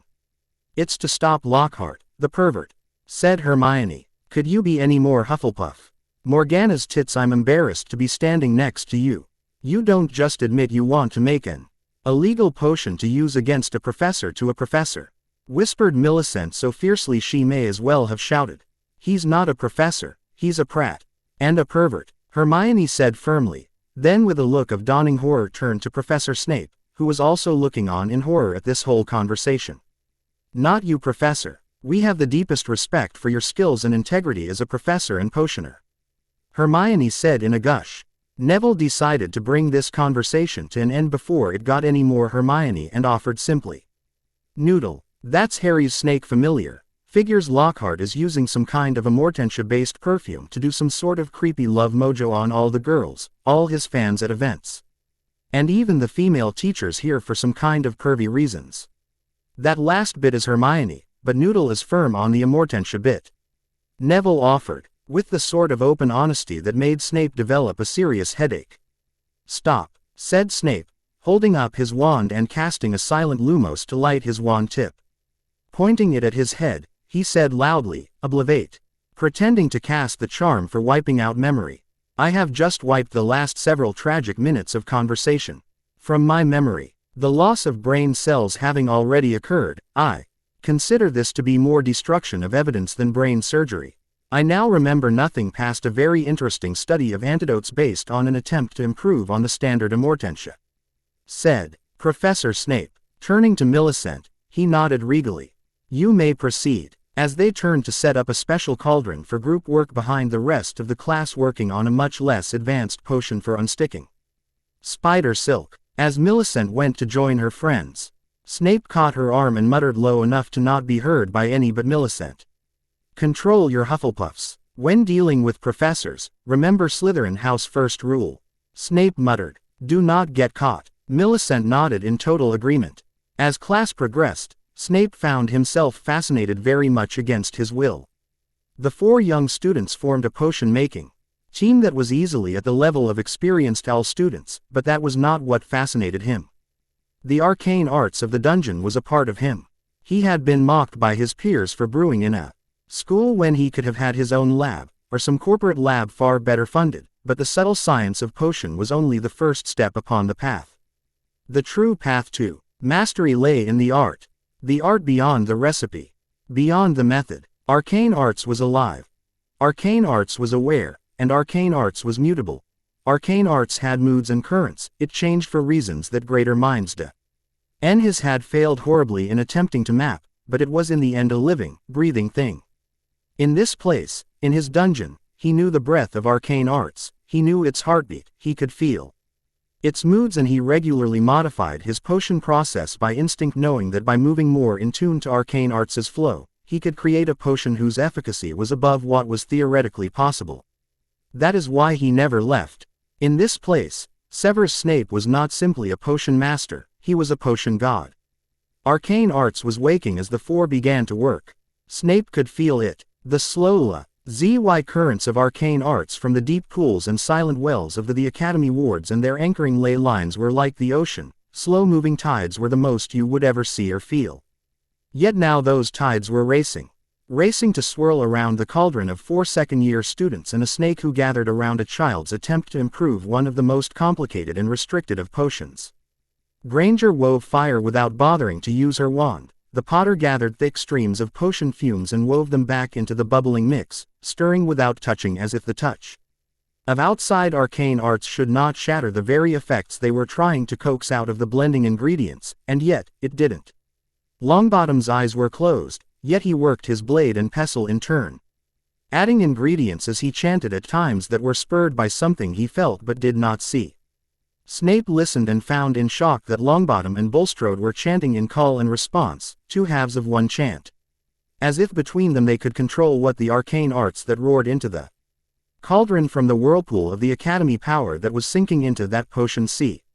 Aldrin, as if it was a huge wardstone or leyline, not a common iron pot, well past its prime and having suffered the use of many a less than talented student. Strangest of all, the chanting of Neville and Bulstrode was joined by Potter and Granger, one voice that spoke in turn from 4 throats, sometimes singular, sometimes pairs, or all 4 together. The language the spoke made his forearm burn and his blood run cold. For it was the language of his dark lord. The snake, Noodle, swayed in the fumes like a dark god, his black eyes staring back into Snape's own as it began to lend its own voice to the chant. Before it lunged forward and 2 streams of venom fell into the swirling mists of Potter's potion fume vortex to be stirred into the love potion, as if the venom of the second most dangerous Magical snake could somehow be added to a love potion without killing whoever touched it. Yet, Snape felt the rush of the tide as the power rushing into the potion peaked, and then rushed back in a wave of release. As the roiling storm of power and chaos in the cauldron settled into a new steady throb of potency, Snape watched as 4 humans fell in a grinning, sweaty, and clearly exhausted mess. While the rune-marked rock viper hissed contentedly above the cauldron, the entire potion class had stopped what they should have been doing to observe a reaction powerful enough that even they could feel it, and yet somehow correct enough to keep Professor Snape frozen in fascination instead of urgently banishing whatever dangerous student nonsense was about to endanger Cauldron and children in his precious dungeon. Millicent looked up, her face a mass of sweat, her hair lank against her head as she turned to face her housemaster. "Did we do it?" she asked. Snape drew out his sting kit from his special pouches in his sleeve with all drama, seeking comfort in the familiar actions. As he began his testing, he asked the question that had been bothering him. "Miss Bulstrode, what exactly was that you just performed? Do not waste my time passing it off as simply potion making." Snape asked quietly. "A ritual. We are an elemental quartet, balanced and trained in coven rituals," Millicent said very quietly, making sure her face was blocked by Snape's body so no one could overhear it. In Parseltongue, Snape asked the dangerous question softest of all. "What better tongue UE than Slytherin's own for working true arcane arts?" Noodle hissed, and Millicent translated.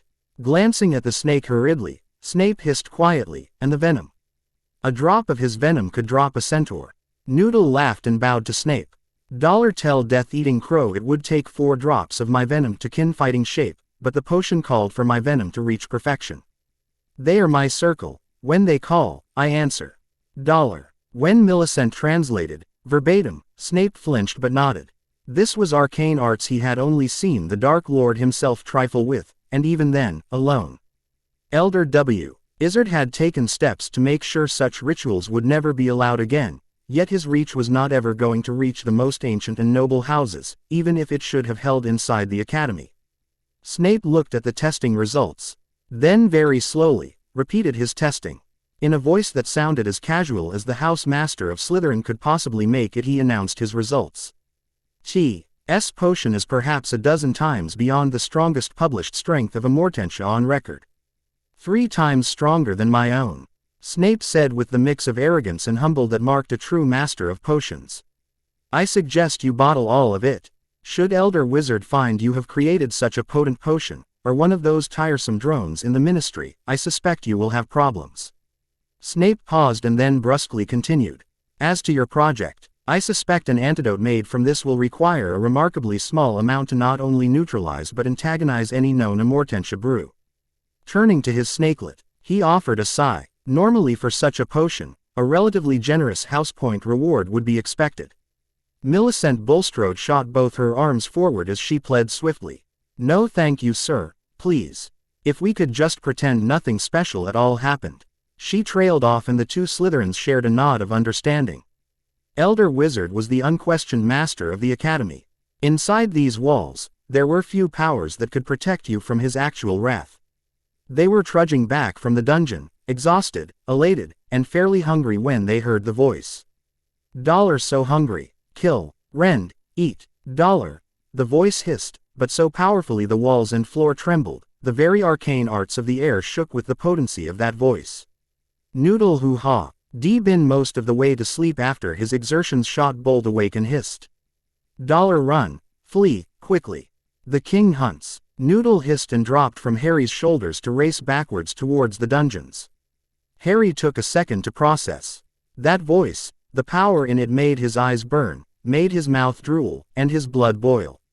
Something in it made him hunger for something denied him, something he needed. He was lost in a moment of something like lust when Hermione shocked him back to reality.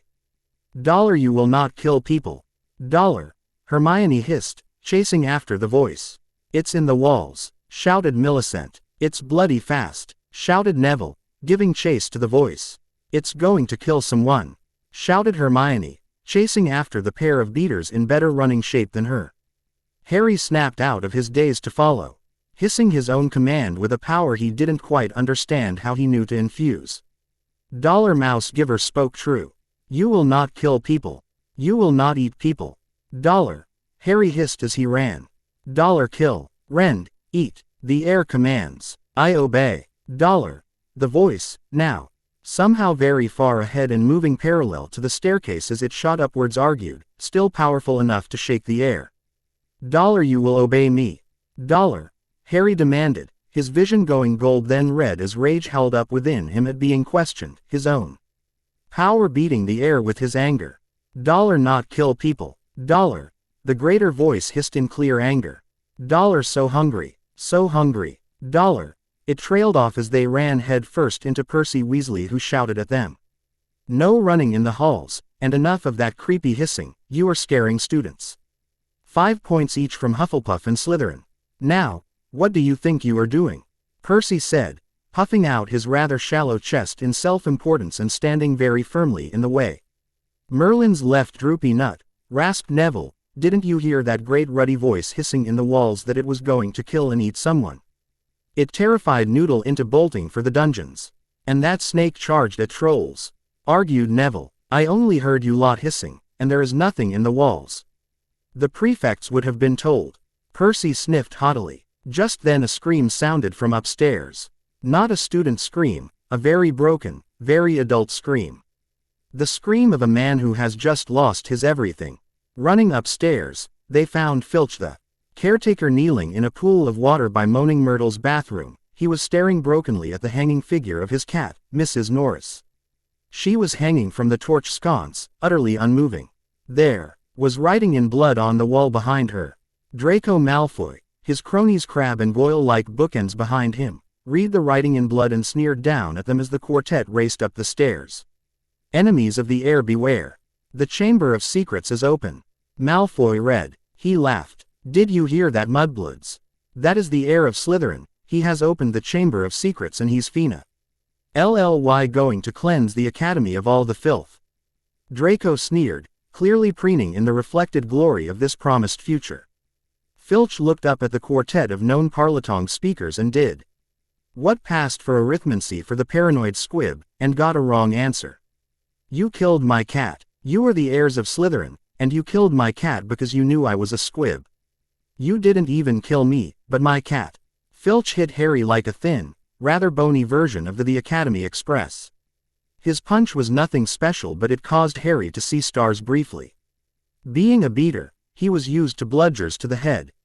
So he got a hand in the way of the next few, but Filch was inconsolable and uncontrollable. Mrs. Norris never done nothing to you. She's all I have in this whole world. You ain't got no reason to kill her just because I'm a squib. I ain't got no place to go, and the only reason I stay here is so I can afford to keep her, and you dirty brats gone and murdered her. Filch said, finally dissolving into tears and collapsing limp in Neville and Millicent's arms as they pulled him off Harry. By this time McGonagall and Elder Wizard had already arrived from 2 different directions. McGonagall was reading the writing in blood and going very pale, while Elder Wizard was poking Mrs. Norris with his wand. Gilderoy Lockhart arrived then and struck a pose before speaking. Killed by black arcane arts. It's a shame I wasn't here. I dealt with a nasty bit of this a few years back in Borneo as covered in my Black Death in Borneo book, only 10 sickles in flourish and blots, 12 for a signed copy. I have the perfect counter curse, but of course it's too late now. Elder Wizard looked up sharply, less than amused. You may relax, Mr. Filch. Mrs. Norris is not dead. She will in F.A. court be entirely fine in a few weeks when I have had a chance to prepare the proper counter. Elder Wizard said softly. Not dead, shouted Draco, sounding almost offended. Elder Wizard nodded. Not dead, Mr. Malfoy. Petrified, just as happened the last time the chamber opened. There was only the one death, before it closed on its own, even then. Draco's face was a study of disgust, even as the bled students were a mix of the more expected fear and horror. Professor, these students were hissing something in that serpent language as they were running up here. Perhaps they should be questioned about being this heir of Slytherin, Percy Weasley said, pointing an accusatory finger directly at young Harry. Draco broke his Slytherin calm then and shouted, Potter, Potter, You think a half-blow OD creature could be the heir of Slytherin? You must be out of what passes for a Gryffindor mind. Draco shouted. Be quiet, Malfoy. You aren't even the heir of Weasley. There are a fair few of us older than you after all. No one cares what you think, Percy Weasley said in perhaps his least diplomatic offering ever. Luckily, Crabbe and Goyle caught Draco before he could attack a Gryffindor prefect. In front of both the head of Gryffindor House and the headmaster, but it was an wizard made a calming gesture. Peace, Mr. Malfoy. Peace, Elder Wizard offered. If you will note, this blood is dry, W. Hitch indicates that the petrification and writing happened some dozens of minutes ago, at least, while Mr. Potter and his friends were observed by Prefect Weasley as coming from the potions dungeons, floors away from here at that time. I will ask students to now proceed to your next class, and leave this matter in the hands of your professors. Elder Wizard concluded, but his eyes were troubled, giving lie to the relaxed expression on his face. Obligatory shower scene. Oh, say public opinion turned on Harry, Hermione, Neville and Millicent is to say that a rampaging bull is not often invited into china shops. For a spot of tea. Roughly a quarter of the school thought they were guilty and drew wands if they got close. Another quarter thought they were guilty and ran when they came close. The D-quarter either didn't believe it because they knew and liked the quartet, mostly Hufflepuffs, but a smattering of other houses. It was the last quarter that disturbed them. The ones that bowed, smirked, or gave thumbs-up signs of approval, as they did indeed believe the quartet was guilty, but approved of their measures to purge the academy of its impure elements. How exactly a creature, half-blood, muggleborn, and former virtual squib and blood traitor were chosen for this dubious honor made no sense to the quartet themselves at all. Yet, it was this quarter, the one that believed they were guilty and loved them for it, that nearly broke Neville's and Hermione's heart.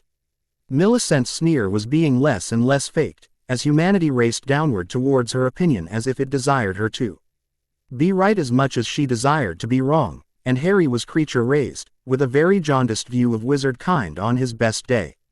These were not, for the record, good days.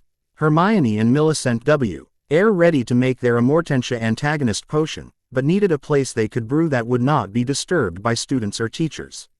Honestly, given that 6th and 7th year students had discovered hormones in broom closets, unused classrooms and secret passages at roughly the same time, finding a place that was not randomly occupied and or raided was difficult. There is no help for it. We are going to have to use Moaning Myrtle. Millicent sighed in some dejection. Who is Moaning Myrtle? Harry asked in confusion. Youngest of the Academy ghosts, died in 1950. She was a Ravenclaw. Her causes of death are not in the Academy a history, and the newspaper sources at the time are all in the restricted section for some reason. There is no reason to hide the records of public events from future generations. We cannot learn from history if they keep hiding it from us. Hermione said, warming to her. They are censoring the library. Rant. That is why they hide it, of course. How can you escape blame from your past mistakes if you keep allowing everyone who needs to trust and obey you gets to read about how terribly you mucked up the last time?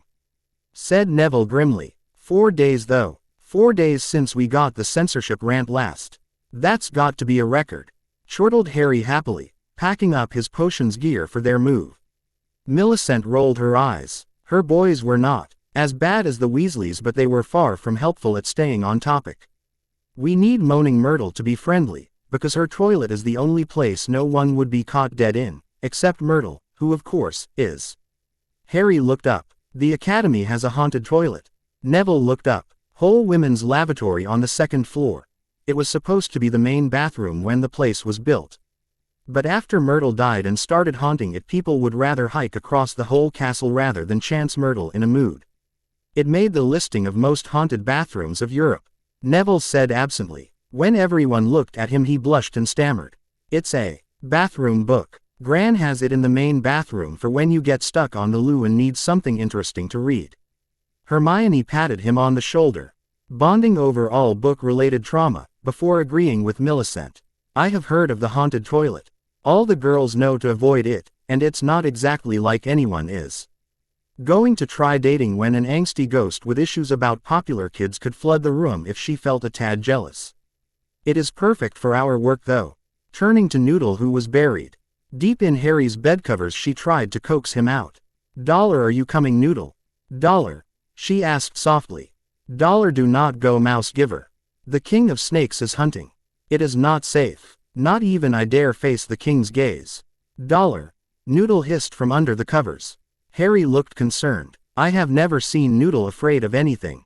There are things he knows his venom isn't strong against and he avoids them, but he has never actually been scared of any of them. He wasn't even scared of Dark One. Quote, Hermione shrugged. King of Snakes refers to the basilisk, but the voice we heard was coming from inside the walls. Some of those corridors, the walls are only a foot thick. There is no way a basilisk is fitting inside them. I think it is a ghost. That makes sense, the ghost of Slytherin's monster. I mean, basilisk live for about a century. And Slytherin sealed his chamber 1,000 years ago. Any actual snake would be bones and dust by now. Millicent shook her head. The thing was clearly following orders of another Parselmouth. So if it's not us, and it's not Slytherin, then somebody out there is using it for a power play. We just keep making ourselves more of an obvious power in the school and they will have to come after us. If we act like we are the true heirs and he is the pretender, or she I suppose, then in order to prove us wrong they will have to challenge us directly. Neville shuddered. I don't like being bait. Why can't we just track them down and stop them? Millicent started counting off on her fingers. Colin Creevey, Justin Finch Fletchley, Tracy Davis, are all currently paralyzed, and the Bloody Baron ghost is, well, whatever you call a non-moving but not moving on ghost. Every time we have either just stopped the damn thing from killing, and ended up with another petrified student. Or they got lucky and saw them through a ghost and ended up petrified with a side of frozen ghost. We are not going to be lucky forever. Someone is going to die. Millicent said firmly. So our plan is to full Gryffindor. Take over the school by force, or at least scare the poop out of everyone openly to make the heir think no one is paying them any attention at all and dare them to come after us openly. Harry said, trying to make sure he had it straight. Millicent worked her forehead. Yes, Harry, whoever the heir is, they need recognition like plants need sunlight. Take its light. Take all the glory. Be the attention-seeking prat everyone expected when you got here. Be Gilderoy Lockhart, but with normal pants and for sure please wear underwear. Hermione sighed. I feel kind of sad for Ravenclaw. Neville stopped packing his herb kit for the potion making and looked up. Why sad for Ravenclaw? He asked. We are Hufflepuffs following a Slytherin plan to be fake Gryffindors to defeat the heir of Slytherin. They are literally the only house left out. Hermione said softly. Millicent grinned. Lockhart is a Ravenclaw. Hermione frowned. Right, well, Operation Pervert will rid Ravenclaw of its shame.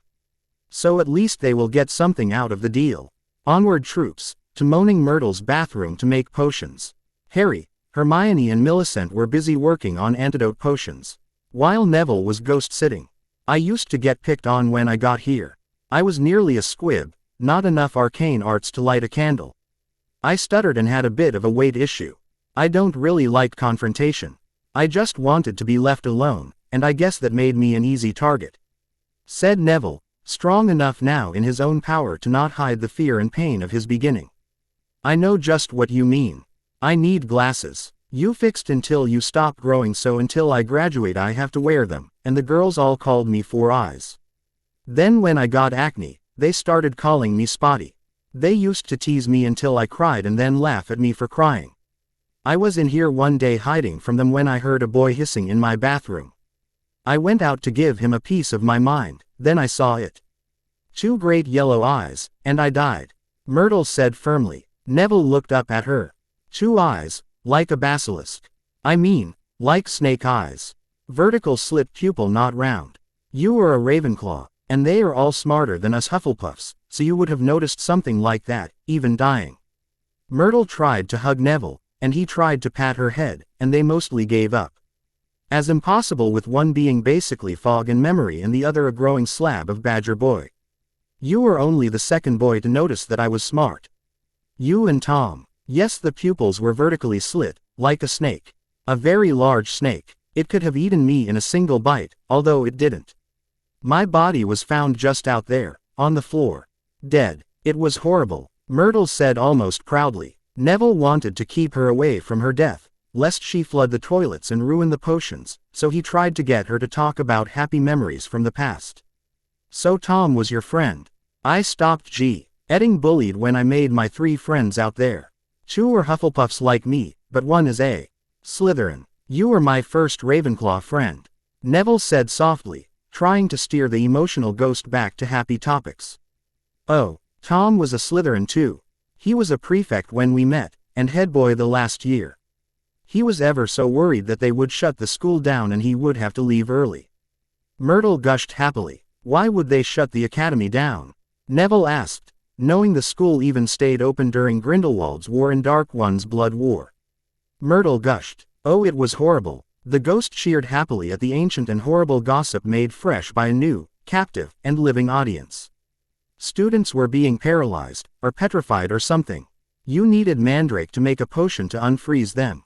And that takes ever so long to brew.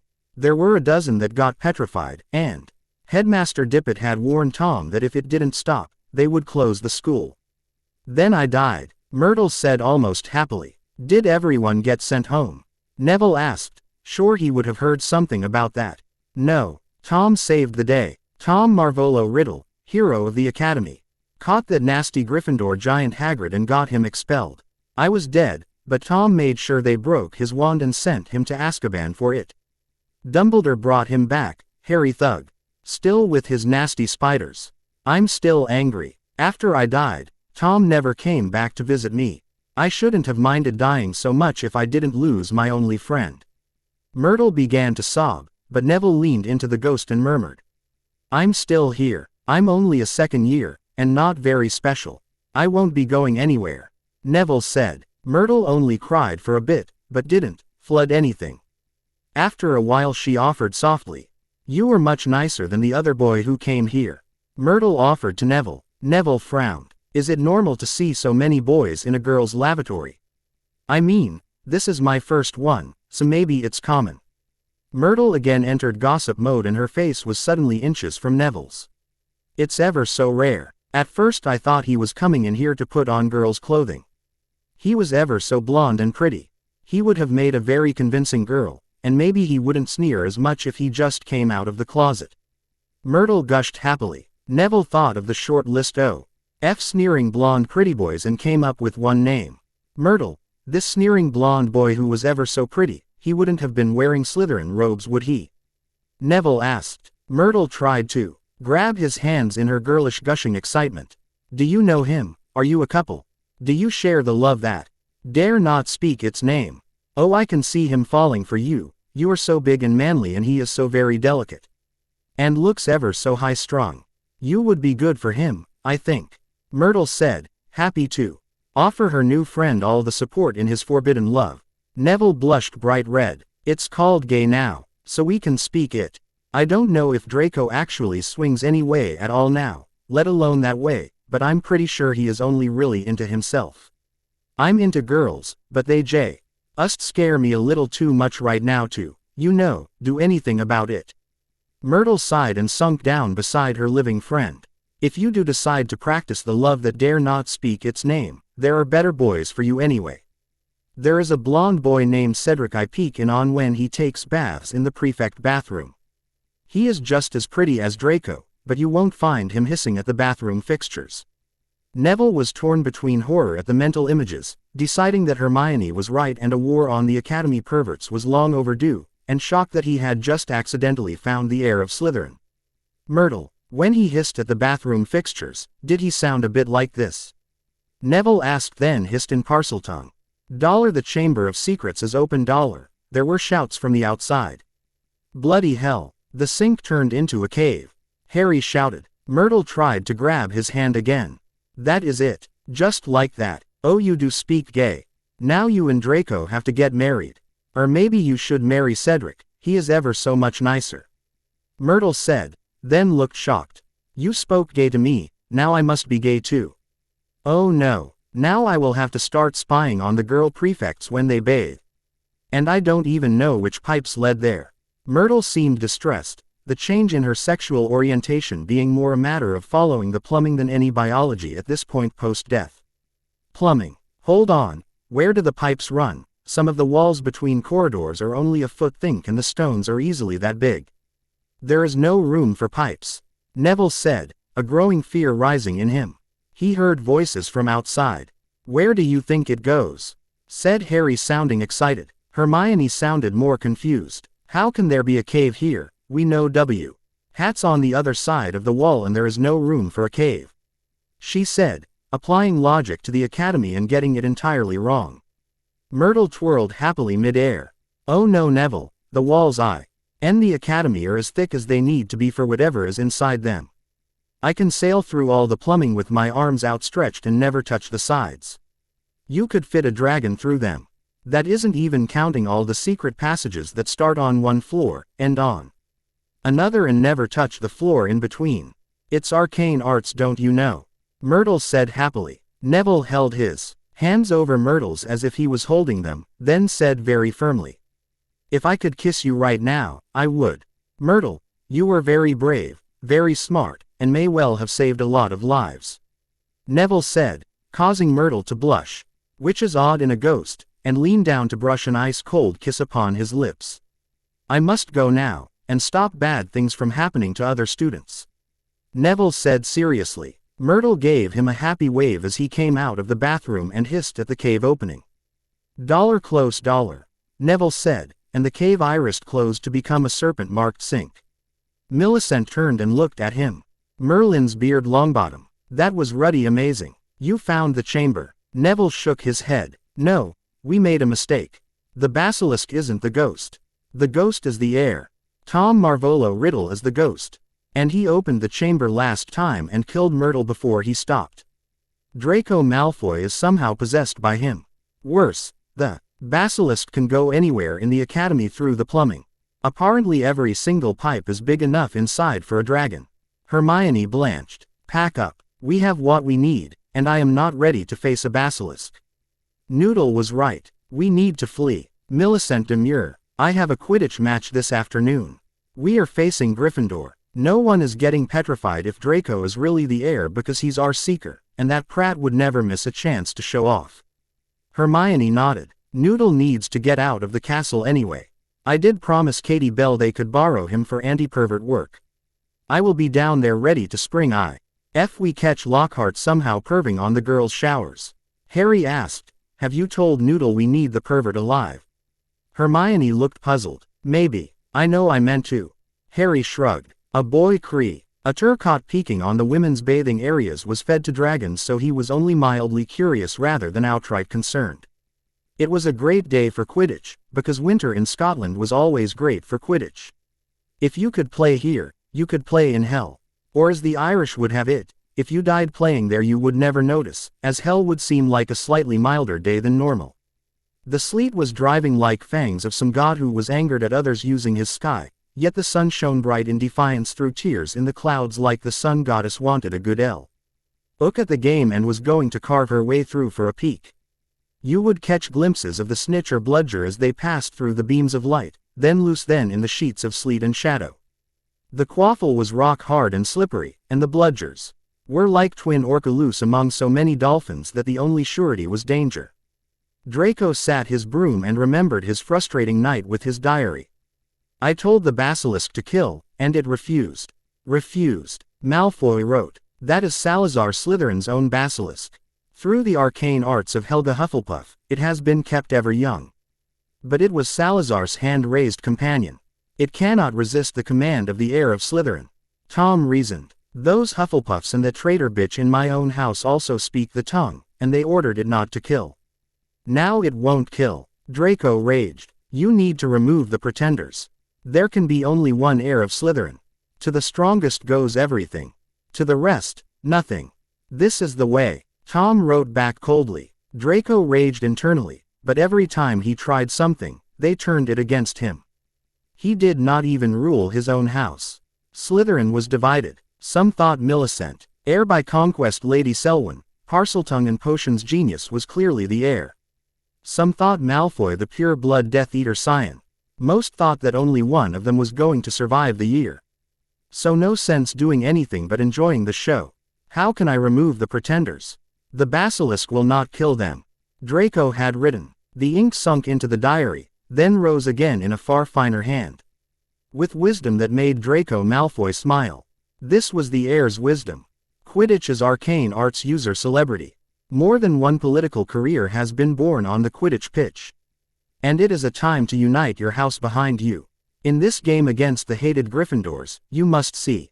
Two things happen: glory must be yours, and the pretender must have a very public accident. There is nothing sweeter than murdering a rival in front of hundreds of witnesses who will swear under Veritas Serum that you are innocent. The spells he had been forced to learn by Tom Riddle's ghost had caused him physical pain. He didn't have the magical reserves to do them himself, so he had to bring the diary with him physically under his play robes. The spells safeguarding the bludgers were layered by experts, and the product of almost 1,000 years of rune and charm evolution. They were widely accepted to be untamperable, and the very attempt would set off alarms woven into the structure of the bludger itself. To the point that a tampered bludger should not even be able to fly. Tom Marvolo Riddle, who would one day reveal himself to be Lord Dark One, was no ordinary arcane arts user. While Dark One during the Blood War had been known to the public for his atrocities, he was feared by the powerful for his ability to bring down powerful defensive wards that were thought by everyone to be utterly invulnerable.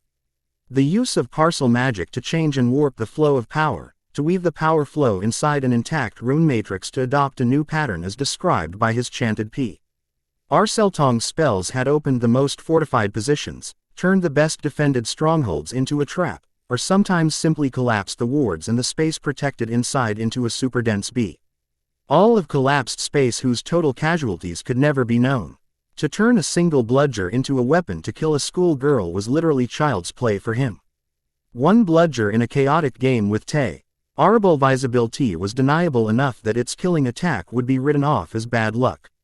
He prepared the second bludger as a backup. Never intending to use it, Tom Riddle simply corrupted the enchantments of both out of a sense of order that marked his early career, before too many Horcrux degraded his stability. Sharing Draco's body, he was perfectly willing to use the child's amazing reflexes. Honestly, Tom had to admit, the Malfoy chit had better reflexes that Tom Riddle held in life. What he lacked was courage, ruthlessness, and any scrap of critical thinking. Honestly, this is how Tom rose to power inside Slytherin the first time. Overbred, overprivileged, pampered little lapdog heirs crying the world was mean to them were quick to become his lackeys, quick to break any law, betray any trust. Slaughter even their own kin, as long as Tom could deliver to them a world that cowered before them as they felt it ought to. It didn't matter they were his slaves long before that happened. As long as everyone else was worse off, they were happy. Again Tom Riddle marveled that he had failed when he rose the first time. The child Malfoy's memories made so little sense. How could Lord Dark One, his ascended form, be defeated by a baby, and then again by an 11-year-old? Young Harry was a capable 12-year-old, and his three friends were easily that as well, but Dark One had carved through the Orur core like a creature silver sword through flesh, and had shattered ancient and noble houses, burning the manors down around the sitting lords and all their ancient arcane arts. Getting killed twice by a child defied all reason. It starts today. Millicent Bulstrode, murderer of his boyhood follower Selwyn, died today, and his puppet Draco Malfoy took unquestioned leadership of Slytherin. The purge of the academy started today. One death, one snitch, and unquestioned rulership was Draco's. Tom settled back into the recesses of Draco's mind. His energy was low, he had spent too much, and had not yet been able to feed enough on Draco to get his full strength. Soon Malfoy would be nothing but a glove worn by the Dark Lord, his soul a forgotten snack of the true heir of Slytherin. Harry looked up at the sky and smirked. She must be loving this. Harry had the wind move the sleet to pass him by and kept a nice warm layer of air against and under his robes. Hermione wrapped herself in blue fire, extending it to Neville, who took it with thanks. His shivering stopped with the flame wrapping. I don't see why she would be loving this. Her team doesn't practice as much as Wood's maniacs from Gryffindor. Too many pure bloods don't like the cold and wet. Hermione said, just the faint trace of class angst sneaking in. Harry answered Hermione's question honestly. Look, the reason that I'm a better beater than Neville isn't skill, strength, or speed. I feel the bludgers in the air. I feel everything in the air. It doesn't matter where I look, if anything moves in the air I know where it is. Hermione held up her hand, watching the driving icy rain and sleet sizzle as it burned in her fire. So Millicent sees everything that is disturbing the sleet. Anything that breaks the fall of rain she can feel or see. Harry grinned happily. Fred and George better watch out. While Gryffindor is pretty close to unbeatable in this crap, Millicent is completely. The game went pear-shaped from the beginning. As the quaffle went up and the snitch bolted for the sky, one of the bludgers tore across the playing field at speeds almost too hard to see and dove at Millis. N.T. Bulstrode just as she made contact with the second bludger that one of the Weasleys had blasted at Adrian Pusey to stop his diving after Alicia Spinnet with the quaffle. The crowd screamed as the bludger shot towards the back of the beater's head at killing speed only to see her casually roll her broom and tear off in pursuit of the bludger that nearly decapitated her. As the bludger slowed to reverse its course and resume attacking Millicent, she hit it at full speed and pounded it straight down at Katie Bell, who was forced to pull up short and miss the goal mouth pass from Spinnet, who had drawn the Slytherin keeper out of position. 10 minutes of Millicent leading the bludger by the nose and using it as her personal weapon had left Draco fuming. He had needed it to look like an accident, but instead, she was becoming the focus of play. Even if he caught the snitch, no one would notice or care. No, it was time to activate the second bludger. Slipping his wand into his hand and covering it with his robes, he cast the second activation incantation, and the second bludger tripled its speed and dodged around Fred Weasley to arrow after Millicent Bulstrode like a Muggle air-to-air missile. Draco decided that it was time to set up his epic game-winning moment, and made a production of shielding his eyes with his glove as if straining to see something. With an unnecessarily loud cry of "The snitch!" Draco powered into a strong dive almost straight down. This was called a Wronski feint, faking finding the snitch and diving at the ground to trick an enemy seeker into following you down. Of course it wasn't Draco's fault. His Nimbus 2000 was quite a bit better at quick turns than McLagan's Clean Sweep 7. McLagan was quite a bit heavier than Draco, so he was able to build up match Hing speed in the dive by putting everything into it. When Draco pulled up and left as hard as he could not, legally, be blamed for cutting in front of the diving McLagan.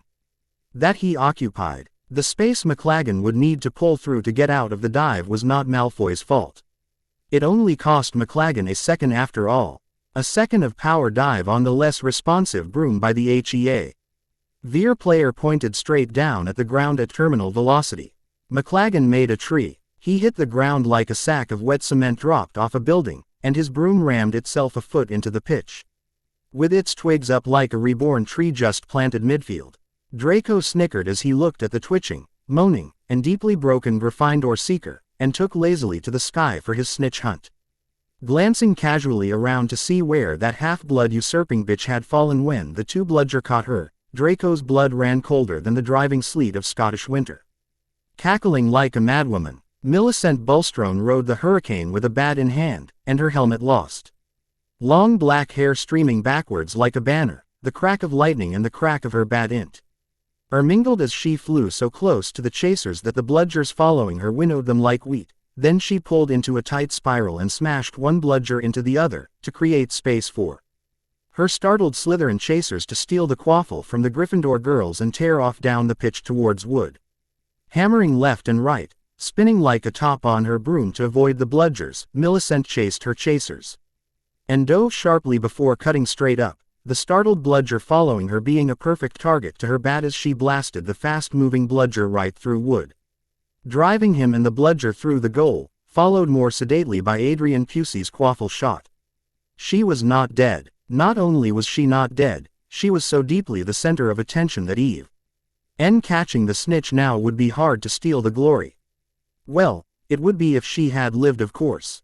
Just as he could accidentally cut in front of McLagan and cause him to accidentally hit the ground, he could do the same with Bulstrode. This time he would pretend to see the snitch, and dive right in front of her. She would reflexively pull up and the bludgers would hit her like Muggle cannonballs. Not thinking further, Malfoy shouted again, "The snitch!" and dove. He dove right at Bulstrode, who, defying all reason, climbed right at him at full speed. Her bat swung with a flash, and for a moment, He thought she realized he was attempting to kill her and was striking for his head. In terror he crossed his arms in front of himself and something hammered into his palm. He heard that Lieutenant Lee Jordan of Gryffindor, who did the color commentary of the game, scream out in amazement. Unbelievable. Bulstrode, the only surviving Slytherin beater, batted the snitch right into Malfoy's hands. When the silly git dove too soon and missed it.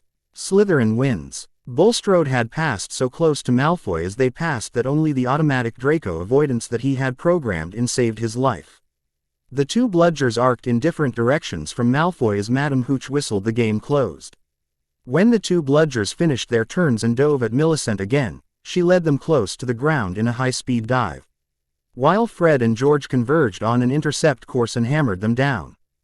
Given their forward speed, they drove deep enough into the ground that Madame Hooch was able to rather forcefully deactivate them before they got free for a second attempt. The Slytherin crowd was carrying Millicent Bulstrode, half-blood usurping bitch, on their shoulders to their changing room. Draco Malfoy, rightwise heir Slytherin, stood forgotten in the rain and wept. His father came down from the crowd and gripped his shoulder and offered a very reserved "well done," flinching at the old rage that shone back from his son's eyes. Victory tasted like ashes in his mouth. They had to die. Draco no longer cared about the cost. As long as Potter, Bulstrode, Granger and Longbottom lived, the Academy would never kneel to Malfoy. "How many broken bones?" asked Neville as they assisted her to the door of the Slytherin girls' change room. "3, shouted Millicent, higher than her broom had been on the thrill of beating at the very edge of human ability. Harry said firmly, "Remember your potions. Take the bone growth and the pain potion together before the adrenaline fades, and make sure they are set properly before you do." Quote, "Yes, Mom. God, you are worse than Hermione. Where is she anyway? She could help set my bones," Millicent said as Neville helped her take off her gauntlets and undo her boot buckles. Operation Pervert. She and Noodle are with the Gryffindor Seekers to see if there really is someone spying on them in the shower, Neville said softly. Millicent shuddered and Avenue them a thumbs up as she went into the Slytherin girls' change room with Daphne Greengrass to assist her undressing and bone setting. Peter Pedigrew was having a good day.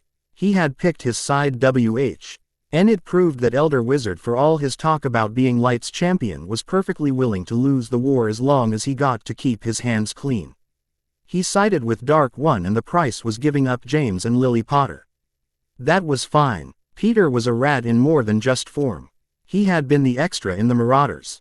It was mostly the James and Sirius show, with Remus the werewolf there to keep them from outright atrocities. Peter was with them for protection from bullies at first, and then because it gave him a chance to play the bully by the end. I mean, pranks are always harmless when you're playing them. And a lot more fun than being the target. Prongs was a stag, Padfoot a grim, Mooney a werewolf and Peter was a rat. Well, look at them now. Prongs was dead and buried. Padfoot, tea was Dementor food in Azkaban for Peter's murder. Wasn't that fun? And Mooney was hiding out in the Muggle world living poorer than some homeless people. Peter Wool boy life. Sure, he had to hide out as a rat. But rats can get everywhere. Oh, the girls. Girls, girls, girls. Peter giggled. Sure, Sirius got all the girls chasing him. James got his precious Lily and Mooney. Well, that git could make winning the lottery depressing. So he got a lot of quality solo reading time. Peter got careful about hiding his tastes. James was an Orur, and Sirius a hit arcane arts user. Finding out Peter was a lolicon, a pervert with a taste for younger girls, might have got him a little bit dead resisting arrest. Now he was trapped living as a rat, that was true. With the poorest, and probably stupidest arcane arts user alive. Honestly, given an entire family of magical prodigies, I get given to Ronald, can't be arsed to try, Weasley.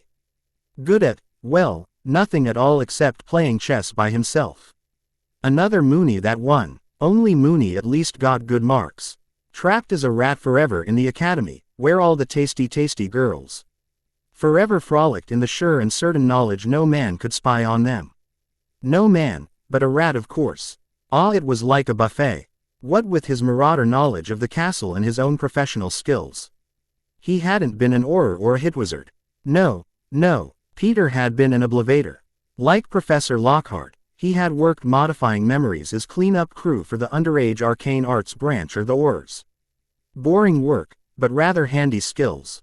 After all, the only one that remembered Peter's little hunting trips was Peter. After all, love those memory charms. Peter wiggled into the hollow of the wall in the Gryffindor shower room. The mortar between the tiles had tasted awful, but his enchantment to replace it with a charmed mirror gave him an unobstructed view of three beauties in the shower together, consoling each other with lots of hugs. Honestly, Mug, Glees pay for this on that little box thing they watch. Idiots. If they learned a little arcane arts, they could watch the real thing in person. Oh, it was good to be a rat, thought Peter Pedigrew. Marauder, oblivator, Death Eater, and pervert. Not a rat dollar, came the hissing from behind him. Behind him in the tunnel in the wall. That sounded like the Dark Lord or his damned snake. Noodle struck. His bite delivered the full dose of poison. Noodle was not sure what not a rat was, but since not a cat turned out to be a professor, and one of the most dangerous witches in the castle, he made sure he gave enough. Mouse Giver thought this one was the stinky purple pervert, but to Noodle they smelled different. Soon they will know. Scabbers the rat felt the fangs bite deep into his flesh, and the poison begin to still his organs. He squealed and tore through the chink in the tiles, no longer his hope of spying on naked girls, but his only hope for escape. 3 girls screamed as a rat tore roughed the shower wall and landed on the shower floor. Hermione charged in with her camera, avoiding the naked girls to snap the first picture of the rat falling out the hole in the wall. 3 girls screamed again as the rat transformed into a small, very ugly man with rat-like features and a terrified expression on his face. Not a rat. Hissed Noodle proudly, slithering from the hole in the wall. Hermione continued to snap photos. Finally Katie Bell ran to grab her wand. Running back to the shower room, she witnessed Peter Pedigrew breathe his last, in obvious torment, his last clawing at his own flesh had revealed the prominent dark mark of a Death Eater on his left forearm. Bugger, said Hermione. Oh my god, he's dead, screamed Alicia Spinnet. How about oh my god, a Death Eater has been spying on us naked? Offered Angelina Johnson, looking like she might sick up at any moment. Hermione frowned. This is bad. Mouse Giver, do not fear. You hunted a pervert, we caught a pervert. He was a bad man. Do not regret killing him. Noodle offered, afraid his Mouse Giver might have moral issues with his killing the pervert. Not that. He's a Death Eater and we can't exactly fight fair with one. He would most likely simply have killed us all and fled. No, I am sorry, it's the wrong pervert. I might have to apologize to Professor Lockhart. Hermione hissed. Katie B. LL cast her best Patronus charm and a bunny rabbit stood attentively before her. To Professor McGonagall. Death Eater caught in girls' shower peeking at us. Death Eater now dead. Please send help. K. A T. Bell said, and then the Gryffindor chasers set about getting dressed. Noodle coiled about Hermione on the change room bench and consoled her. She was disappointed in her hunt, but prey was prey. He was sure even monkeys wouldn't be that unreasonable about things. Elder Wizard was sitting with Alistair Moody in his office and trying to use whatever influence he still had over the man to convince him to keep Aurors out of the school. Now Alistair, you know I can't have Aurors running around my school, it would scare the children and set the wrong tone about their safety, said Elder Wizard softly. 6 people and 1 cat are petrified. If Professor Sprout didn't routinely ignore you and grow the mandrakes you keep trying to ban, they would bloody stay petrified too. I can only keep thee out for so long, Albus. But there are limits. The second someone dies, I will lead the teams in myself. Mad Eye Moody said, poking a sausage-like finger at the leader of the Order of the Phoenix, which to his enduring shame he was once proud to join. No one is going to die, old friend.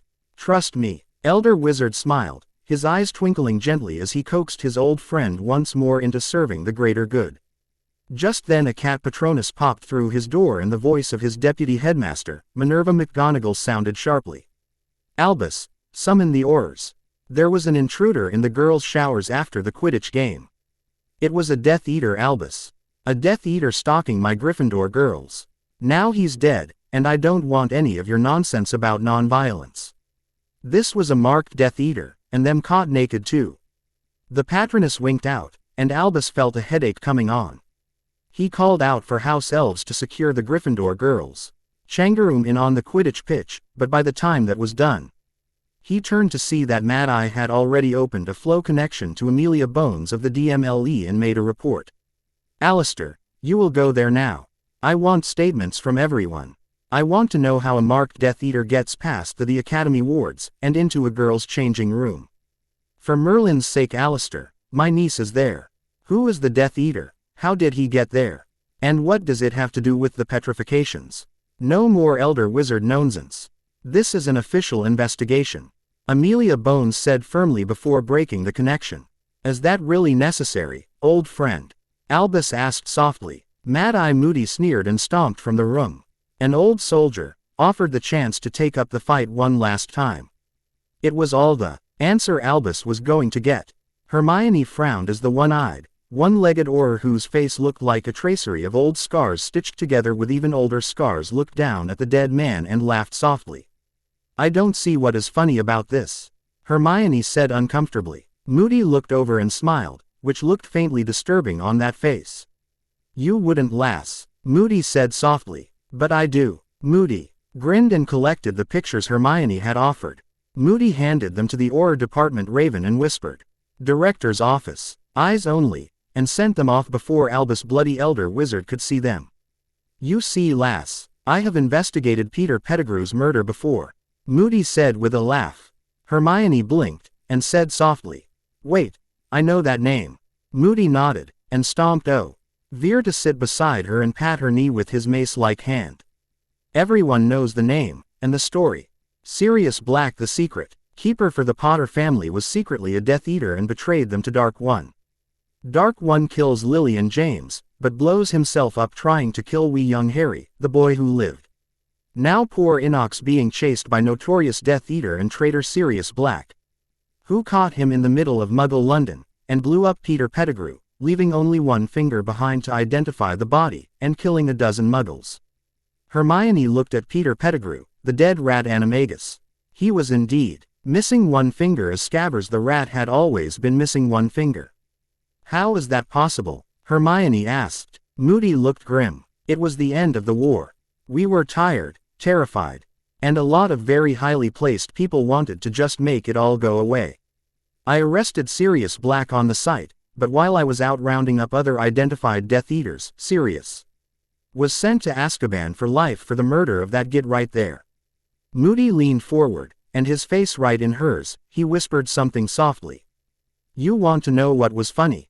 Every supposed Death Eater I arrested had that bloody dark mark. Even Severus Snape, Barty Crouch Jr., and Lucius Bribe my way out Malfoy had the dark mark on them. You know who didn't? Sirius Black. You know who does? Peter. Look, I've been hiding as a rat for a dozen years, nothing suspicious here, Pedigrew. Hermione perked up. Then they have to release Sirius.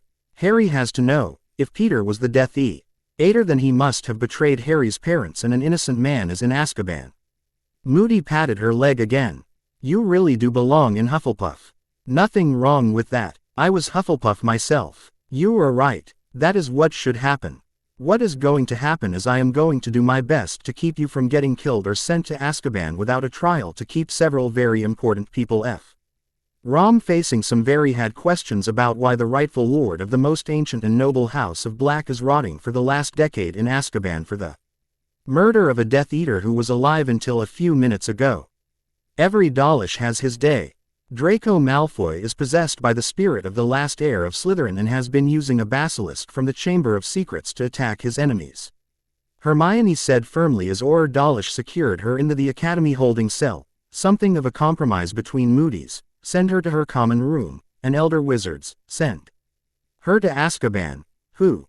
La odd polarity surprised most of the Orur Corps, but pleased Dollish to no end. I can see why Lord Malfoy wants shut of you. Slandering an ancient and noble house like Malfoy, and from a murdering little mudblood like yourself. It won't be long before you find yourself in the next cell to Sirius Black. Then you can tell each other how terrible it is for being put away for killing someone in front of the whole world. And actually going to Azkaban for it. Dollish snickered as he locked the door. Dollish looked through the bars of set in the stout oaken door and snarled at her. If it were up to me, you would be in a proper cell in the DMLE until the Dementors came to take their nice new treat home for a full buffet dinner. You'd be properly chained then, all your arcane arts locked own tighter than any squib and helpless as a newborn. Mad Eye only let us take your wand, and lock that damned snake in a proper stasis box until we can destroy it right and proper. Now I'm stuck guarding you. Well, don't you worry, Mudblood. I volunteered. I want to hear you crying when the Dementors come for you. Even if you had your wand, you are just a second year and no way you could hope to cast a Patronus. Dollish snarled with a hunger that made his status as a law enforcement agent somewhat questionable. Hermione sighed and flipped him a Muggle offensive gesture before replying. That sensitivity training really worked. Didn't it, Dollish? I swear even Draco can't be that much of a prat without instructions from Daddy using very small words. Young Harry stood before Albus Elder Wizard and made his case. Draco Malfoy is under the control of the heir of Slytherin, Tom Marvolo Riddle, through a diary of some sort that holds his ghost. He is using the basilisk in the Chamber of Secrets to petrify students. And if we don't keep stopping him, he is going to be able to use it for killing them.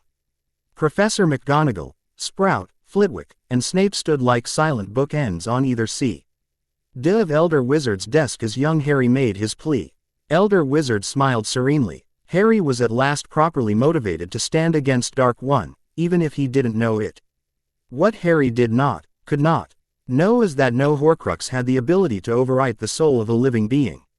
In order to do that, the Horcrux would have to have part of the target soul offered willingly and consciously, a process that would take a deliberate effort over weeks or months and involve a total dropping of mental and magical shields.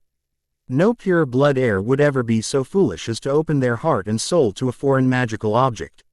Plus, Lucius Malfoy was well aware of the danger of one of Dark One's Horcrux to the mental state and soul of any arcane arts user or arcane arts user who had prolonged contact with it, and would never have left it anywhere near the precious Malfoy heir. The Chamber of Secrets was opened by Tom Riddle many years ago, but I can assure you, his ghost does not lie within these walls. Nor within the pages of any diary from that time. Tom Riddle was head boy when I was Transfiguration professor here after Grindelwald's War. He graduated and left. Several years later, he returned and applied for the post of Dada professor, which I regretfully had to decline. Said Elder Wizard serenely, ignoring the fact that he had turned Tom Riddle down for the post, already suspecting he was the rising Dark Lord Dark One. The heir of Slytherin was a name taken by Tom Riddle due to his unique gift of Parseltongue, the only thing that legend says could open the Chamber of Secrets. Draco Malfoy is a very fine young arcane arts user indeed, and devoted to the ancient customs of House Slytherin. If he had any shred of the Parseltongue gift, I am sure he would be demonstrating it at every feast and every public event, to underscore his social position within that house. Elder Wizard said, his eyes hard as he looked over Harry, Neville, and Millicent. Now there is one Parselmouth who has demonstrated her willingness to kill with a magical serpent under her direction. I think it is clear who it is that has been acting as heir of Slytherin. I am sure that now she is properly secured, there will be no more attacks. Elder Wizard said smugly, finally able to remove one of young Harry's dangerous influences away. Neville looked at Elder Wizard in shock before blurting, Hermione is the new Hagrid. Tom Riddle framed Hagrid for it last time. Like having an acromantula allowed you to petrify anyone. This time at least you are framing Hermione for it, and using an AC. Tool snake. But it isn't really different because rock vipers can kill with their bite, but they couldn't petrify anyone if you gave them a potions lab, grimoire, and wand. Quote, that is enough, Mr. Longbottom. 10 points from Hufflepuff for your outburst. None of you will accuse Mr. Malfoy of this nonsense again. I command it. Elder Wizard continued sharply. I think you will find your professors I'll rather more about it than any second year. Headmaster, I really think a basilisk is more likely. Began Professor Sprout, who had her care of magical creatures newts with an outstanding, even though her mastery was herbology. And knew that a rock viper could kill, quite certainly, but not petrify. Silence, roared Elder Wizard, and his power beat the air, and made the stones of the castle rin. G is the master of the academy called its power to his command. The oaths that bound the professors bound them to their silence. The power of oaths for magical people was not a matter of choice, but a binding of power anchored in their very soul. Millicent Bulstrode knew the freedom that came from oath conflict, because while magical oaths could compel obedience, when two or more oaths conflicted, a certain amount of freedom became possible. Turning to her head of house, she bowed formally and addressed Snape. As a member of Slytherin, I bring to your attention that your sworn godson Draco Malfoy is in danger of his life, his arcane arts and his soul. He has been possessed by the spirit of Tom Marvolo Riddle, and I do not believe this ghost will stop at killing Draco to regain its life and freedom. Millicent said formally, her dark eyes meeting the onyx chips that passed for Snape's eyes. If eyes were the windows to the soul, then Snape's were locked tighter than any vault at Gringotts. She was gambling. No one really knew what went on behind them. Elder Wizard was finished being defied by students in his own office. He snapped again. 10 points from Slytherin as well. Severus, find this child to her room until such time as she understands how to be silent when so instructed. Elder Wizard ordered and Severus nodded. As they stalked back to the dungeon, the bonds of obedience to Dark One, to Elder Wizard and yes, to Narcissa Malfoy as Draco's godfather and magical guardian clashed in a conflict that put his mind into a degree of chaos and pain that most could not imagine. Severus Snape was a master occlumens. His mind was his to command. He could partition and arrange it to suit his whims, or his very grim needs. If he chose to see the possession of Draco Malfoy as a usurpation of the rightful name and power of his Dark Lord Dark One, once known as Tom Marvolo Riddle, then he could act against him. If Draco had been foolish enough to open his soul to allow Dark One even the slightest toehold, there is no way he would allow Draco to live. The Dark Lord would eat his soul, and wear his flesh like a puppet. To defend Dark One, the pretender must be crushed. To save his godson Draco, the possession of Tom Marvolo Riddle must be proved. You have no proof that Tom Riddle possesses Draco Malfoy, Severus said neutrally, not looking at Millicent as he made a PR oduction of dragging her into the dungeon and towards the Slytherin common room. Millicent Bulstrode was a very good Slytherin, not as good as Severus Snape, but that was why he was the housemaster. He was however good enough to read between lines the housemaster drew so very thickly. Loud enough for Harry to overhear, she said quite firmly. Do you agree that Draco Malfoy does not possess the Founder's tongue? But that Tom Marvolo Riddle does?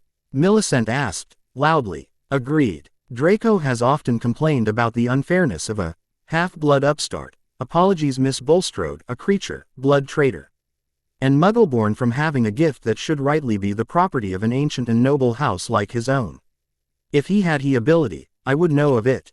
Snape concluded. Millicent asked the obvious question.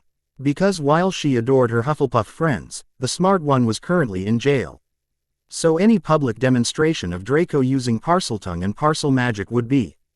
Millicent trailed off. Proof my godson was possessed by the heir of Slytherin, and most certainly doomed to die unless the source of the possession is found and destroyed. Severus Snape concluded, having ridden the freedom of his conflicting oaths to the point he could reach without positive proof. Dinner in the Great Hall was tense before Harry and Neville arrived. Elder Wizard was off in his office, doing damage control with flow calls to various concerned and outraged parents over the events of the last day, but the heads of houses sat at the staff table to keep order. Draco Malfoy was finally enjoying the primacy he deserved. His tablemates in Slytherin looked at him in wary fear. The Bulstrode girl was locked in the girls' dorm. The whole school was whispering the truth, that Draco Malfoy was the heir of Slytherin. Yet the Granger Mudblood would go to Azkaban for his crimes.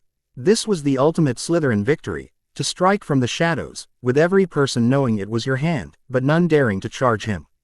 Harry and Neville walked into the common room, and each of them cast Sonorous on themselves as they grabbed their place at the Hufflepuff table, looking over at the Slytherins.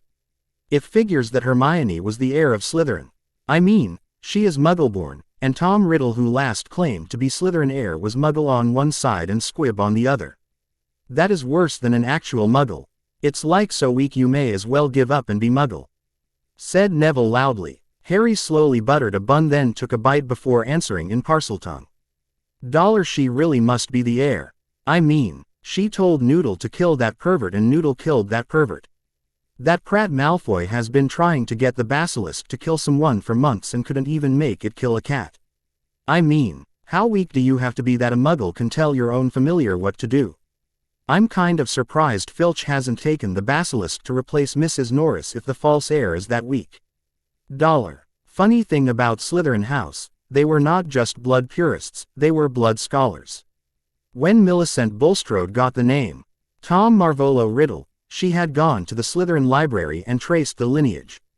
The fact that Tom Riddle was the son of the semi-squid daughter Miro Gwant and her potion muggle paramour Tom Riddle Sr. was a juicy bit of gossip. To other houses, it may not seem much of a scandal. In Hufflepuff no one would care. In Ravenclaw, it might rate a footnote, but in Slytherin, House of the Pure Blood Obsession, it was the worst scandal. She had briefed our Hufflepuff friends not just on Tom Riddle's background, but on how shameful it would be if revealed. Draco had not been having a good term. Having been mocked non-stop by all houses about his supposed Weasley paternity, not true. But a surprisingly hard-to-kill rumor, his pride based on his Malfoy name and heritage had gone from the core of his inner strength to his greatest weakness. Tom Marvolo Riddle as a sixth-year student had created the persona of Lord Dark One and his plan for taking over the wizarding world, but he had come up through Slytherin House as a poor half-blood surrounded by arrogant blood purists of a tenth his skill and power, who all looked down on him for his birth. In a few years, Dark One would have the confidence of having pure blood house lords kneel to kiss his robe hem. But as a sixth-year student, the Tom who wrote the diary was filled with as yet unexpressed rage and shame over his blood status. Taken by surprise, while basking in his moment of triumph, Tom felt the shock of the dual insults, openly in English for the hall to hear, and the other in Parseltongue in the arrogant knowledge that Tom would understand and know his enemies mocked him for his secret shame. He reacted badly. Rising from his bench, Draco Malfoy waved his wand and the 20-foot stone table flew across the hall, scattering food and plates to rain down upon the stone and half the Gryffindor table. Young Harry, you claim to have defeated the Dark Lord. Well, prove it. Face the heir of Slytherin and let us end this farce of the boy who lived. Draco snarled as he stepped out and cast a series of curses, flowing from one to the next with the skill of a master duelist and the power to equal any of the watching professors. Professor Phileas Flitwick of Ravenclaw. W had been the European dueling champion for years, and he was amazed at the speed, accuracy, and skill of the flow of curses coming from young Draco's wand. He would have guessed it would take his man.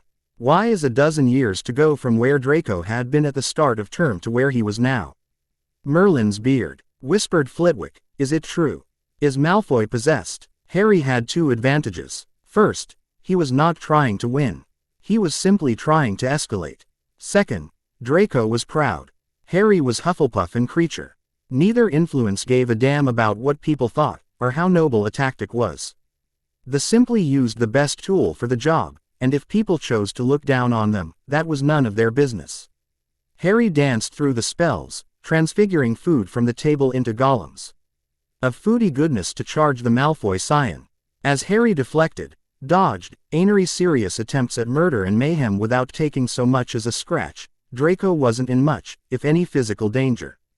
The objects transfigured to attack him as birds, serpents, badgers, griffins, and one very decorative flying monkey made of several different fruits, were all composed of food.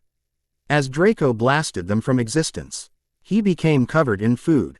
The whole hall soon began laughing as Draco cast cutting curses, burning curses, lightning, flames, cold, acid, spears of stone, and dark forbidden spells at would have withered Harry's limbs to those of a thing a century dead, while Harry sent bred birds and pudding wolves to be blown up in rainbow sprays of goo all over the well-dressed and immaculately coiffed Malfoy heir. The humiliation became too much for Malfoy, and he finally reached into the depths of Tom Riddle's forbidden instructions and spoke the two words that would damn him forever. Avada Kedavra. Draco Malfoy roared and a green beam of killing energy lanced out at young Harry, only to meet a shining mirror of glass and silver. Draco Malfoy got a good look at his own face as the killing curse hit the mirror and exploded it into bits. The hall exploded into screams as the worst of the unforgivables was released by a second-year student in the Great Hall before the assembled heads of houses. $1 serpensorcy $1, hissed young Harry, summoning a green and silver magical snake, the very image of Slytherin's symbol. Go kill that pretender. Go kill that pathetic and weak failed heir of Slytherin. Harry hissed. Tom Riddle had been too late to stop Draco Malfoy from casting the killing curse, but now he was in full control, and ready to teach this next generation of wizardry. Brishane who the true heir of Slytherin was, and why he was feared. I am the true heir of Slytherin. Tom Marvolo Riddle spoke through Draco's mouth, but the voice booming out of it was something far deeper, stronger, and infinitely more terrifying than Draco Malfoy's worst nightmare. Fiendfire. Hissed Tom Riddle in Parseltongue, letting the rich language of Slytherin flow off his tongue. I will purge your creature stain from the holy line of Slytherin. I will burn even your soul from existence. Then I will find your mudblood bitch and feed her to my basilisk. You have dared mock my command of the King of Serpents. Now feel its truth. Harry was considering how succeeding in his plan to force Riddle to reveal himself was not working out as hoped. Riddle's use of the killing curse was enough to expose him. And the Parseltongue was enough proof even for Snape to see Draco was possessed. The parcel magic was really not required, but utterly splendid from the point of view of proving Draco Malfoy was not alone in his body, as only a true master of Parseltongue and a dark arcane arts user of the highest order and power could possibly cast the spell the Malfoy Riddle had just unleashed. Fiendfire was a spell that literally brought hellfire to earth, gave it form and awareness, and then used it to destroy cities, armies, small islands. It could not be extinguished with water, did not need air, and could burn even the most warded stone or enchanted metal in existence. It was alive, aware, and it hated life in all forms. This version was actually worse. Summoned with parcel magic, it was far stronger than normal Fiendfire, and far more aware. Anyone who had taken at least the third year of care of magical creatures, or second year defense against the dark art, knew the shape that had been summoned in the Fiendfire. It was a basilisk, the guardian of Slytherin, the king of serpents, this time forged of pure hellfire. It snapped up Harry's magical snake lick. The last spoonful of treacle tart at the feast.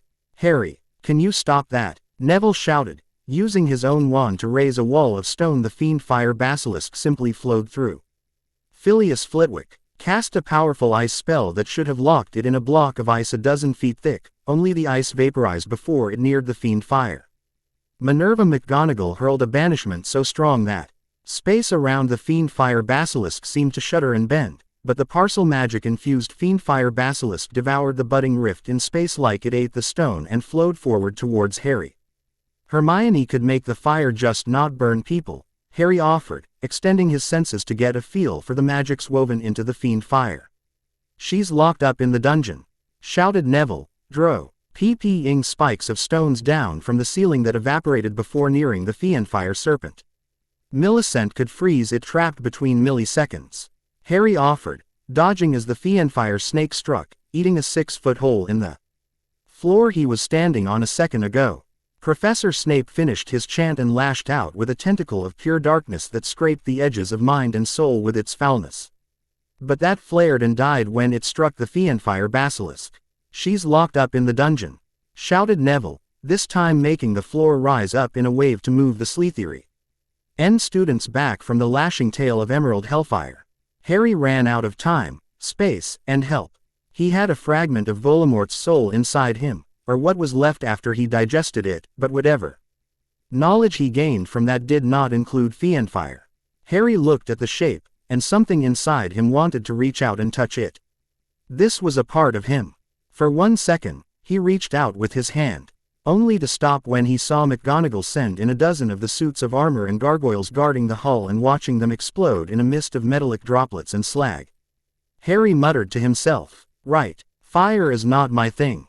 Snakes are. Pulling his hand back, he reached out with his core, the heart of his arcane arts. He shut his eyes and let himself feel the parcel magic, let it wash over him, flow into him, and become him. Opening his eyes, Harry smiled and spoke softly.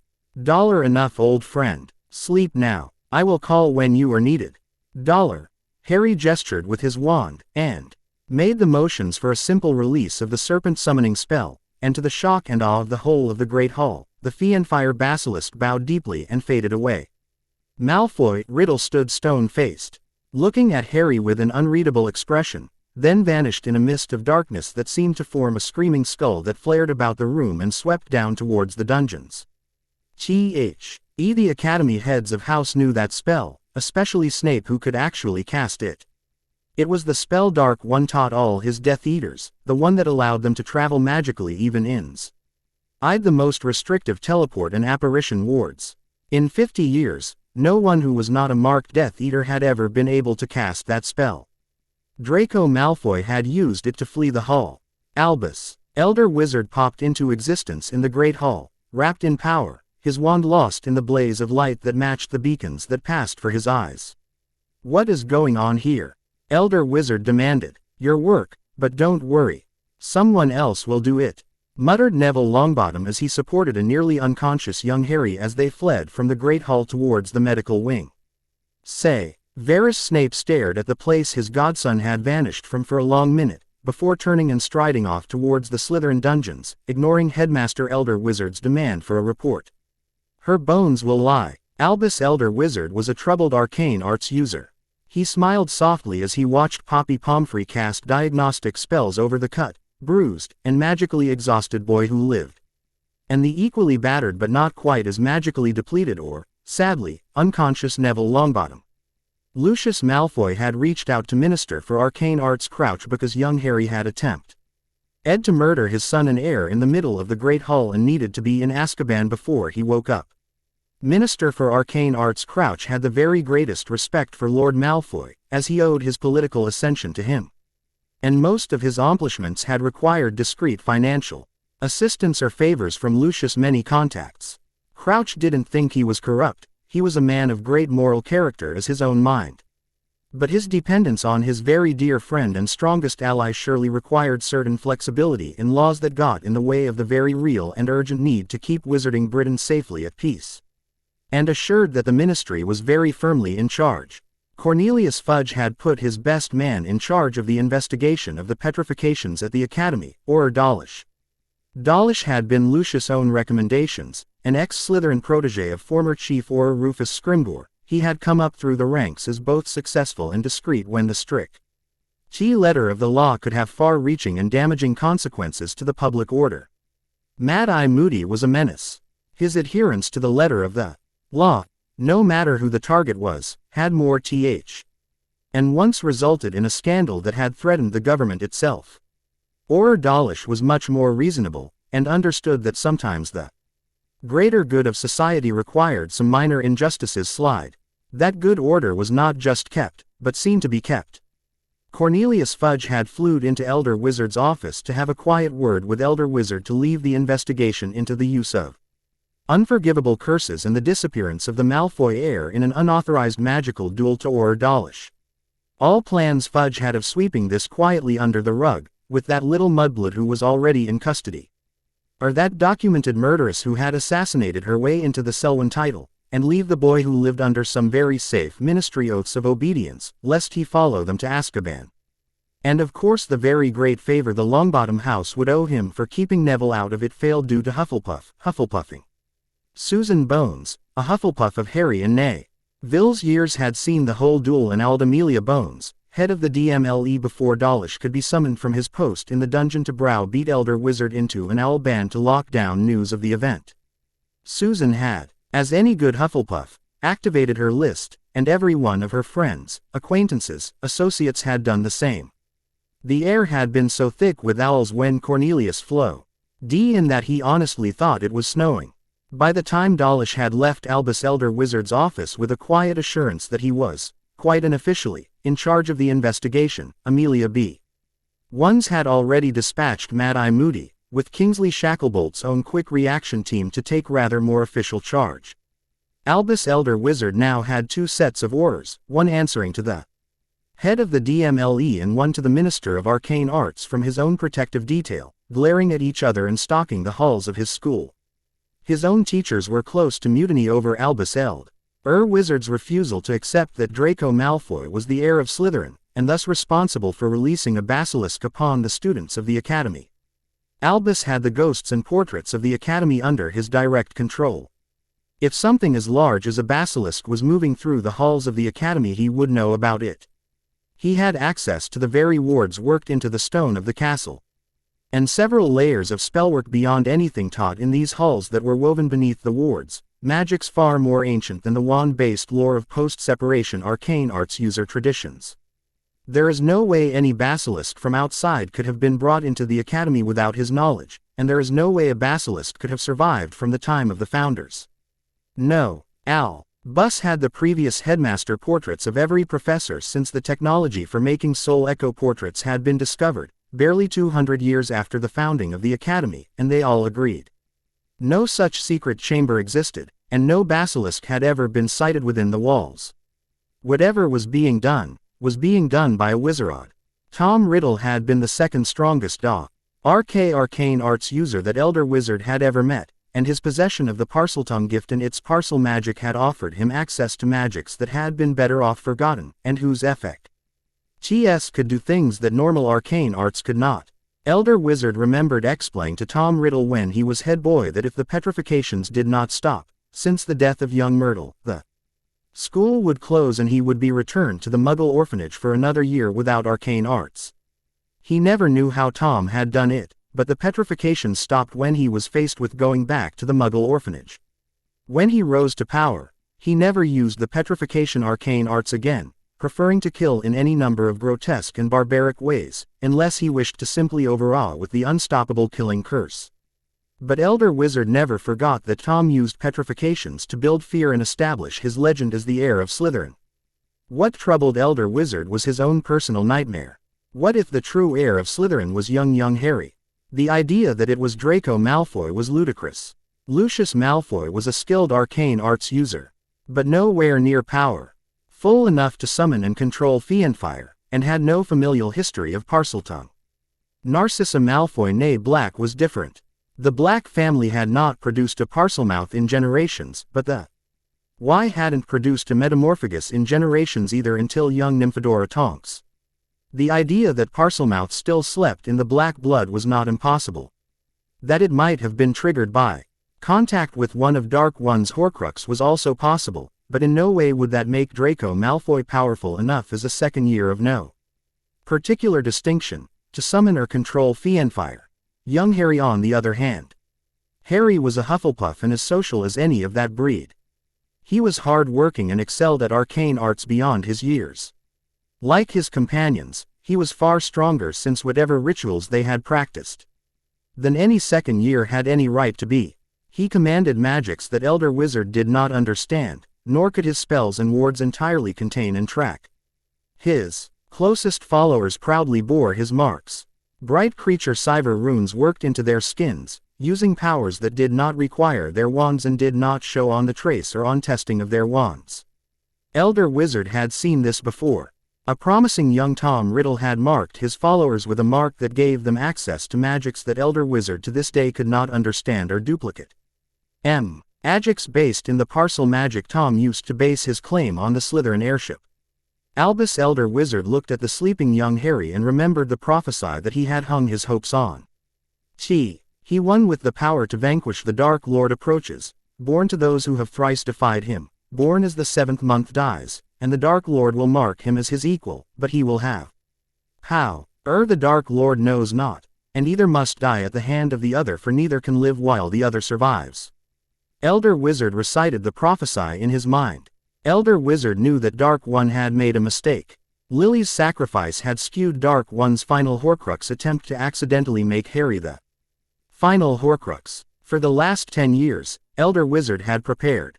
He would find and destroy the Horcrux when Dark One returned again, and engineer a meeting where Dark One would again try to end young Harry, unknowingly killing not only the boy, but himself as his final Horcrux. His final anchor to life died with Harry. The scar marked Harry as his equal. Elder Wizard knew that, trusted that right up until a 12-year-old boy reached out and told a Fiendfire basilisk, powerful enough to kill every student and professor in the Great Hall, even in the heart of the Academy defenses, to go take a nap, and it obeyed.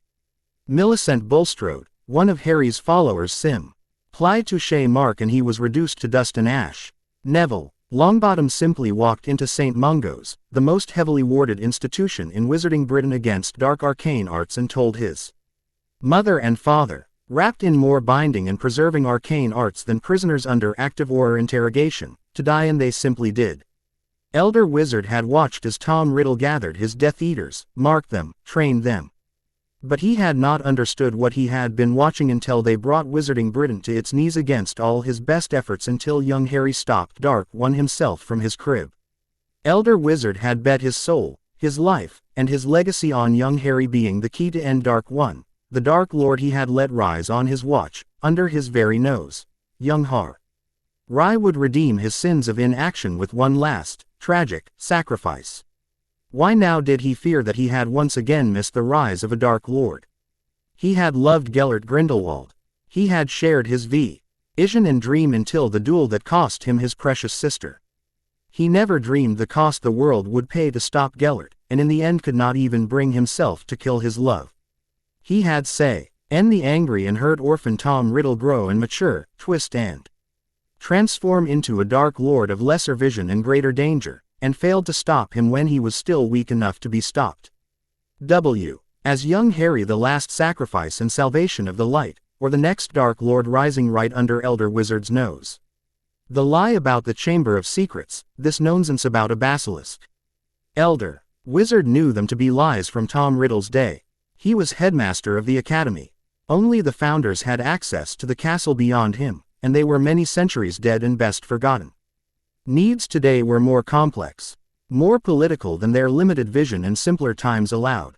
There was Rowena Ravenclaw's room of requirement, he knew about that. He had even discovered at one time his Muggle chocolate experiment turned out to be something called a laxative, and he needed a bathroom in a hurry.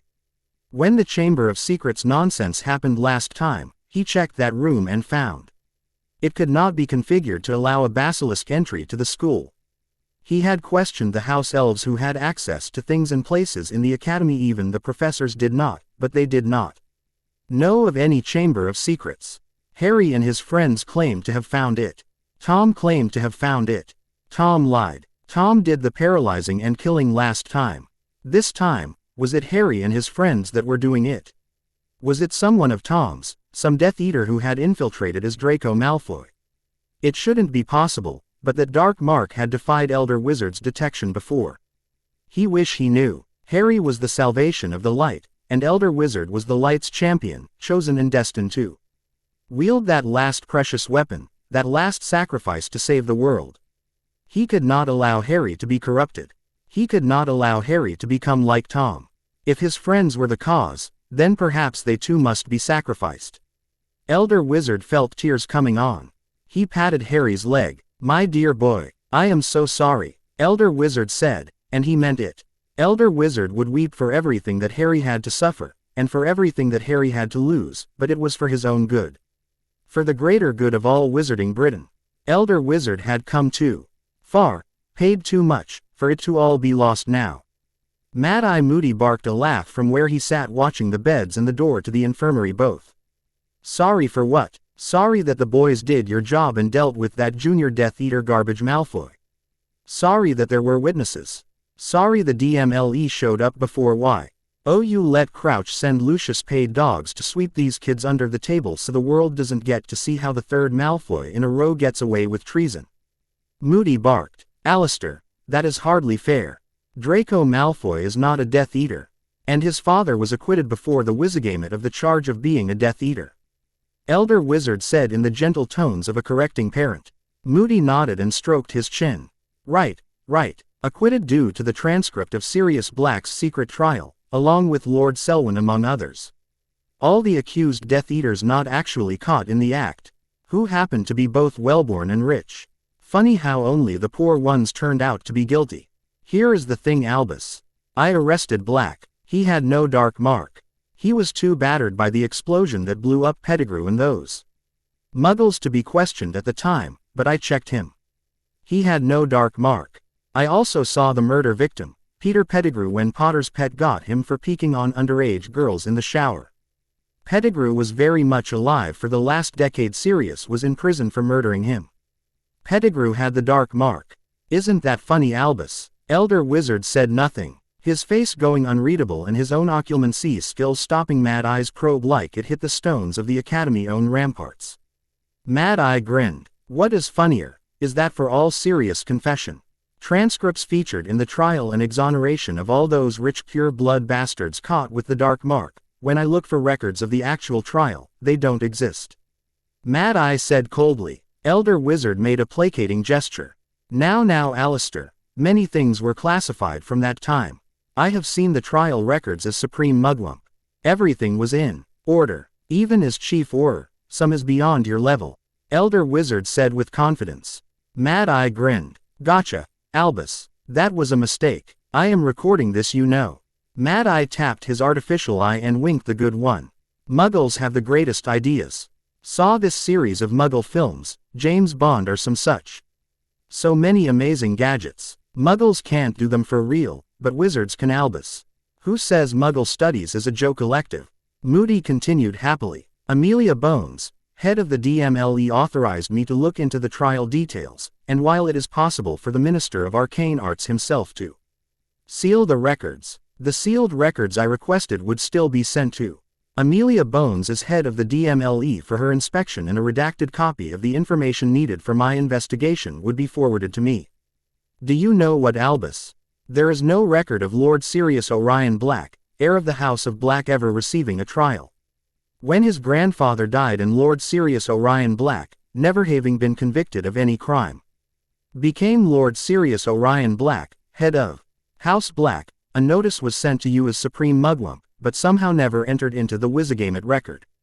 Somehow Lucius Malfoy is voting its proxy, even though no such proxy was ever filed or seen, and the lord of that house still lives and has never been convicted of any crime that would strip him of his voting rights. Moody turned and pointed to young Harry. Sirius Black was Harry's godfather. He was set up after young Neville's parents Frank and Alice, to be Harry's guardian, and yet somehow you end up his magical guardian. And he ends up in some Muggle hell hole with relatives that treat him like a house elf, while somehow you cast the Potter vote in the Wizigamut. Again, with no signed proxy available for examination. Moody turned and pointed to Elder Wizard. When I asked Gringotts Bank about the Potter accounts, they tell me that you have attempted several times to use your self-appointed status as Harry's magical guardian to seize his vaults and properties, and only failed because Gringotts is under creature law and GRIPHOOK defends his son's property with the last drop of blood, preferably from an arcane arts user. Elder Wizard shook his head. I was only looking out for Harry's best interests. He has been raised outside our world and our culture. He has been corrupted by the goblins and lacks understanding to make sound choices in our world. Moody smiled like a shark. Being raised by Sirius Black, raised himself by Charles Potter from about Harry's age, would only gaining in morality his own father received growing up. But you made sure that didn't happen. Funny, you have been advised again and again he is in prison illegally, and as Supreme Mugwump you could have had him release with a wave of your wand or flick of your quill, yet even now you do nothing, or actively interfere. Why, Albus? Elder Wizard's eyes went cold and he stopped pretending to be the kindly grandfather. Quote, the boy who lived will not be tainted by the dark magics of the Black family. I will not replace one Dark Lord with another, Elder Wizard said, and the arcane arts of the room beat on Alistair like a heavy rain. But the old Orur was unmoved. When the children are ready, they will take me and a team of Aurors to the Chamber of Secrets to find and arrest Draco Malfoy for using the killing curse against a living arcane arts user. We will find whatever he has been using for his petrifications, and we will deal with it. Moody stated coldly. Elder Wizard smiled. Unfortunately, I have ordered all of them placed in protective custody in the dungeons, for the crimes of involvement in a potentially lethal and unsanctioned duel, and for the use of forbidden parcel magic. Moody looked at him with his good eye. Parcel magic isn't illegal, Albus. It's a major branch of healing arcane arts in India and America, and the Chinese imperial family all have it. The ICW has never banned it, and even in B. Retain it didn't have a bad reputation until Dark One. Your good friend Grindelwald managed to butcher half a generation in Europe without using it, or even having it. Besides, it's a type of family arcane arts. The sort of inheritance that sets the ancient and noble houses above everyone else and supposedly gives them the right to sit in the Wizigamot. You don't get to make family gifts illegal. Moody grumbled at his former leader. Elder Wizard drew himself up, and the arcane arts of the room gathered about him like a cloak of light that wreathed him in glory too bright to look upon. I am the headmaster of the academy. And what I say is forbidden, he said, and the stones of the castle shook at the thunder in his words. He finished in a calm, even tone, as if he had not just won his best to overawe the old Orur with the display of near godlike power. There will be no further use of parcel magic inside the academy, nor by any student of the academy outside these walls. Elder Wizard said firmly, I will not permit another Dark Lord to rise on my watch. He said piously. Mad Eye blinked his flesh eye to get his sight back from the blazing corona of the light's champion briefly unveiled. He was, however, still unmoved. I will get an order from the Wizigamot if I have to. Those children say they can open the Chamber of Secrets with their little snake speak trick, find the hiding place of that junior Death Eater Malfoy. Even you have to let us have them when you get that order.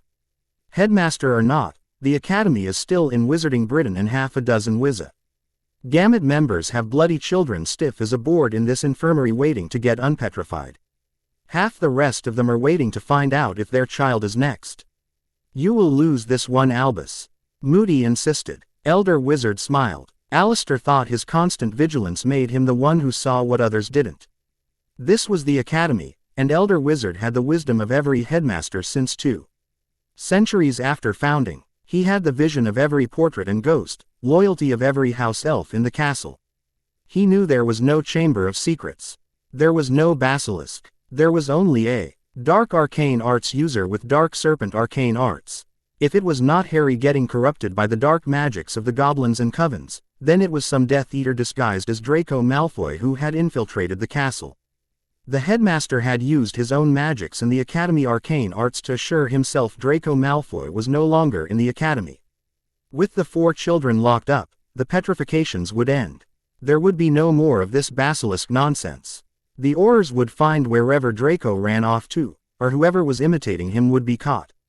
Say what you will about Lucius Malfoy, he would spend however much gold it took to recover his heir, and there was not a criminal enterprise in all of England he did not own or have influence over either. No one would be able to hide from both Malfoy and the Orurs. All Albus had to do was stall Moody and Bones. Harry must be pried loose from dark influences, pried loose from dangerous supporters who offered him enough freedom of action to make wrong choices.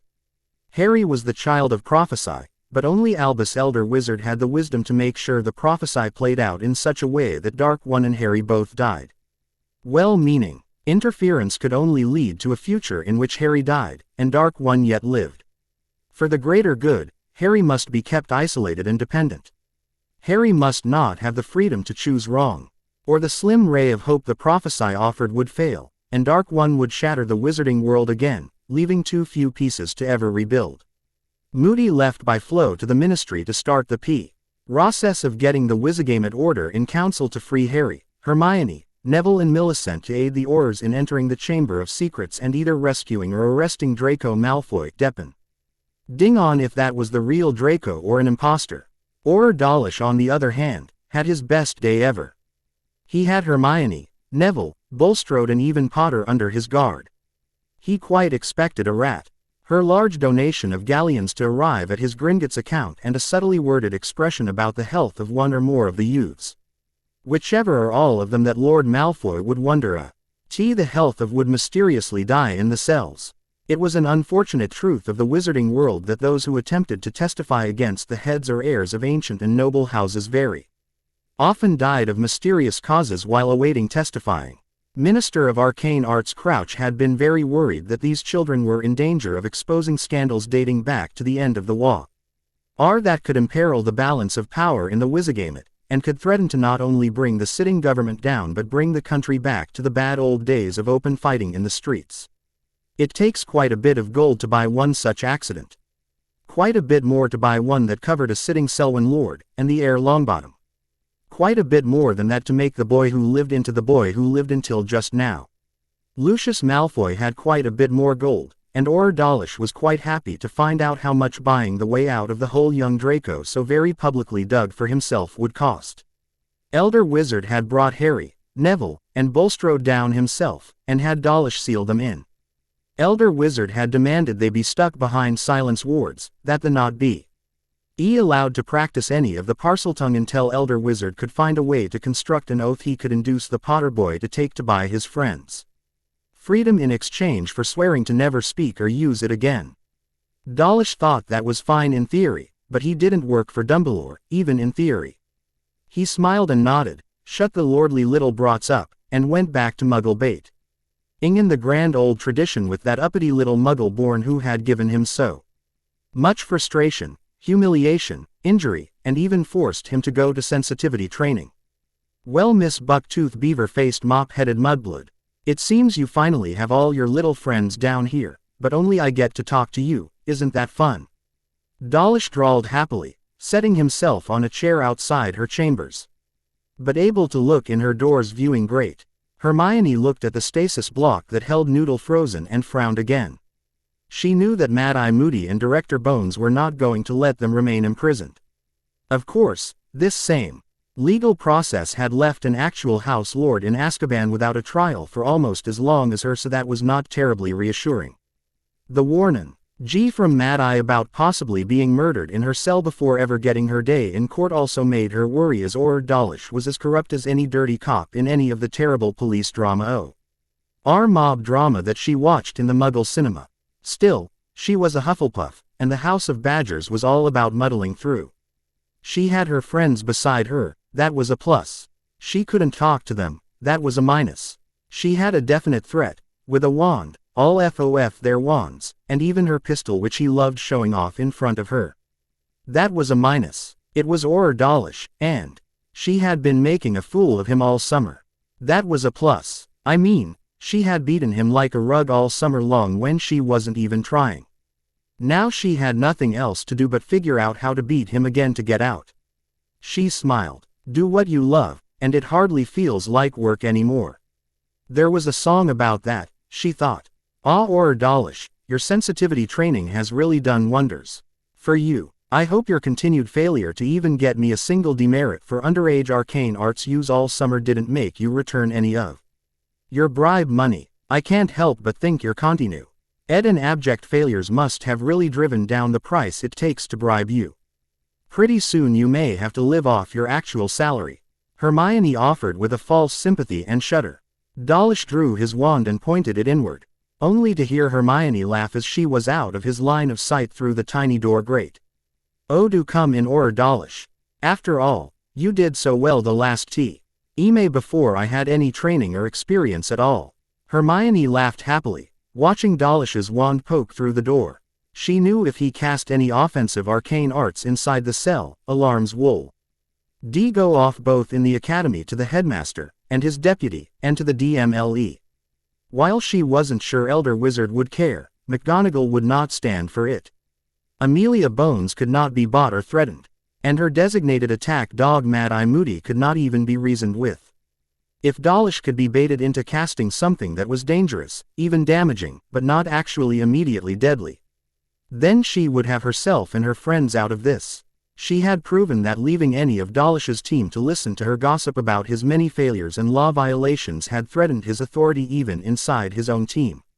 So Dollish was overseeing her imprisonment personally. Plus, he hated her.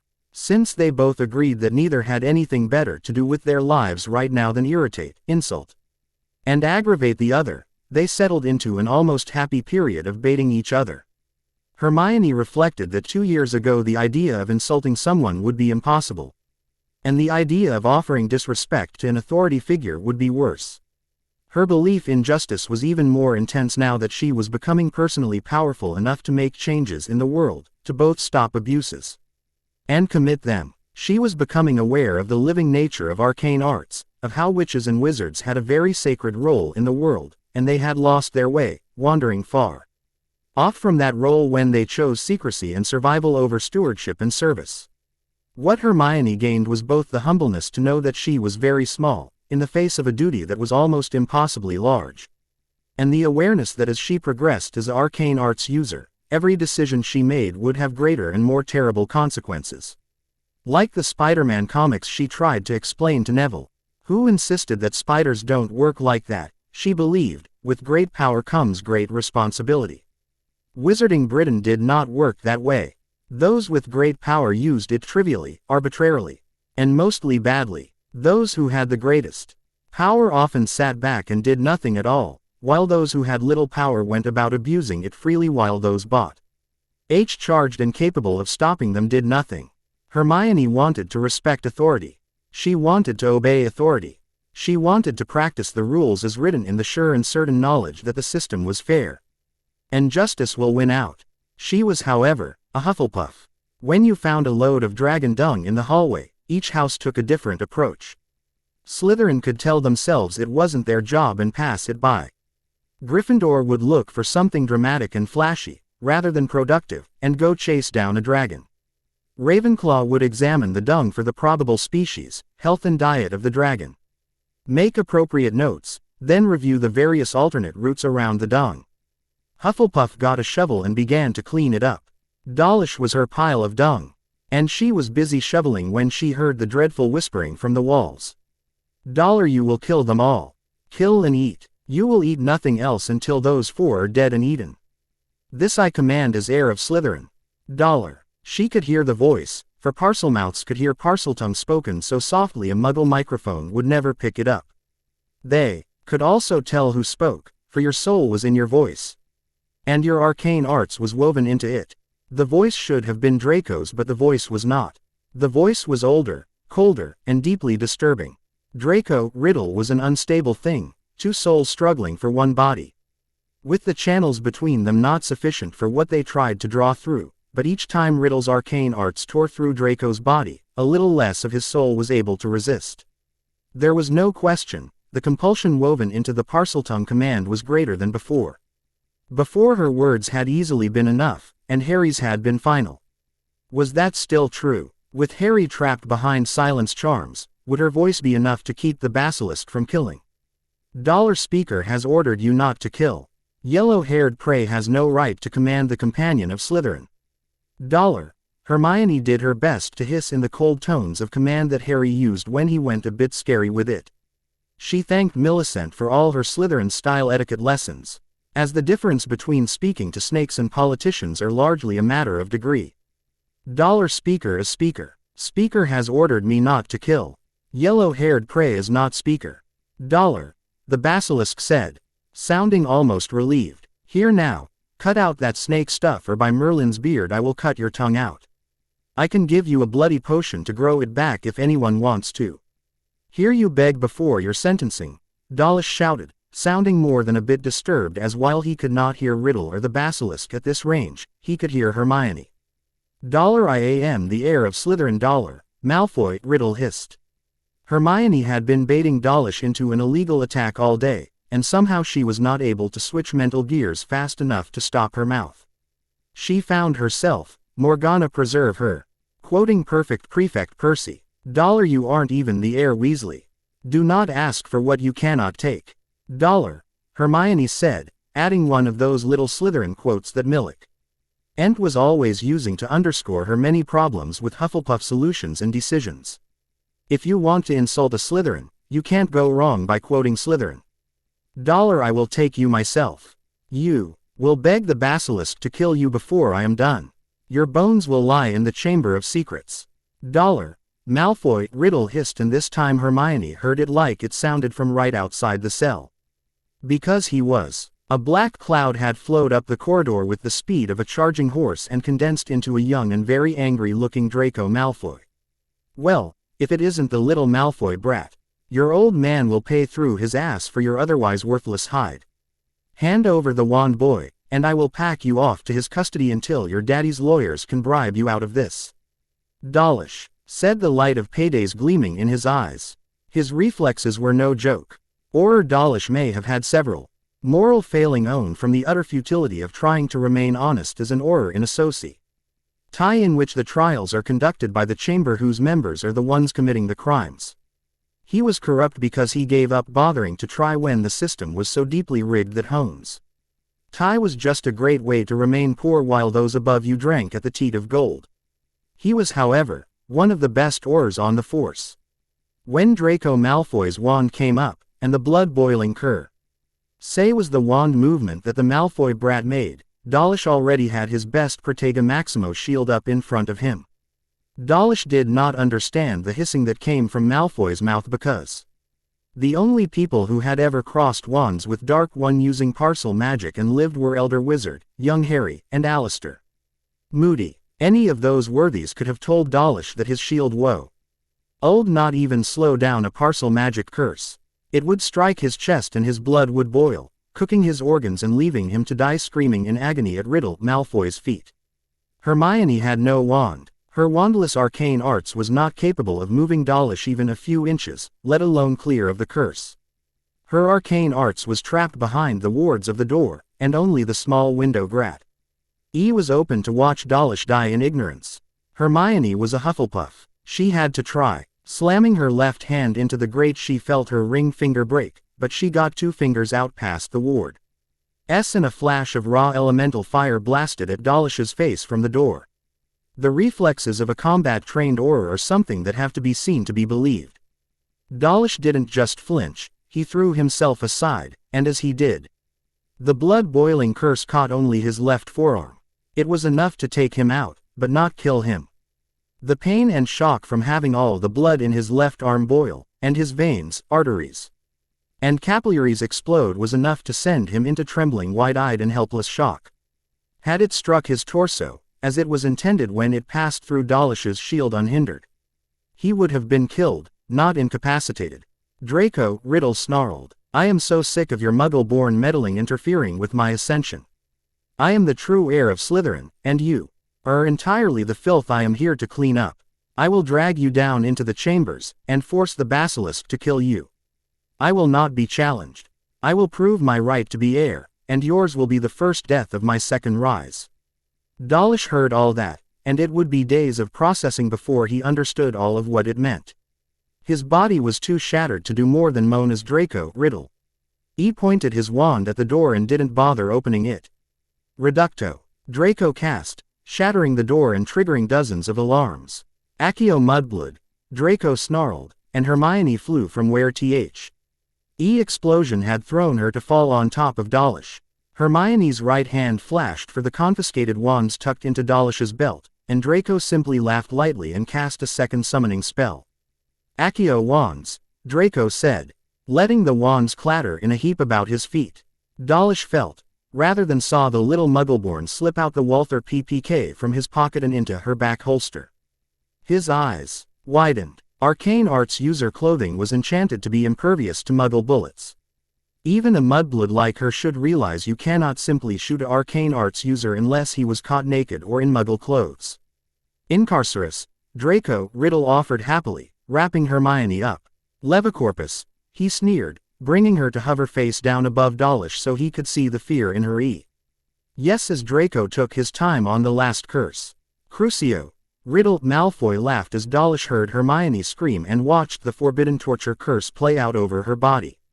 He had endured it once in training, but he watched the Malfoy child casually cast it on her half a dozen times as he slowly rotated her in midair like a pig roasting over a fire. You will beg the basilisk to kill you, mudblood. You will be the one that betrays all your kind to the gaze of my serpent, and when I open the chamber again, the academy will be cleansed. Whatever now occupied the body of Draco Malfoy laughed long and loud as Dollish realized that no child of his age could possibly have enough power or hatred to manage what the Malfoy heir was doing right in front of him. He heard the sound of approaching feet, as the alarms of the blasted doors and unforgivable curses brought Orurs and Professor McGonagall charging down to investigate. Dollish saw Malfoy casually slice the cheek of the mudblood girl, and with his wand tip and her blood trace something on the wall. Her bones will lie in the Chamber of Secrets. Draco and the girl vanished in the Death Eater smoky transport spell as McGonagall and the rest of his team raced up to see a helpless and soon-to-be one-armed Dollish weeping helplessly as he lay alone and broken before the empty cell he had been guarding. A potion for everything. Fred and George were suffering a little shell shock after what was being called the Battle of the Buffet Tables, due to the large number of tables from the Great Hall that had died in the battle between Draco and Malfoy, whom yesterday either twin would confidently have pranked openly without fear of reprisal, battled Harry and Neville, while largely ignoring the attacks of Professor Flitwick, former European dueling champion, Professor McGonagall, a Transfiguration master, and Professor Snape, a rumored former Death Eater of Dark One's inner circle. There were weighty matters of morality and survival that UGHT to be balanced by any arcane arts user with half a brain before getting involved in matters as complicated as what was the truth behind the heir of Slytherin, and the ongoing campaign of terror ND petrification being waged against the Academy students. Unfortunately, each Weasley twin had half of a brain, and each had independently left thoughts of consequences to the other while they CUSED on the Gryffindorish bits that were shinier. "I say, Fred," said George. "They seem to have locked up," continued Fred, "Icle secondis." Finished George. "Kill one little pervert peeper," complained Fred, who was legally dead anyway. Offered George. "So totally doesn't count," concluded Fred. "So totally doesn't count," agreed George. "And our little study puff is in prison," gloomed Fred. "And our little Snakykins gets put in the slammer for telling Snapey that Draco's in trouble," offered Fred. "I only got detention for telling Snapey that Draco was an house elf in a bad wig," reminisced George happily. "Detention sure, but no jail time," offered Fred, with a career delinquent's understanding of the proper flow of the justice system. "Our little tougher puffs are in the clink," complained George, "for not getting greased." Cursed Fred. "By that greasy git," continued George, "Draco. They finished together. It's a miscarriage of justice," shouted Fred.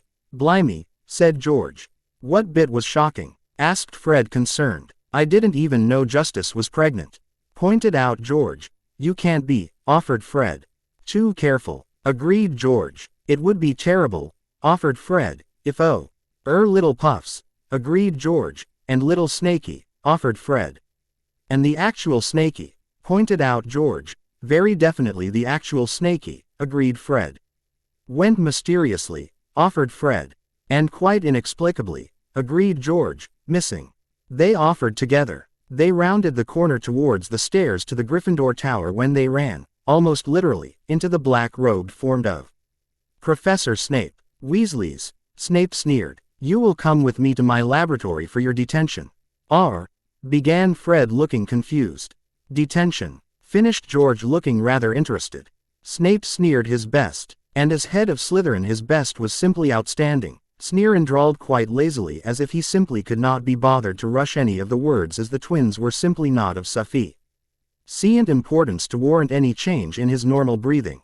"You will be very thankful to take you to the dungeons to work off your detention for the next 2 weeks for the crime of stealing an experimental potion. One that the stars will not be aligned properly to even attempt again for 17 1/4 years," Snape said, then turned and began walking to the dungeon with great sweeping steps that implied an urgency quite at odds with his words. Fred and George shared a look, matching the words and actions and coming up with some sort of Slytherin doublespeak. They nodded and grinned. Snape didn't prank, but the Weasleys understood that may just be for the same reason that grown lions don't play tag. Cubs and kittens play tag to learn to hunt. Lions simply hunt. Perhaps snakes work the same way. And this snake was slithering with quite lethal intent. 2 lion cubs scampered towards the dungeons with a grin that spoke of the danger of rogue lions working together. Inside the dungeon, Snape took them to a table in front of a huge array of equipment so involved that they could not even fathom its purpose. There was a cauldron brewing, a long series of rune-marked glass and magical water cooling for condensing, a second runic filter that glowed with enough power to make the air shimmer, and bits of golden liquid visible in the bottom curve of the final condensation coil. Snape began cursing loudly. "Do you know how hard it is to collect enough fairy dust to make a time turner? The unspeakables have been crafting them for centuries and have less than a dozen. There are fairies in the Forbidden Forest, and a master potioner, if he was so inclined, could collect that fairy dust, and if the stars aligned just right, could in fact make a potion that would allow someone to journey back in time just once to stop a tragic event from occurring. If I could have brewed such a potion, I would have used it to go back and make sure my most promising Slytherin podio An apprentice did not end up rotting in custody, and the first decently promising Hufflepuffs since Diggory didn't end up sitting in the dungeons waiting for someone to accidentally get cursed into a puddle of goo trying to escape. Fred said the quiet part out loud. Awful lot of conditionals in there, George amplified, but you could say it was true. Fred speculated. Even under oath. 2 blue-eyed gingers met the gaze of the darkest eyes they had ever seen, and 3 sets of lips twitched into the ghost of a smile. Because you stole this time travel potion, I am unable to go back and stop an annoying but promising Hufflepuff from being taken to the Chamber of Secrets to a fate Myrtle Warren most likely discovered. I am unable to fulfill my oath-sworn duty to rescue my godson Draco from whatever power he has mistakenly trifled with, and I am unable to rescue my promising Slytherin Snakelet and her misguided but not useless Hufflepuffs from unlawful confinement. Snape directed their attention to 2 quite full potion vials, labeled quite clearly, Time Potion. Fred looked at it. It looked remarkably like Ogden's finest fire whiskey. George sniffed it. It smelled quite a bit like Ogden's finest fire whiskey. Dirty thieving Weasleys, they chanted, as they drank the vials. As their first taste of 25-year-old Ogden's finest private reserve fire whiskey filled their belly with warmth. They opened their mouth to blow a pair of golden fireballs, noting that it did indeed taste even better as flame. Taking George's wand and flicking it, causing an odd stench and single slug to appear, Snape frowned and handed it back. Taking Fred's and flicking it and getting a single pale purple lily, Snape nodded and turned to the twins. For the crime of stealing an irreplaceable time travel potion, I have locked you in the dungeon tonight for the first of a week's worth of detention. I of course last saw you when I locked the door behind me as I went to the cells below to see my unjustly imprisoned student. You will of course be here when I return in several hours. Snape said as he turned and with his borrowed wand began to incant rather more loudly than necessary. First there were the 2 disillusionment charms. Then there was some sort of complex anti-tracking charm that Fred and George worked hard to memorize, just in case they ever needed to do something nefarious again. Snape held out the borrowed wand until an unseen hand took it back. Snape then walked over to the cabinet that was the secret door the twins used to enter his lab and steal the potion's ingredients for their prank potions, and dusted the shelf and tutted softly. Without a word, Snape swept to the door and passed through. He very slowly drew his wand and even more slowly closed the door before casting his most powerful locking charm. Then a pair of independent detection spells that would sound a very powerful alarm should someone open the door or pass through even in immaterial form. To someone who didn't know about the secret door the twins found on the Marauders map, and Snape officially didn't know about. The twins who were last visible sitting in the lab could of course have never left or returned without setting off the alarm. Fred and George silently vowed not to target Professor Snape with any direct pranks. They had a feeling he was a long way down the road they had only begun treading, and had walked it for far more serious purposes than they. Snape stood before the cell his student had been locked in. Orur McGinnis was aware that his benefactor, Cornelius Fudge, owed his position to Lucius Malfoy, and that Severus Snape was both a close confidant of Malfoy, but deeply respected by Minister Fudge himself. This didn't give Snape any authority over Orur McGinnis, but it made the Orur unwilling to antagonize him. Miss Bulstrode is neither a criminal nor a commoner. She is Lady Selwyn by right of conquest. Her imprisonment here is at best a school detention.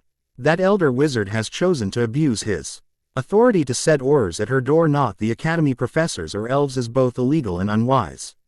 Should anything untoward happen to my student while in your care, your position as an Orur will provide no legal shield, as you are not guarding someone you have any right to imprison. Without even the pretext of a charge, you have no legal immunity as an Orur.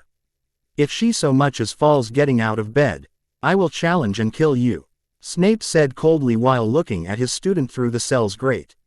Orur McGinnis smirked. Not much of a threat, when 3 of YOU the academy professors had to get saved by a second year from the Malfoy brat.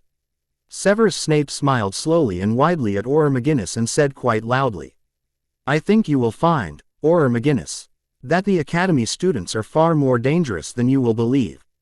Snape said, and then whirled to walk down the hallway, nod to the second Orur at the door, before stalking off to do potions. Inventory with Poppy Pomfrey in the infirmary while his Gryffindor delinquents were quite possibly working hard cleaning glassware in the dungeon in their detention. Snape smiled. Quite possibly. Grammar was, like logic, a matter of precision for wizards with any pretensions to true power. Orur McGinnis was chuckling at the pretentious black-robed drama queen who had just left. A professor thinking to threaten an Orur. These ivory tower types really made him laugh. Can't even control a bloody student and thinks he can challenge an professional Orur. Then he heard the voices coming from the empty hallway. The sound of the little bells from a child's jack in the box sounded, as if from everywhere and nowhere. Half a pound of tuppenny rice, half a pound of treacle. That's the way the money goes, pop. Goes the weasel. At the sound of pop, two figures appeared before Orur McGinnis at the cell door and Orur Daniels at the main door. Too close and too fast for them to get an impression of their attackers. It was over before the startled Orurs could process it had started. Unlike the expected threats, neither figure had taken space and drawn wands. Instead, they raised their beater bats and brought them down with quite a sharp pop. That was the remember before waking up in the Academy infirmary, aware that they had several very interested Orurs wondering how they lost very valuable students under protective custody without a single spell or intruder being noticed. Millisent was stuck in a silenced cell, without anything to do.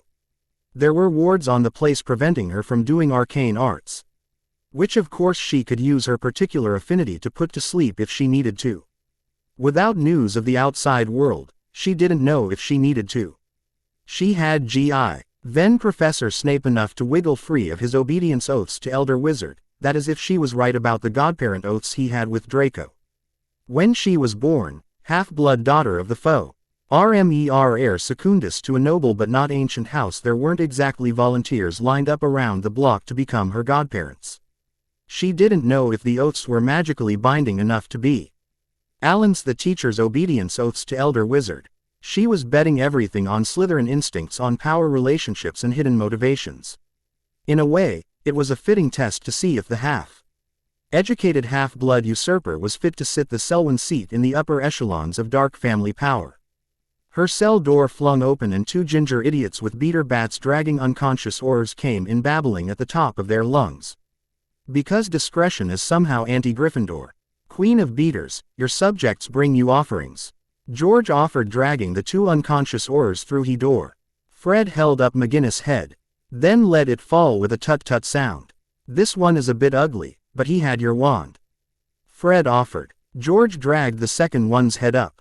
This one is prettier. Fred examined the left hand and held up the ring. But married. George sighed. Still no good then. Fred argued. He did have the key to the warded door out of the cell block though. George cheered. Not a total loss then. Millicent looked at the ginger menaces and let out an unslytherin giggle. What are you doing here? More to the point, how are you here in the first place? No one can get in here without permission. And you frankly wouldn't be allowed even as a prisoner for fear you would steal the bars or turn the manacles into octopus or something. George looked very serious. Can't say. Fred agreed. Super secret. George nodded. Even from us. Fred explained. Snape gave us detention. George said. For stealing the time travel potion. Fred noted. Quite a surprise. George agreed. As we hadn't done it yet. Fred offered helpfully. But Snape wouldn't lie. George agreed. He's a professor. Fred amplified. And a Slytherin. George nodded. Straightforward types those Slytherin. Not like those tricky Hufflepuffs. Fred agreed. Law-abiding Gryffindors. George sighed. Good thing for us. Fred cheered. That we are locked in Snape's potion dungeon. George offered. Right at this very moment. Millicent raised an eyebrow at their presence before her. Fred made a placating gesture. Just a side effect. George continued. Of the time travel potion. Fred mused. Nobody's fault really. George concluded. Quite experimental. Millicent did the Slytherin math, solved the equation for Snape and divided the remainder by Weasley squared and asked the question. What happened? Why now? Millicent demanded. Fred looked dead serious. Draco broke Hermione out of the cells. Half-killed Orur Dollish and cast some unforgivable on Hermione. Left a message in her blood saying, her bones will lie in the Chamber of Secrets. George concluded. Elder Wizard won't admit it exists, wants to arcane arts you lot cross-eyed so you can't even hiss to noodle anymore. Right off his rocker that one. Millicent's voice went cold as she confirmed her last data point. So no one is going after her, she said, her voice no longer amused. Fred and George shook their heads. Millicent smiled sweetly, then asked sweetly, Fred, be a dear, and pass me your bat through the bars. Fred looked confused, offering the wand and the bat. Not the wand, he said as she took the bat. Millicent smiled sweetly. Why no? This is an impregnable warded cell. No one can cast spells in here. Why the wards could keep Grindelwald from casting Lumos, so a wand is no good to me. I am told that the bars are magically strengthened so a troll could not break them. Fred and George nodded, told that by a professor. They said, so it must be true. They continued. They waved to her and began to leave her cell, leaving the door open. Keys and ward tokens in a pile by the unconscious Orurs. Fred offered. Got to run, George explained. Potion might wear off at any moment. Fred agreed. No telling how it works. George nodded. It's experimental. The two of them vanished more or less tracelessly as they managed to pull off a half-decent attempt at disillusionment. They had always picked up new arcane arts quickly. Millicent, on the other hand, was seeking inside herself for old arcane arts. Wild arcane arts. In the beginning, before there was even a world, there were two forces. Ice and fire. Fire was creation and chaos. Life and change, but that wasn't her. Was not her arcane arts, was not her soul. Issa, she breathed. Ice, stillness, stasis. The cessation of all motion, vibration, and flow. Touching the bars with her hand, she let the purity of Issa, the foundation of the universe, the void, the cold, the emptiness open up within her. She became stillness on an atomic level, and shared it with the enchanted steel, with the powerful containment and detection wards of the cell. Then she struck. A Muggle tank round would not have dented those bars, as the enchantments in T. Hem allowed the force to dissipate through dimensions beyond those the Muggles understood, and their metallic bonds were enhanced by charms to give them a material strength beyond the limits of Muggle physics. Or they would, if they had any flow left to them at all. The force could not vibrate through the bonds, could not dissipate through the dimensions, could not even compress its structure and deform. It shattered. The runic array could not trigger, for no energy flowed within it. Once flow was again allowed, doubtless it would begin its containment, its stunning, and its alarm functions, that would be hours from now when this part of universe remembered that time flowed and energy moved. Right now, it was enjoying a pause. Millicent was rather less paused. She took wand, ward key and a great deal of rage. She was no Gryffindor to charge off to the battle. For glory. She was no Hufflepuff to take a job uncomplaining because they knew no better. She was a Slytherin Morgana, damn it. She knew that she was a second-year student, and had no business entering the Chamber of Secrets to face what was now probably a fully reborn Tom Riddle, or give him his true name at this point, Dark One. She had no business even facing the basilisk that had somehow managed to live 1,000 years since Salazar Slytherin decided the Academy needed a deathless murder serpent of its own. Still, for all Slytherins valued cunning, for all they prided themselves on ambition, there was one thing they did not dwell upon, but that one thing kept the other houses from successfully targeting them. No one took from Slytherin. Take from them, and Slytherin stopped counting the cost. Hermione was hers. Malfoy, Riddle and the Basilisk thought to steal from Millicent Bulstrode, Lady Selwyn by right of conquest. Right, time to go open a few more doors, she thought. Harry had been looking at Noodle in his stasis cube, wondering why Noodle was no longer in Hermione's cell. His lack of sound and news left him waiting for some of the adults to do their job and take care of Tom Riddle and the little Malfoy prat he was riding before someone got killed. He was more than willing to open the chamber, wasn't it time the champion of the light did some Merlin be damned championing? Harry looked up as the door opened, and Neville and Millicent dragged in an unconscious Orur. Harry looked at the bro. Ken nose and shut eyes of the Orur ding Millicent in shock. Millie, did you club the Orur unconscious? Harry said in shock. Millicent shrugged and shook her head. I certainly tried to, but the bligh tear is quick like a mongoose hopped up on pixie dust. He not only blocked my bludger bat but had my wrist locked and about to break. Harry blinked, then pointed at the unconscious Orur again. Then how? Millicent ruffled Neville's hair and the large Hufflepuff blushed scarlet. One shot to the kidney, then when he turned a right cross to the nose and before you can say goodnight he was napping. Stand back, Millicent said as she began her freezing of the wards and bars for a third time, shattering them with a single blow. She then turned, frowned at the stasis cube and flicked it. Stasis low, awked briefly at Millicent's power and decided obedience was required and stopped stopping. Noodle poured out of his prison with an angry hiss. The King of Serpents is loose. He starves. He will kill soon. We must flee. Noodle hissed. Harry nodded, having heard this from Noodle before. The questions about how he was broken out being addressed, and Noodle's opinion of the fight or flight option being registered. This left the question of why he was being broken out, to join the disturbing question about why Noodle's stasis cage was with him now, not Hermione. Neville was already explaining. Hufflepuffs being better at direct information dumps than Slytherins who seemed to have an allergy to direct statements.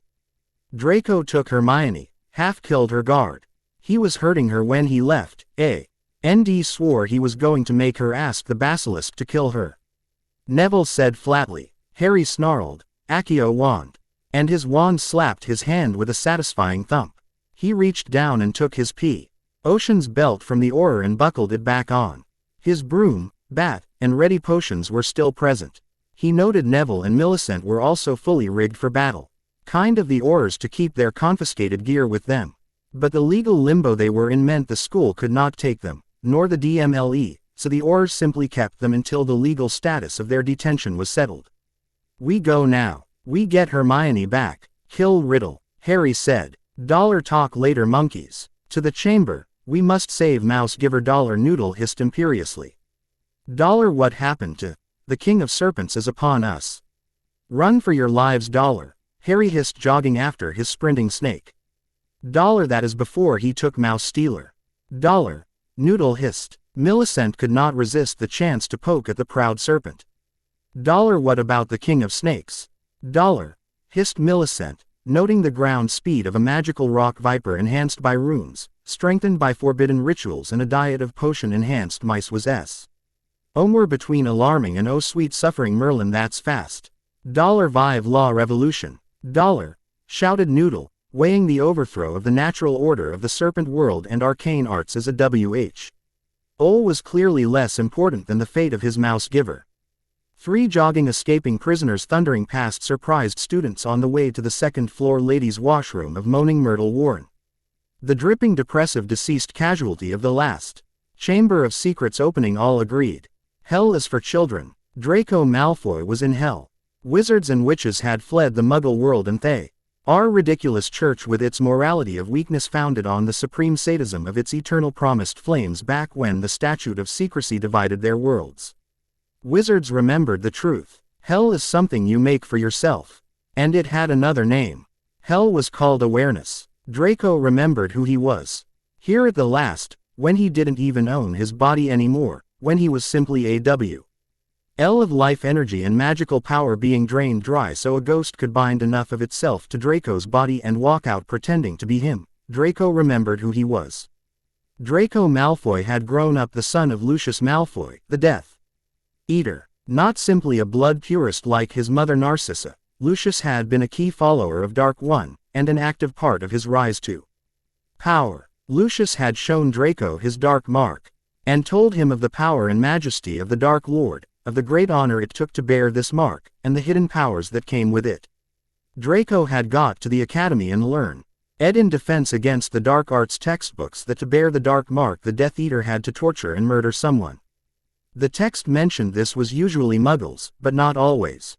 Draco had sneered, let the lesser beings cower, as they should. A truly powerful arcane arts user did not shy from such things as murder or torture.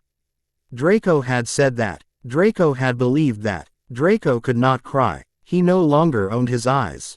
He had no choice. He could not choose not to see. It turned out Draco had read the rise and fall of the dark arts without any real understanding of what the words meant. Dear Merlin, forgive me, Draco begged. I didn't know. Tom Riddle was Lord Dark One. The Dark Lord his father crawled on his belly to kiss the hem of his robe was the half-blood Tom Marvolo Riddle. Lucius knew, and did not care. He crawled on his belly like a house elf begging for mercy before a half-blood inside Malfoy Manor before the hearth of his ancestors and under their very seal while the Dark Lord branded him like a slave. Trapped in Tom Riddle's memories as they slowly wrote themselves onto the brain of a terrified Draco Malfoy who fled before their coming, all his occlumency forgot. And in the face of this cold terrible thing he had invited into his mind and soul, Draco had no choice but to see, and hear, to taste, and to feel what Tom Riddle had felt when he had walked the path Draco Malfoy so often boasted about following. He remembered taking those children from the orphanage to his secret cave to play. Some had bullied him, some he had bullied, one he found himself caring about and had decided to burn that weakness from him through the act of sacrifice. Tom was a strong and natural legions, he was also a sadist. When he tortured, he let his mind experience the pain, despair and hopelessness of his victims. When they could no longer feel enough, he killed them and lapped up the moment of their soul's dissolution, feasted on the annihilation of their very being. He was the first eater of death, and the greatest of them. Draco was dragged screaming through the memories of Tom Riddle as he decided to become Dark One, and while Draco broke and fled into the farthest corners of his mind to whimper and pray for the end, the most terrifying sight was simply Tom Marvolo Riddle looking calmly upon the ruin of human lives, bodies, and souls with a face that might well have been carved from stone. It was so unmoved. Draco now knew what torture meant, and what murder was. He felt the power of the killing curse pour through him, the hatred and denial of all life, the urge not simply to kill, but to sweep all that lived into nothingness, to dance and dance in blood until the world drowned. For the first time, Draco Malfoy thought of the boy who lived and gave thanks. The thing that once stared out from Tom Riddle's eyes could never be satisfied. When all the world bowed and grovelled before him in supplication, still would he walk among them wand in hand to choose who lived and who died, today. Because tomorrow he would choose again. Dark One was the true Death Eater, for only that could feed him, and no matter how much he ate, still he would hunger for more. He did not crave the deathly hallows like Grindelwald to banish death from wizard kind. Dark One was death for wizard kind. His own would simply die last. The world had not been kind to Tom Marvolo Riddle back when he had the capacity to care, so he created Dark One to make it pay.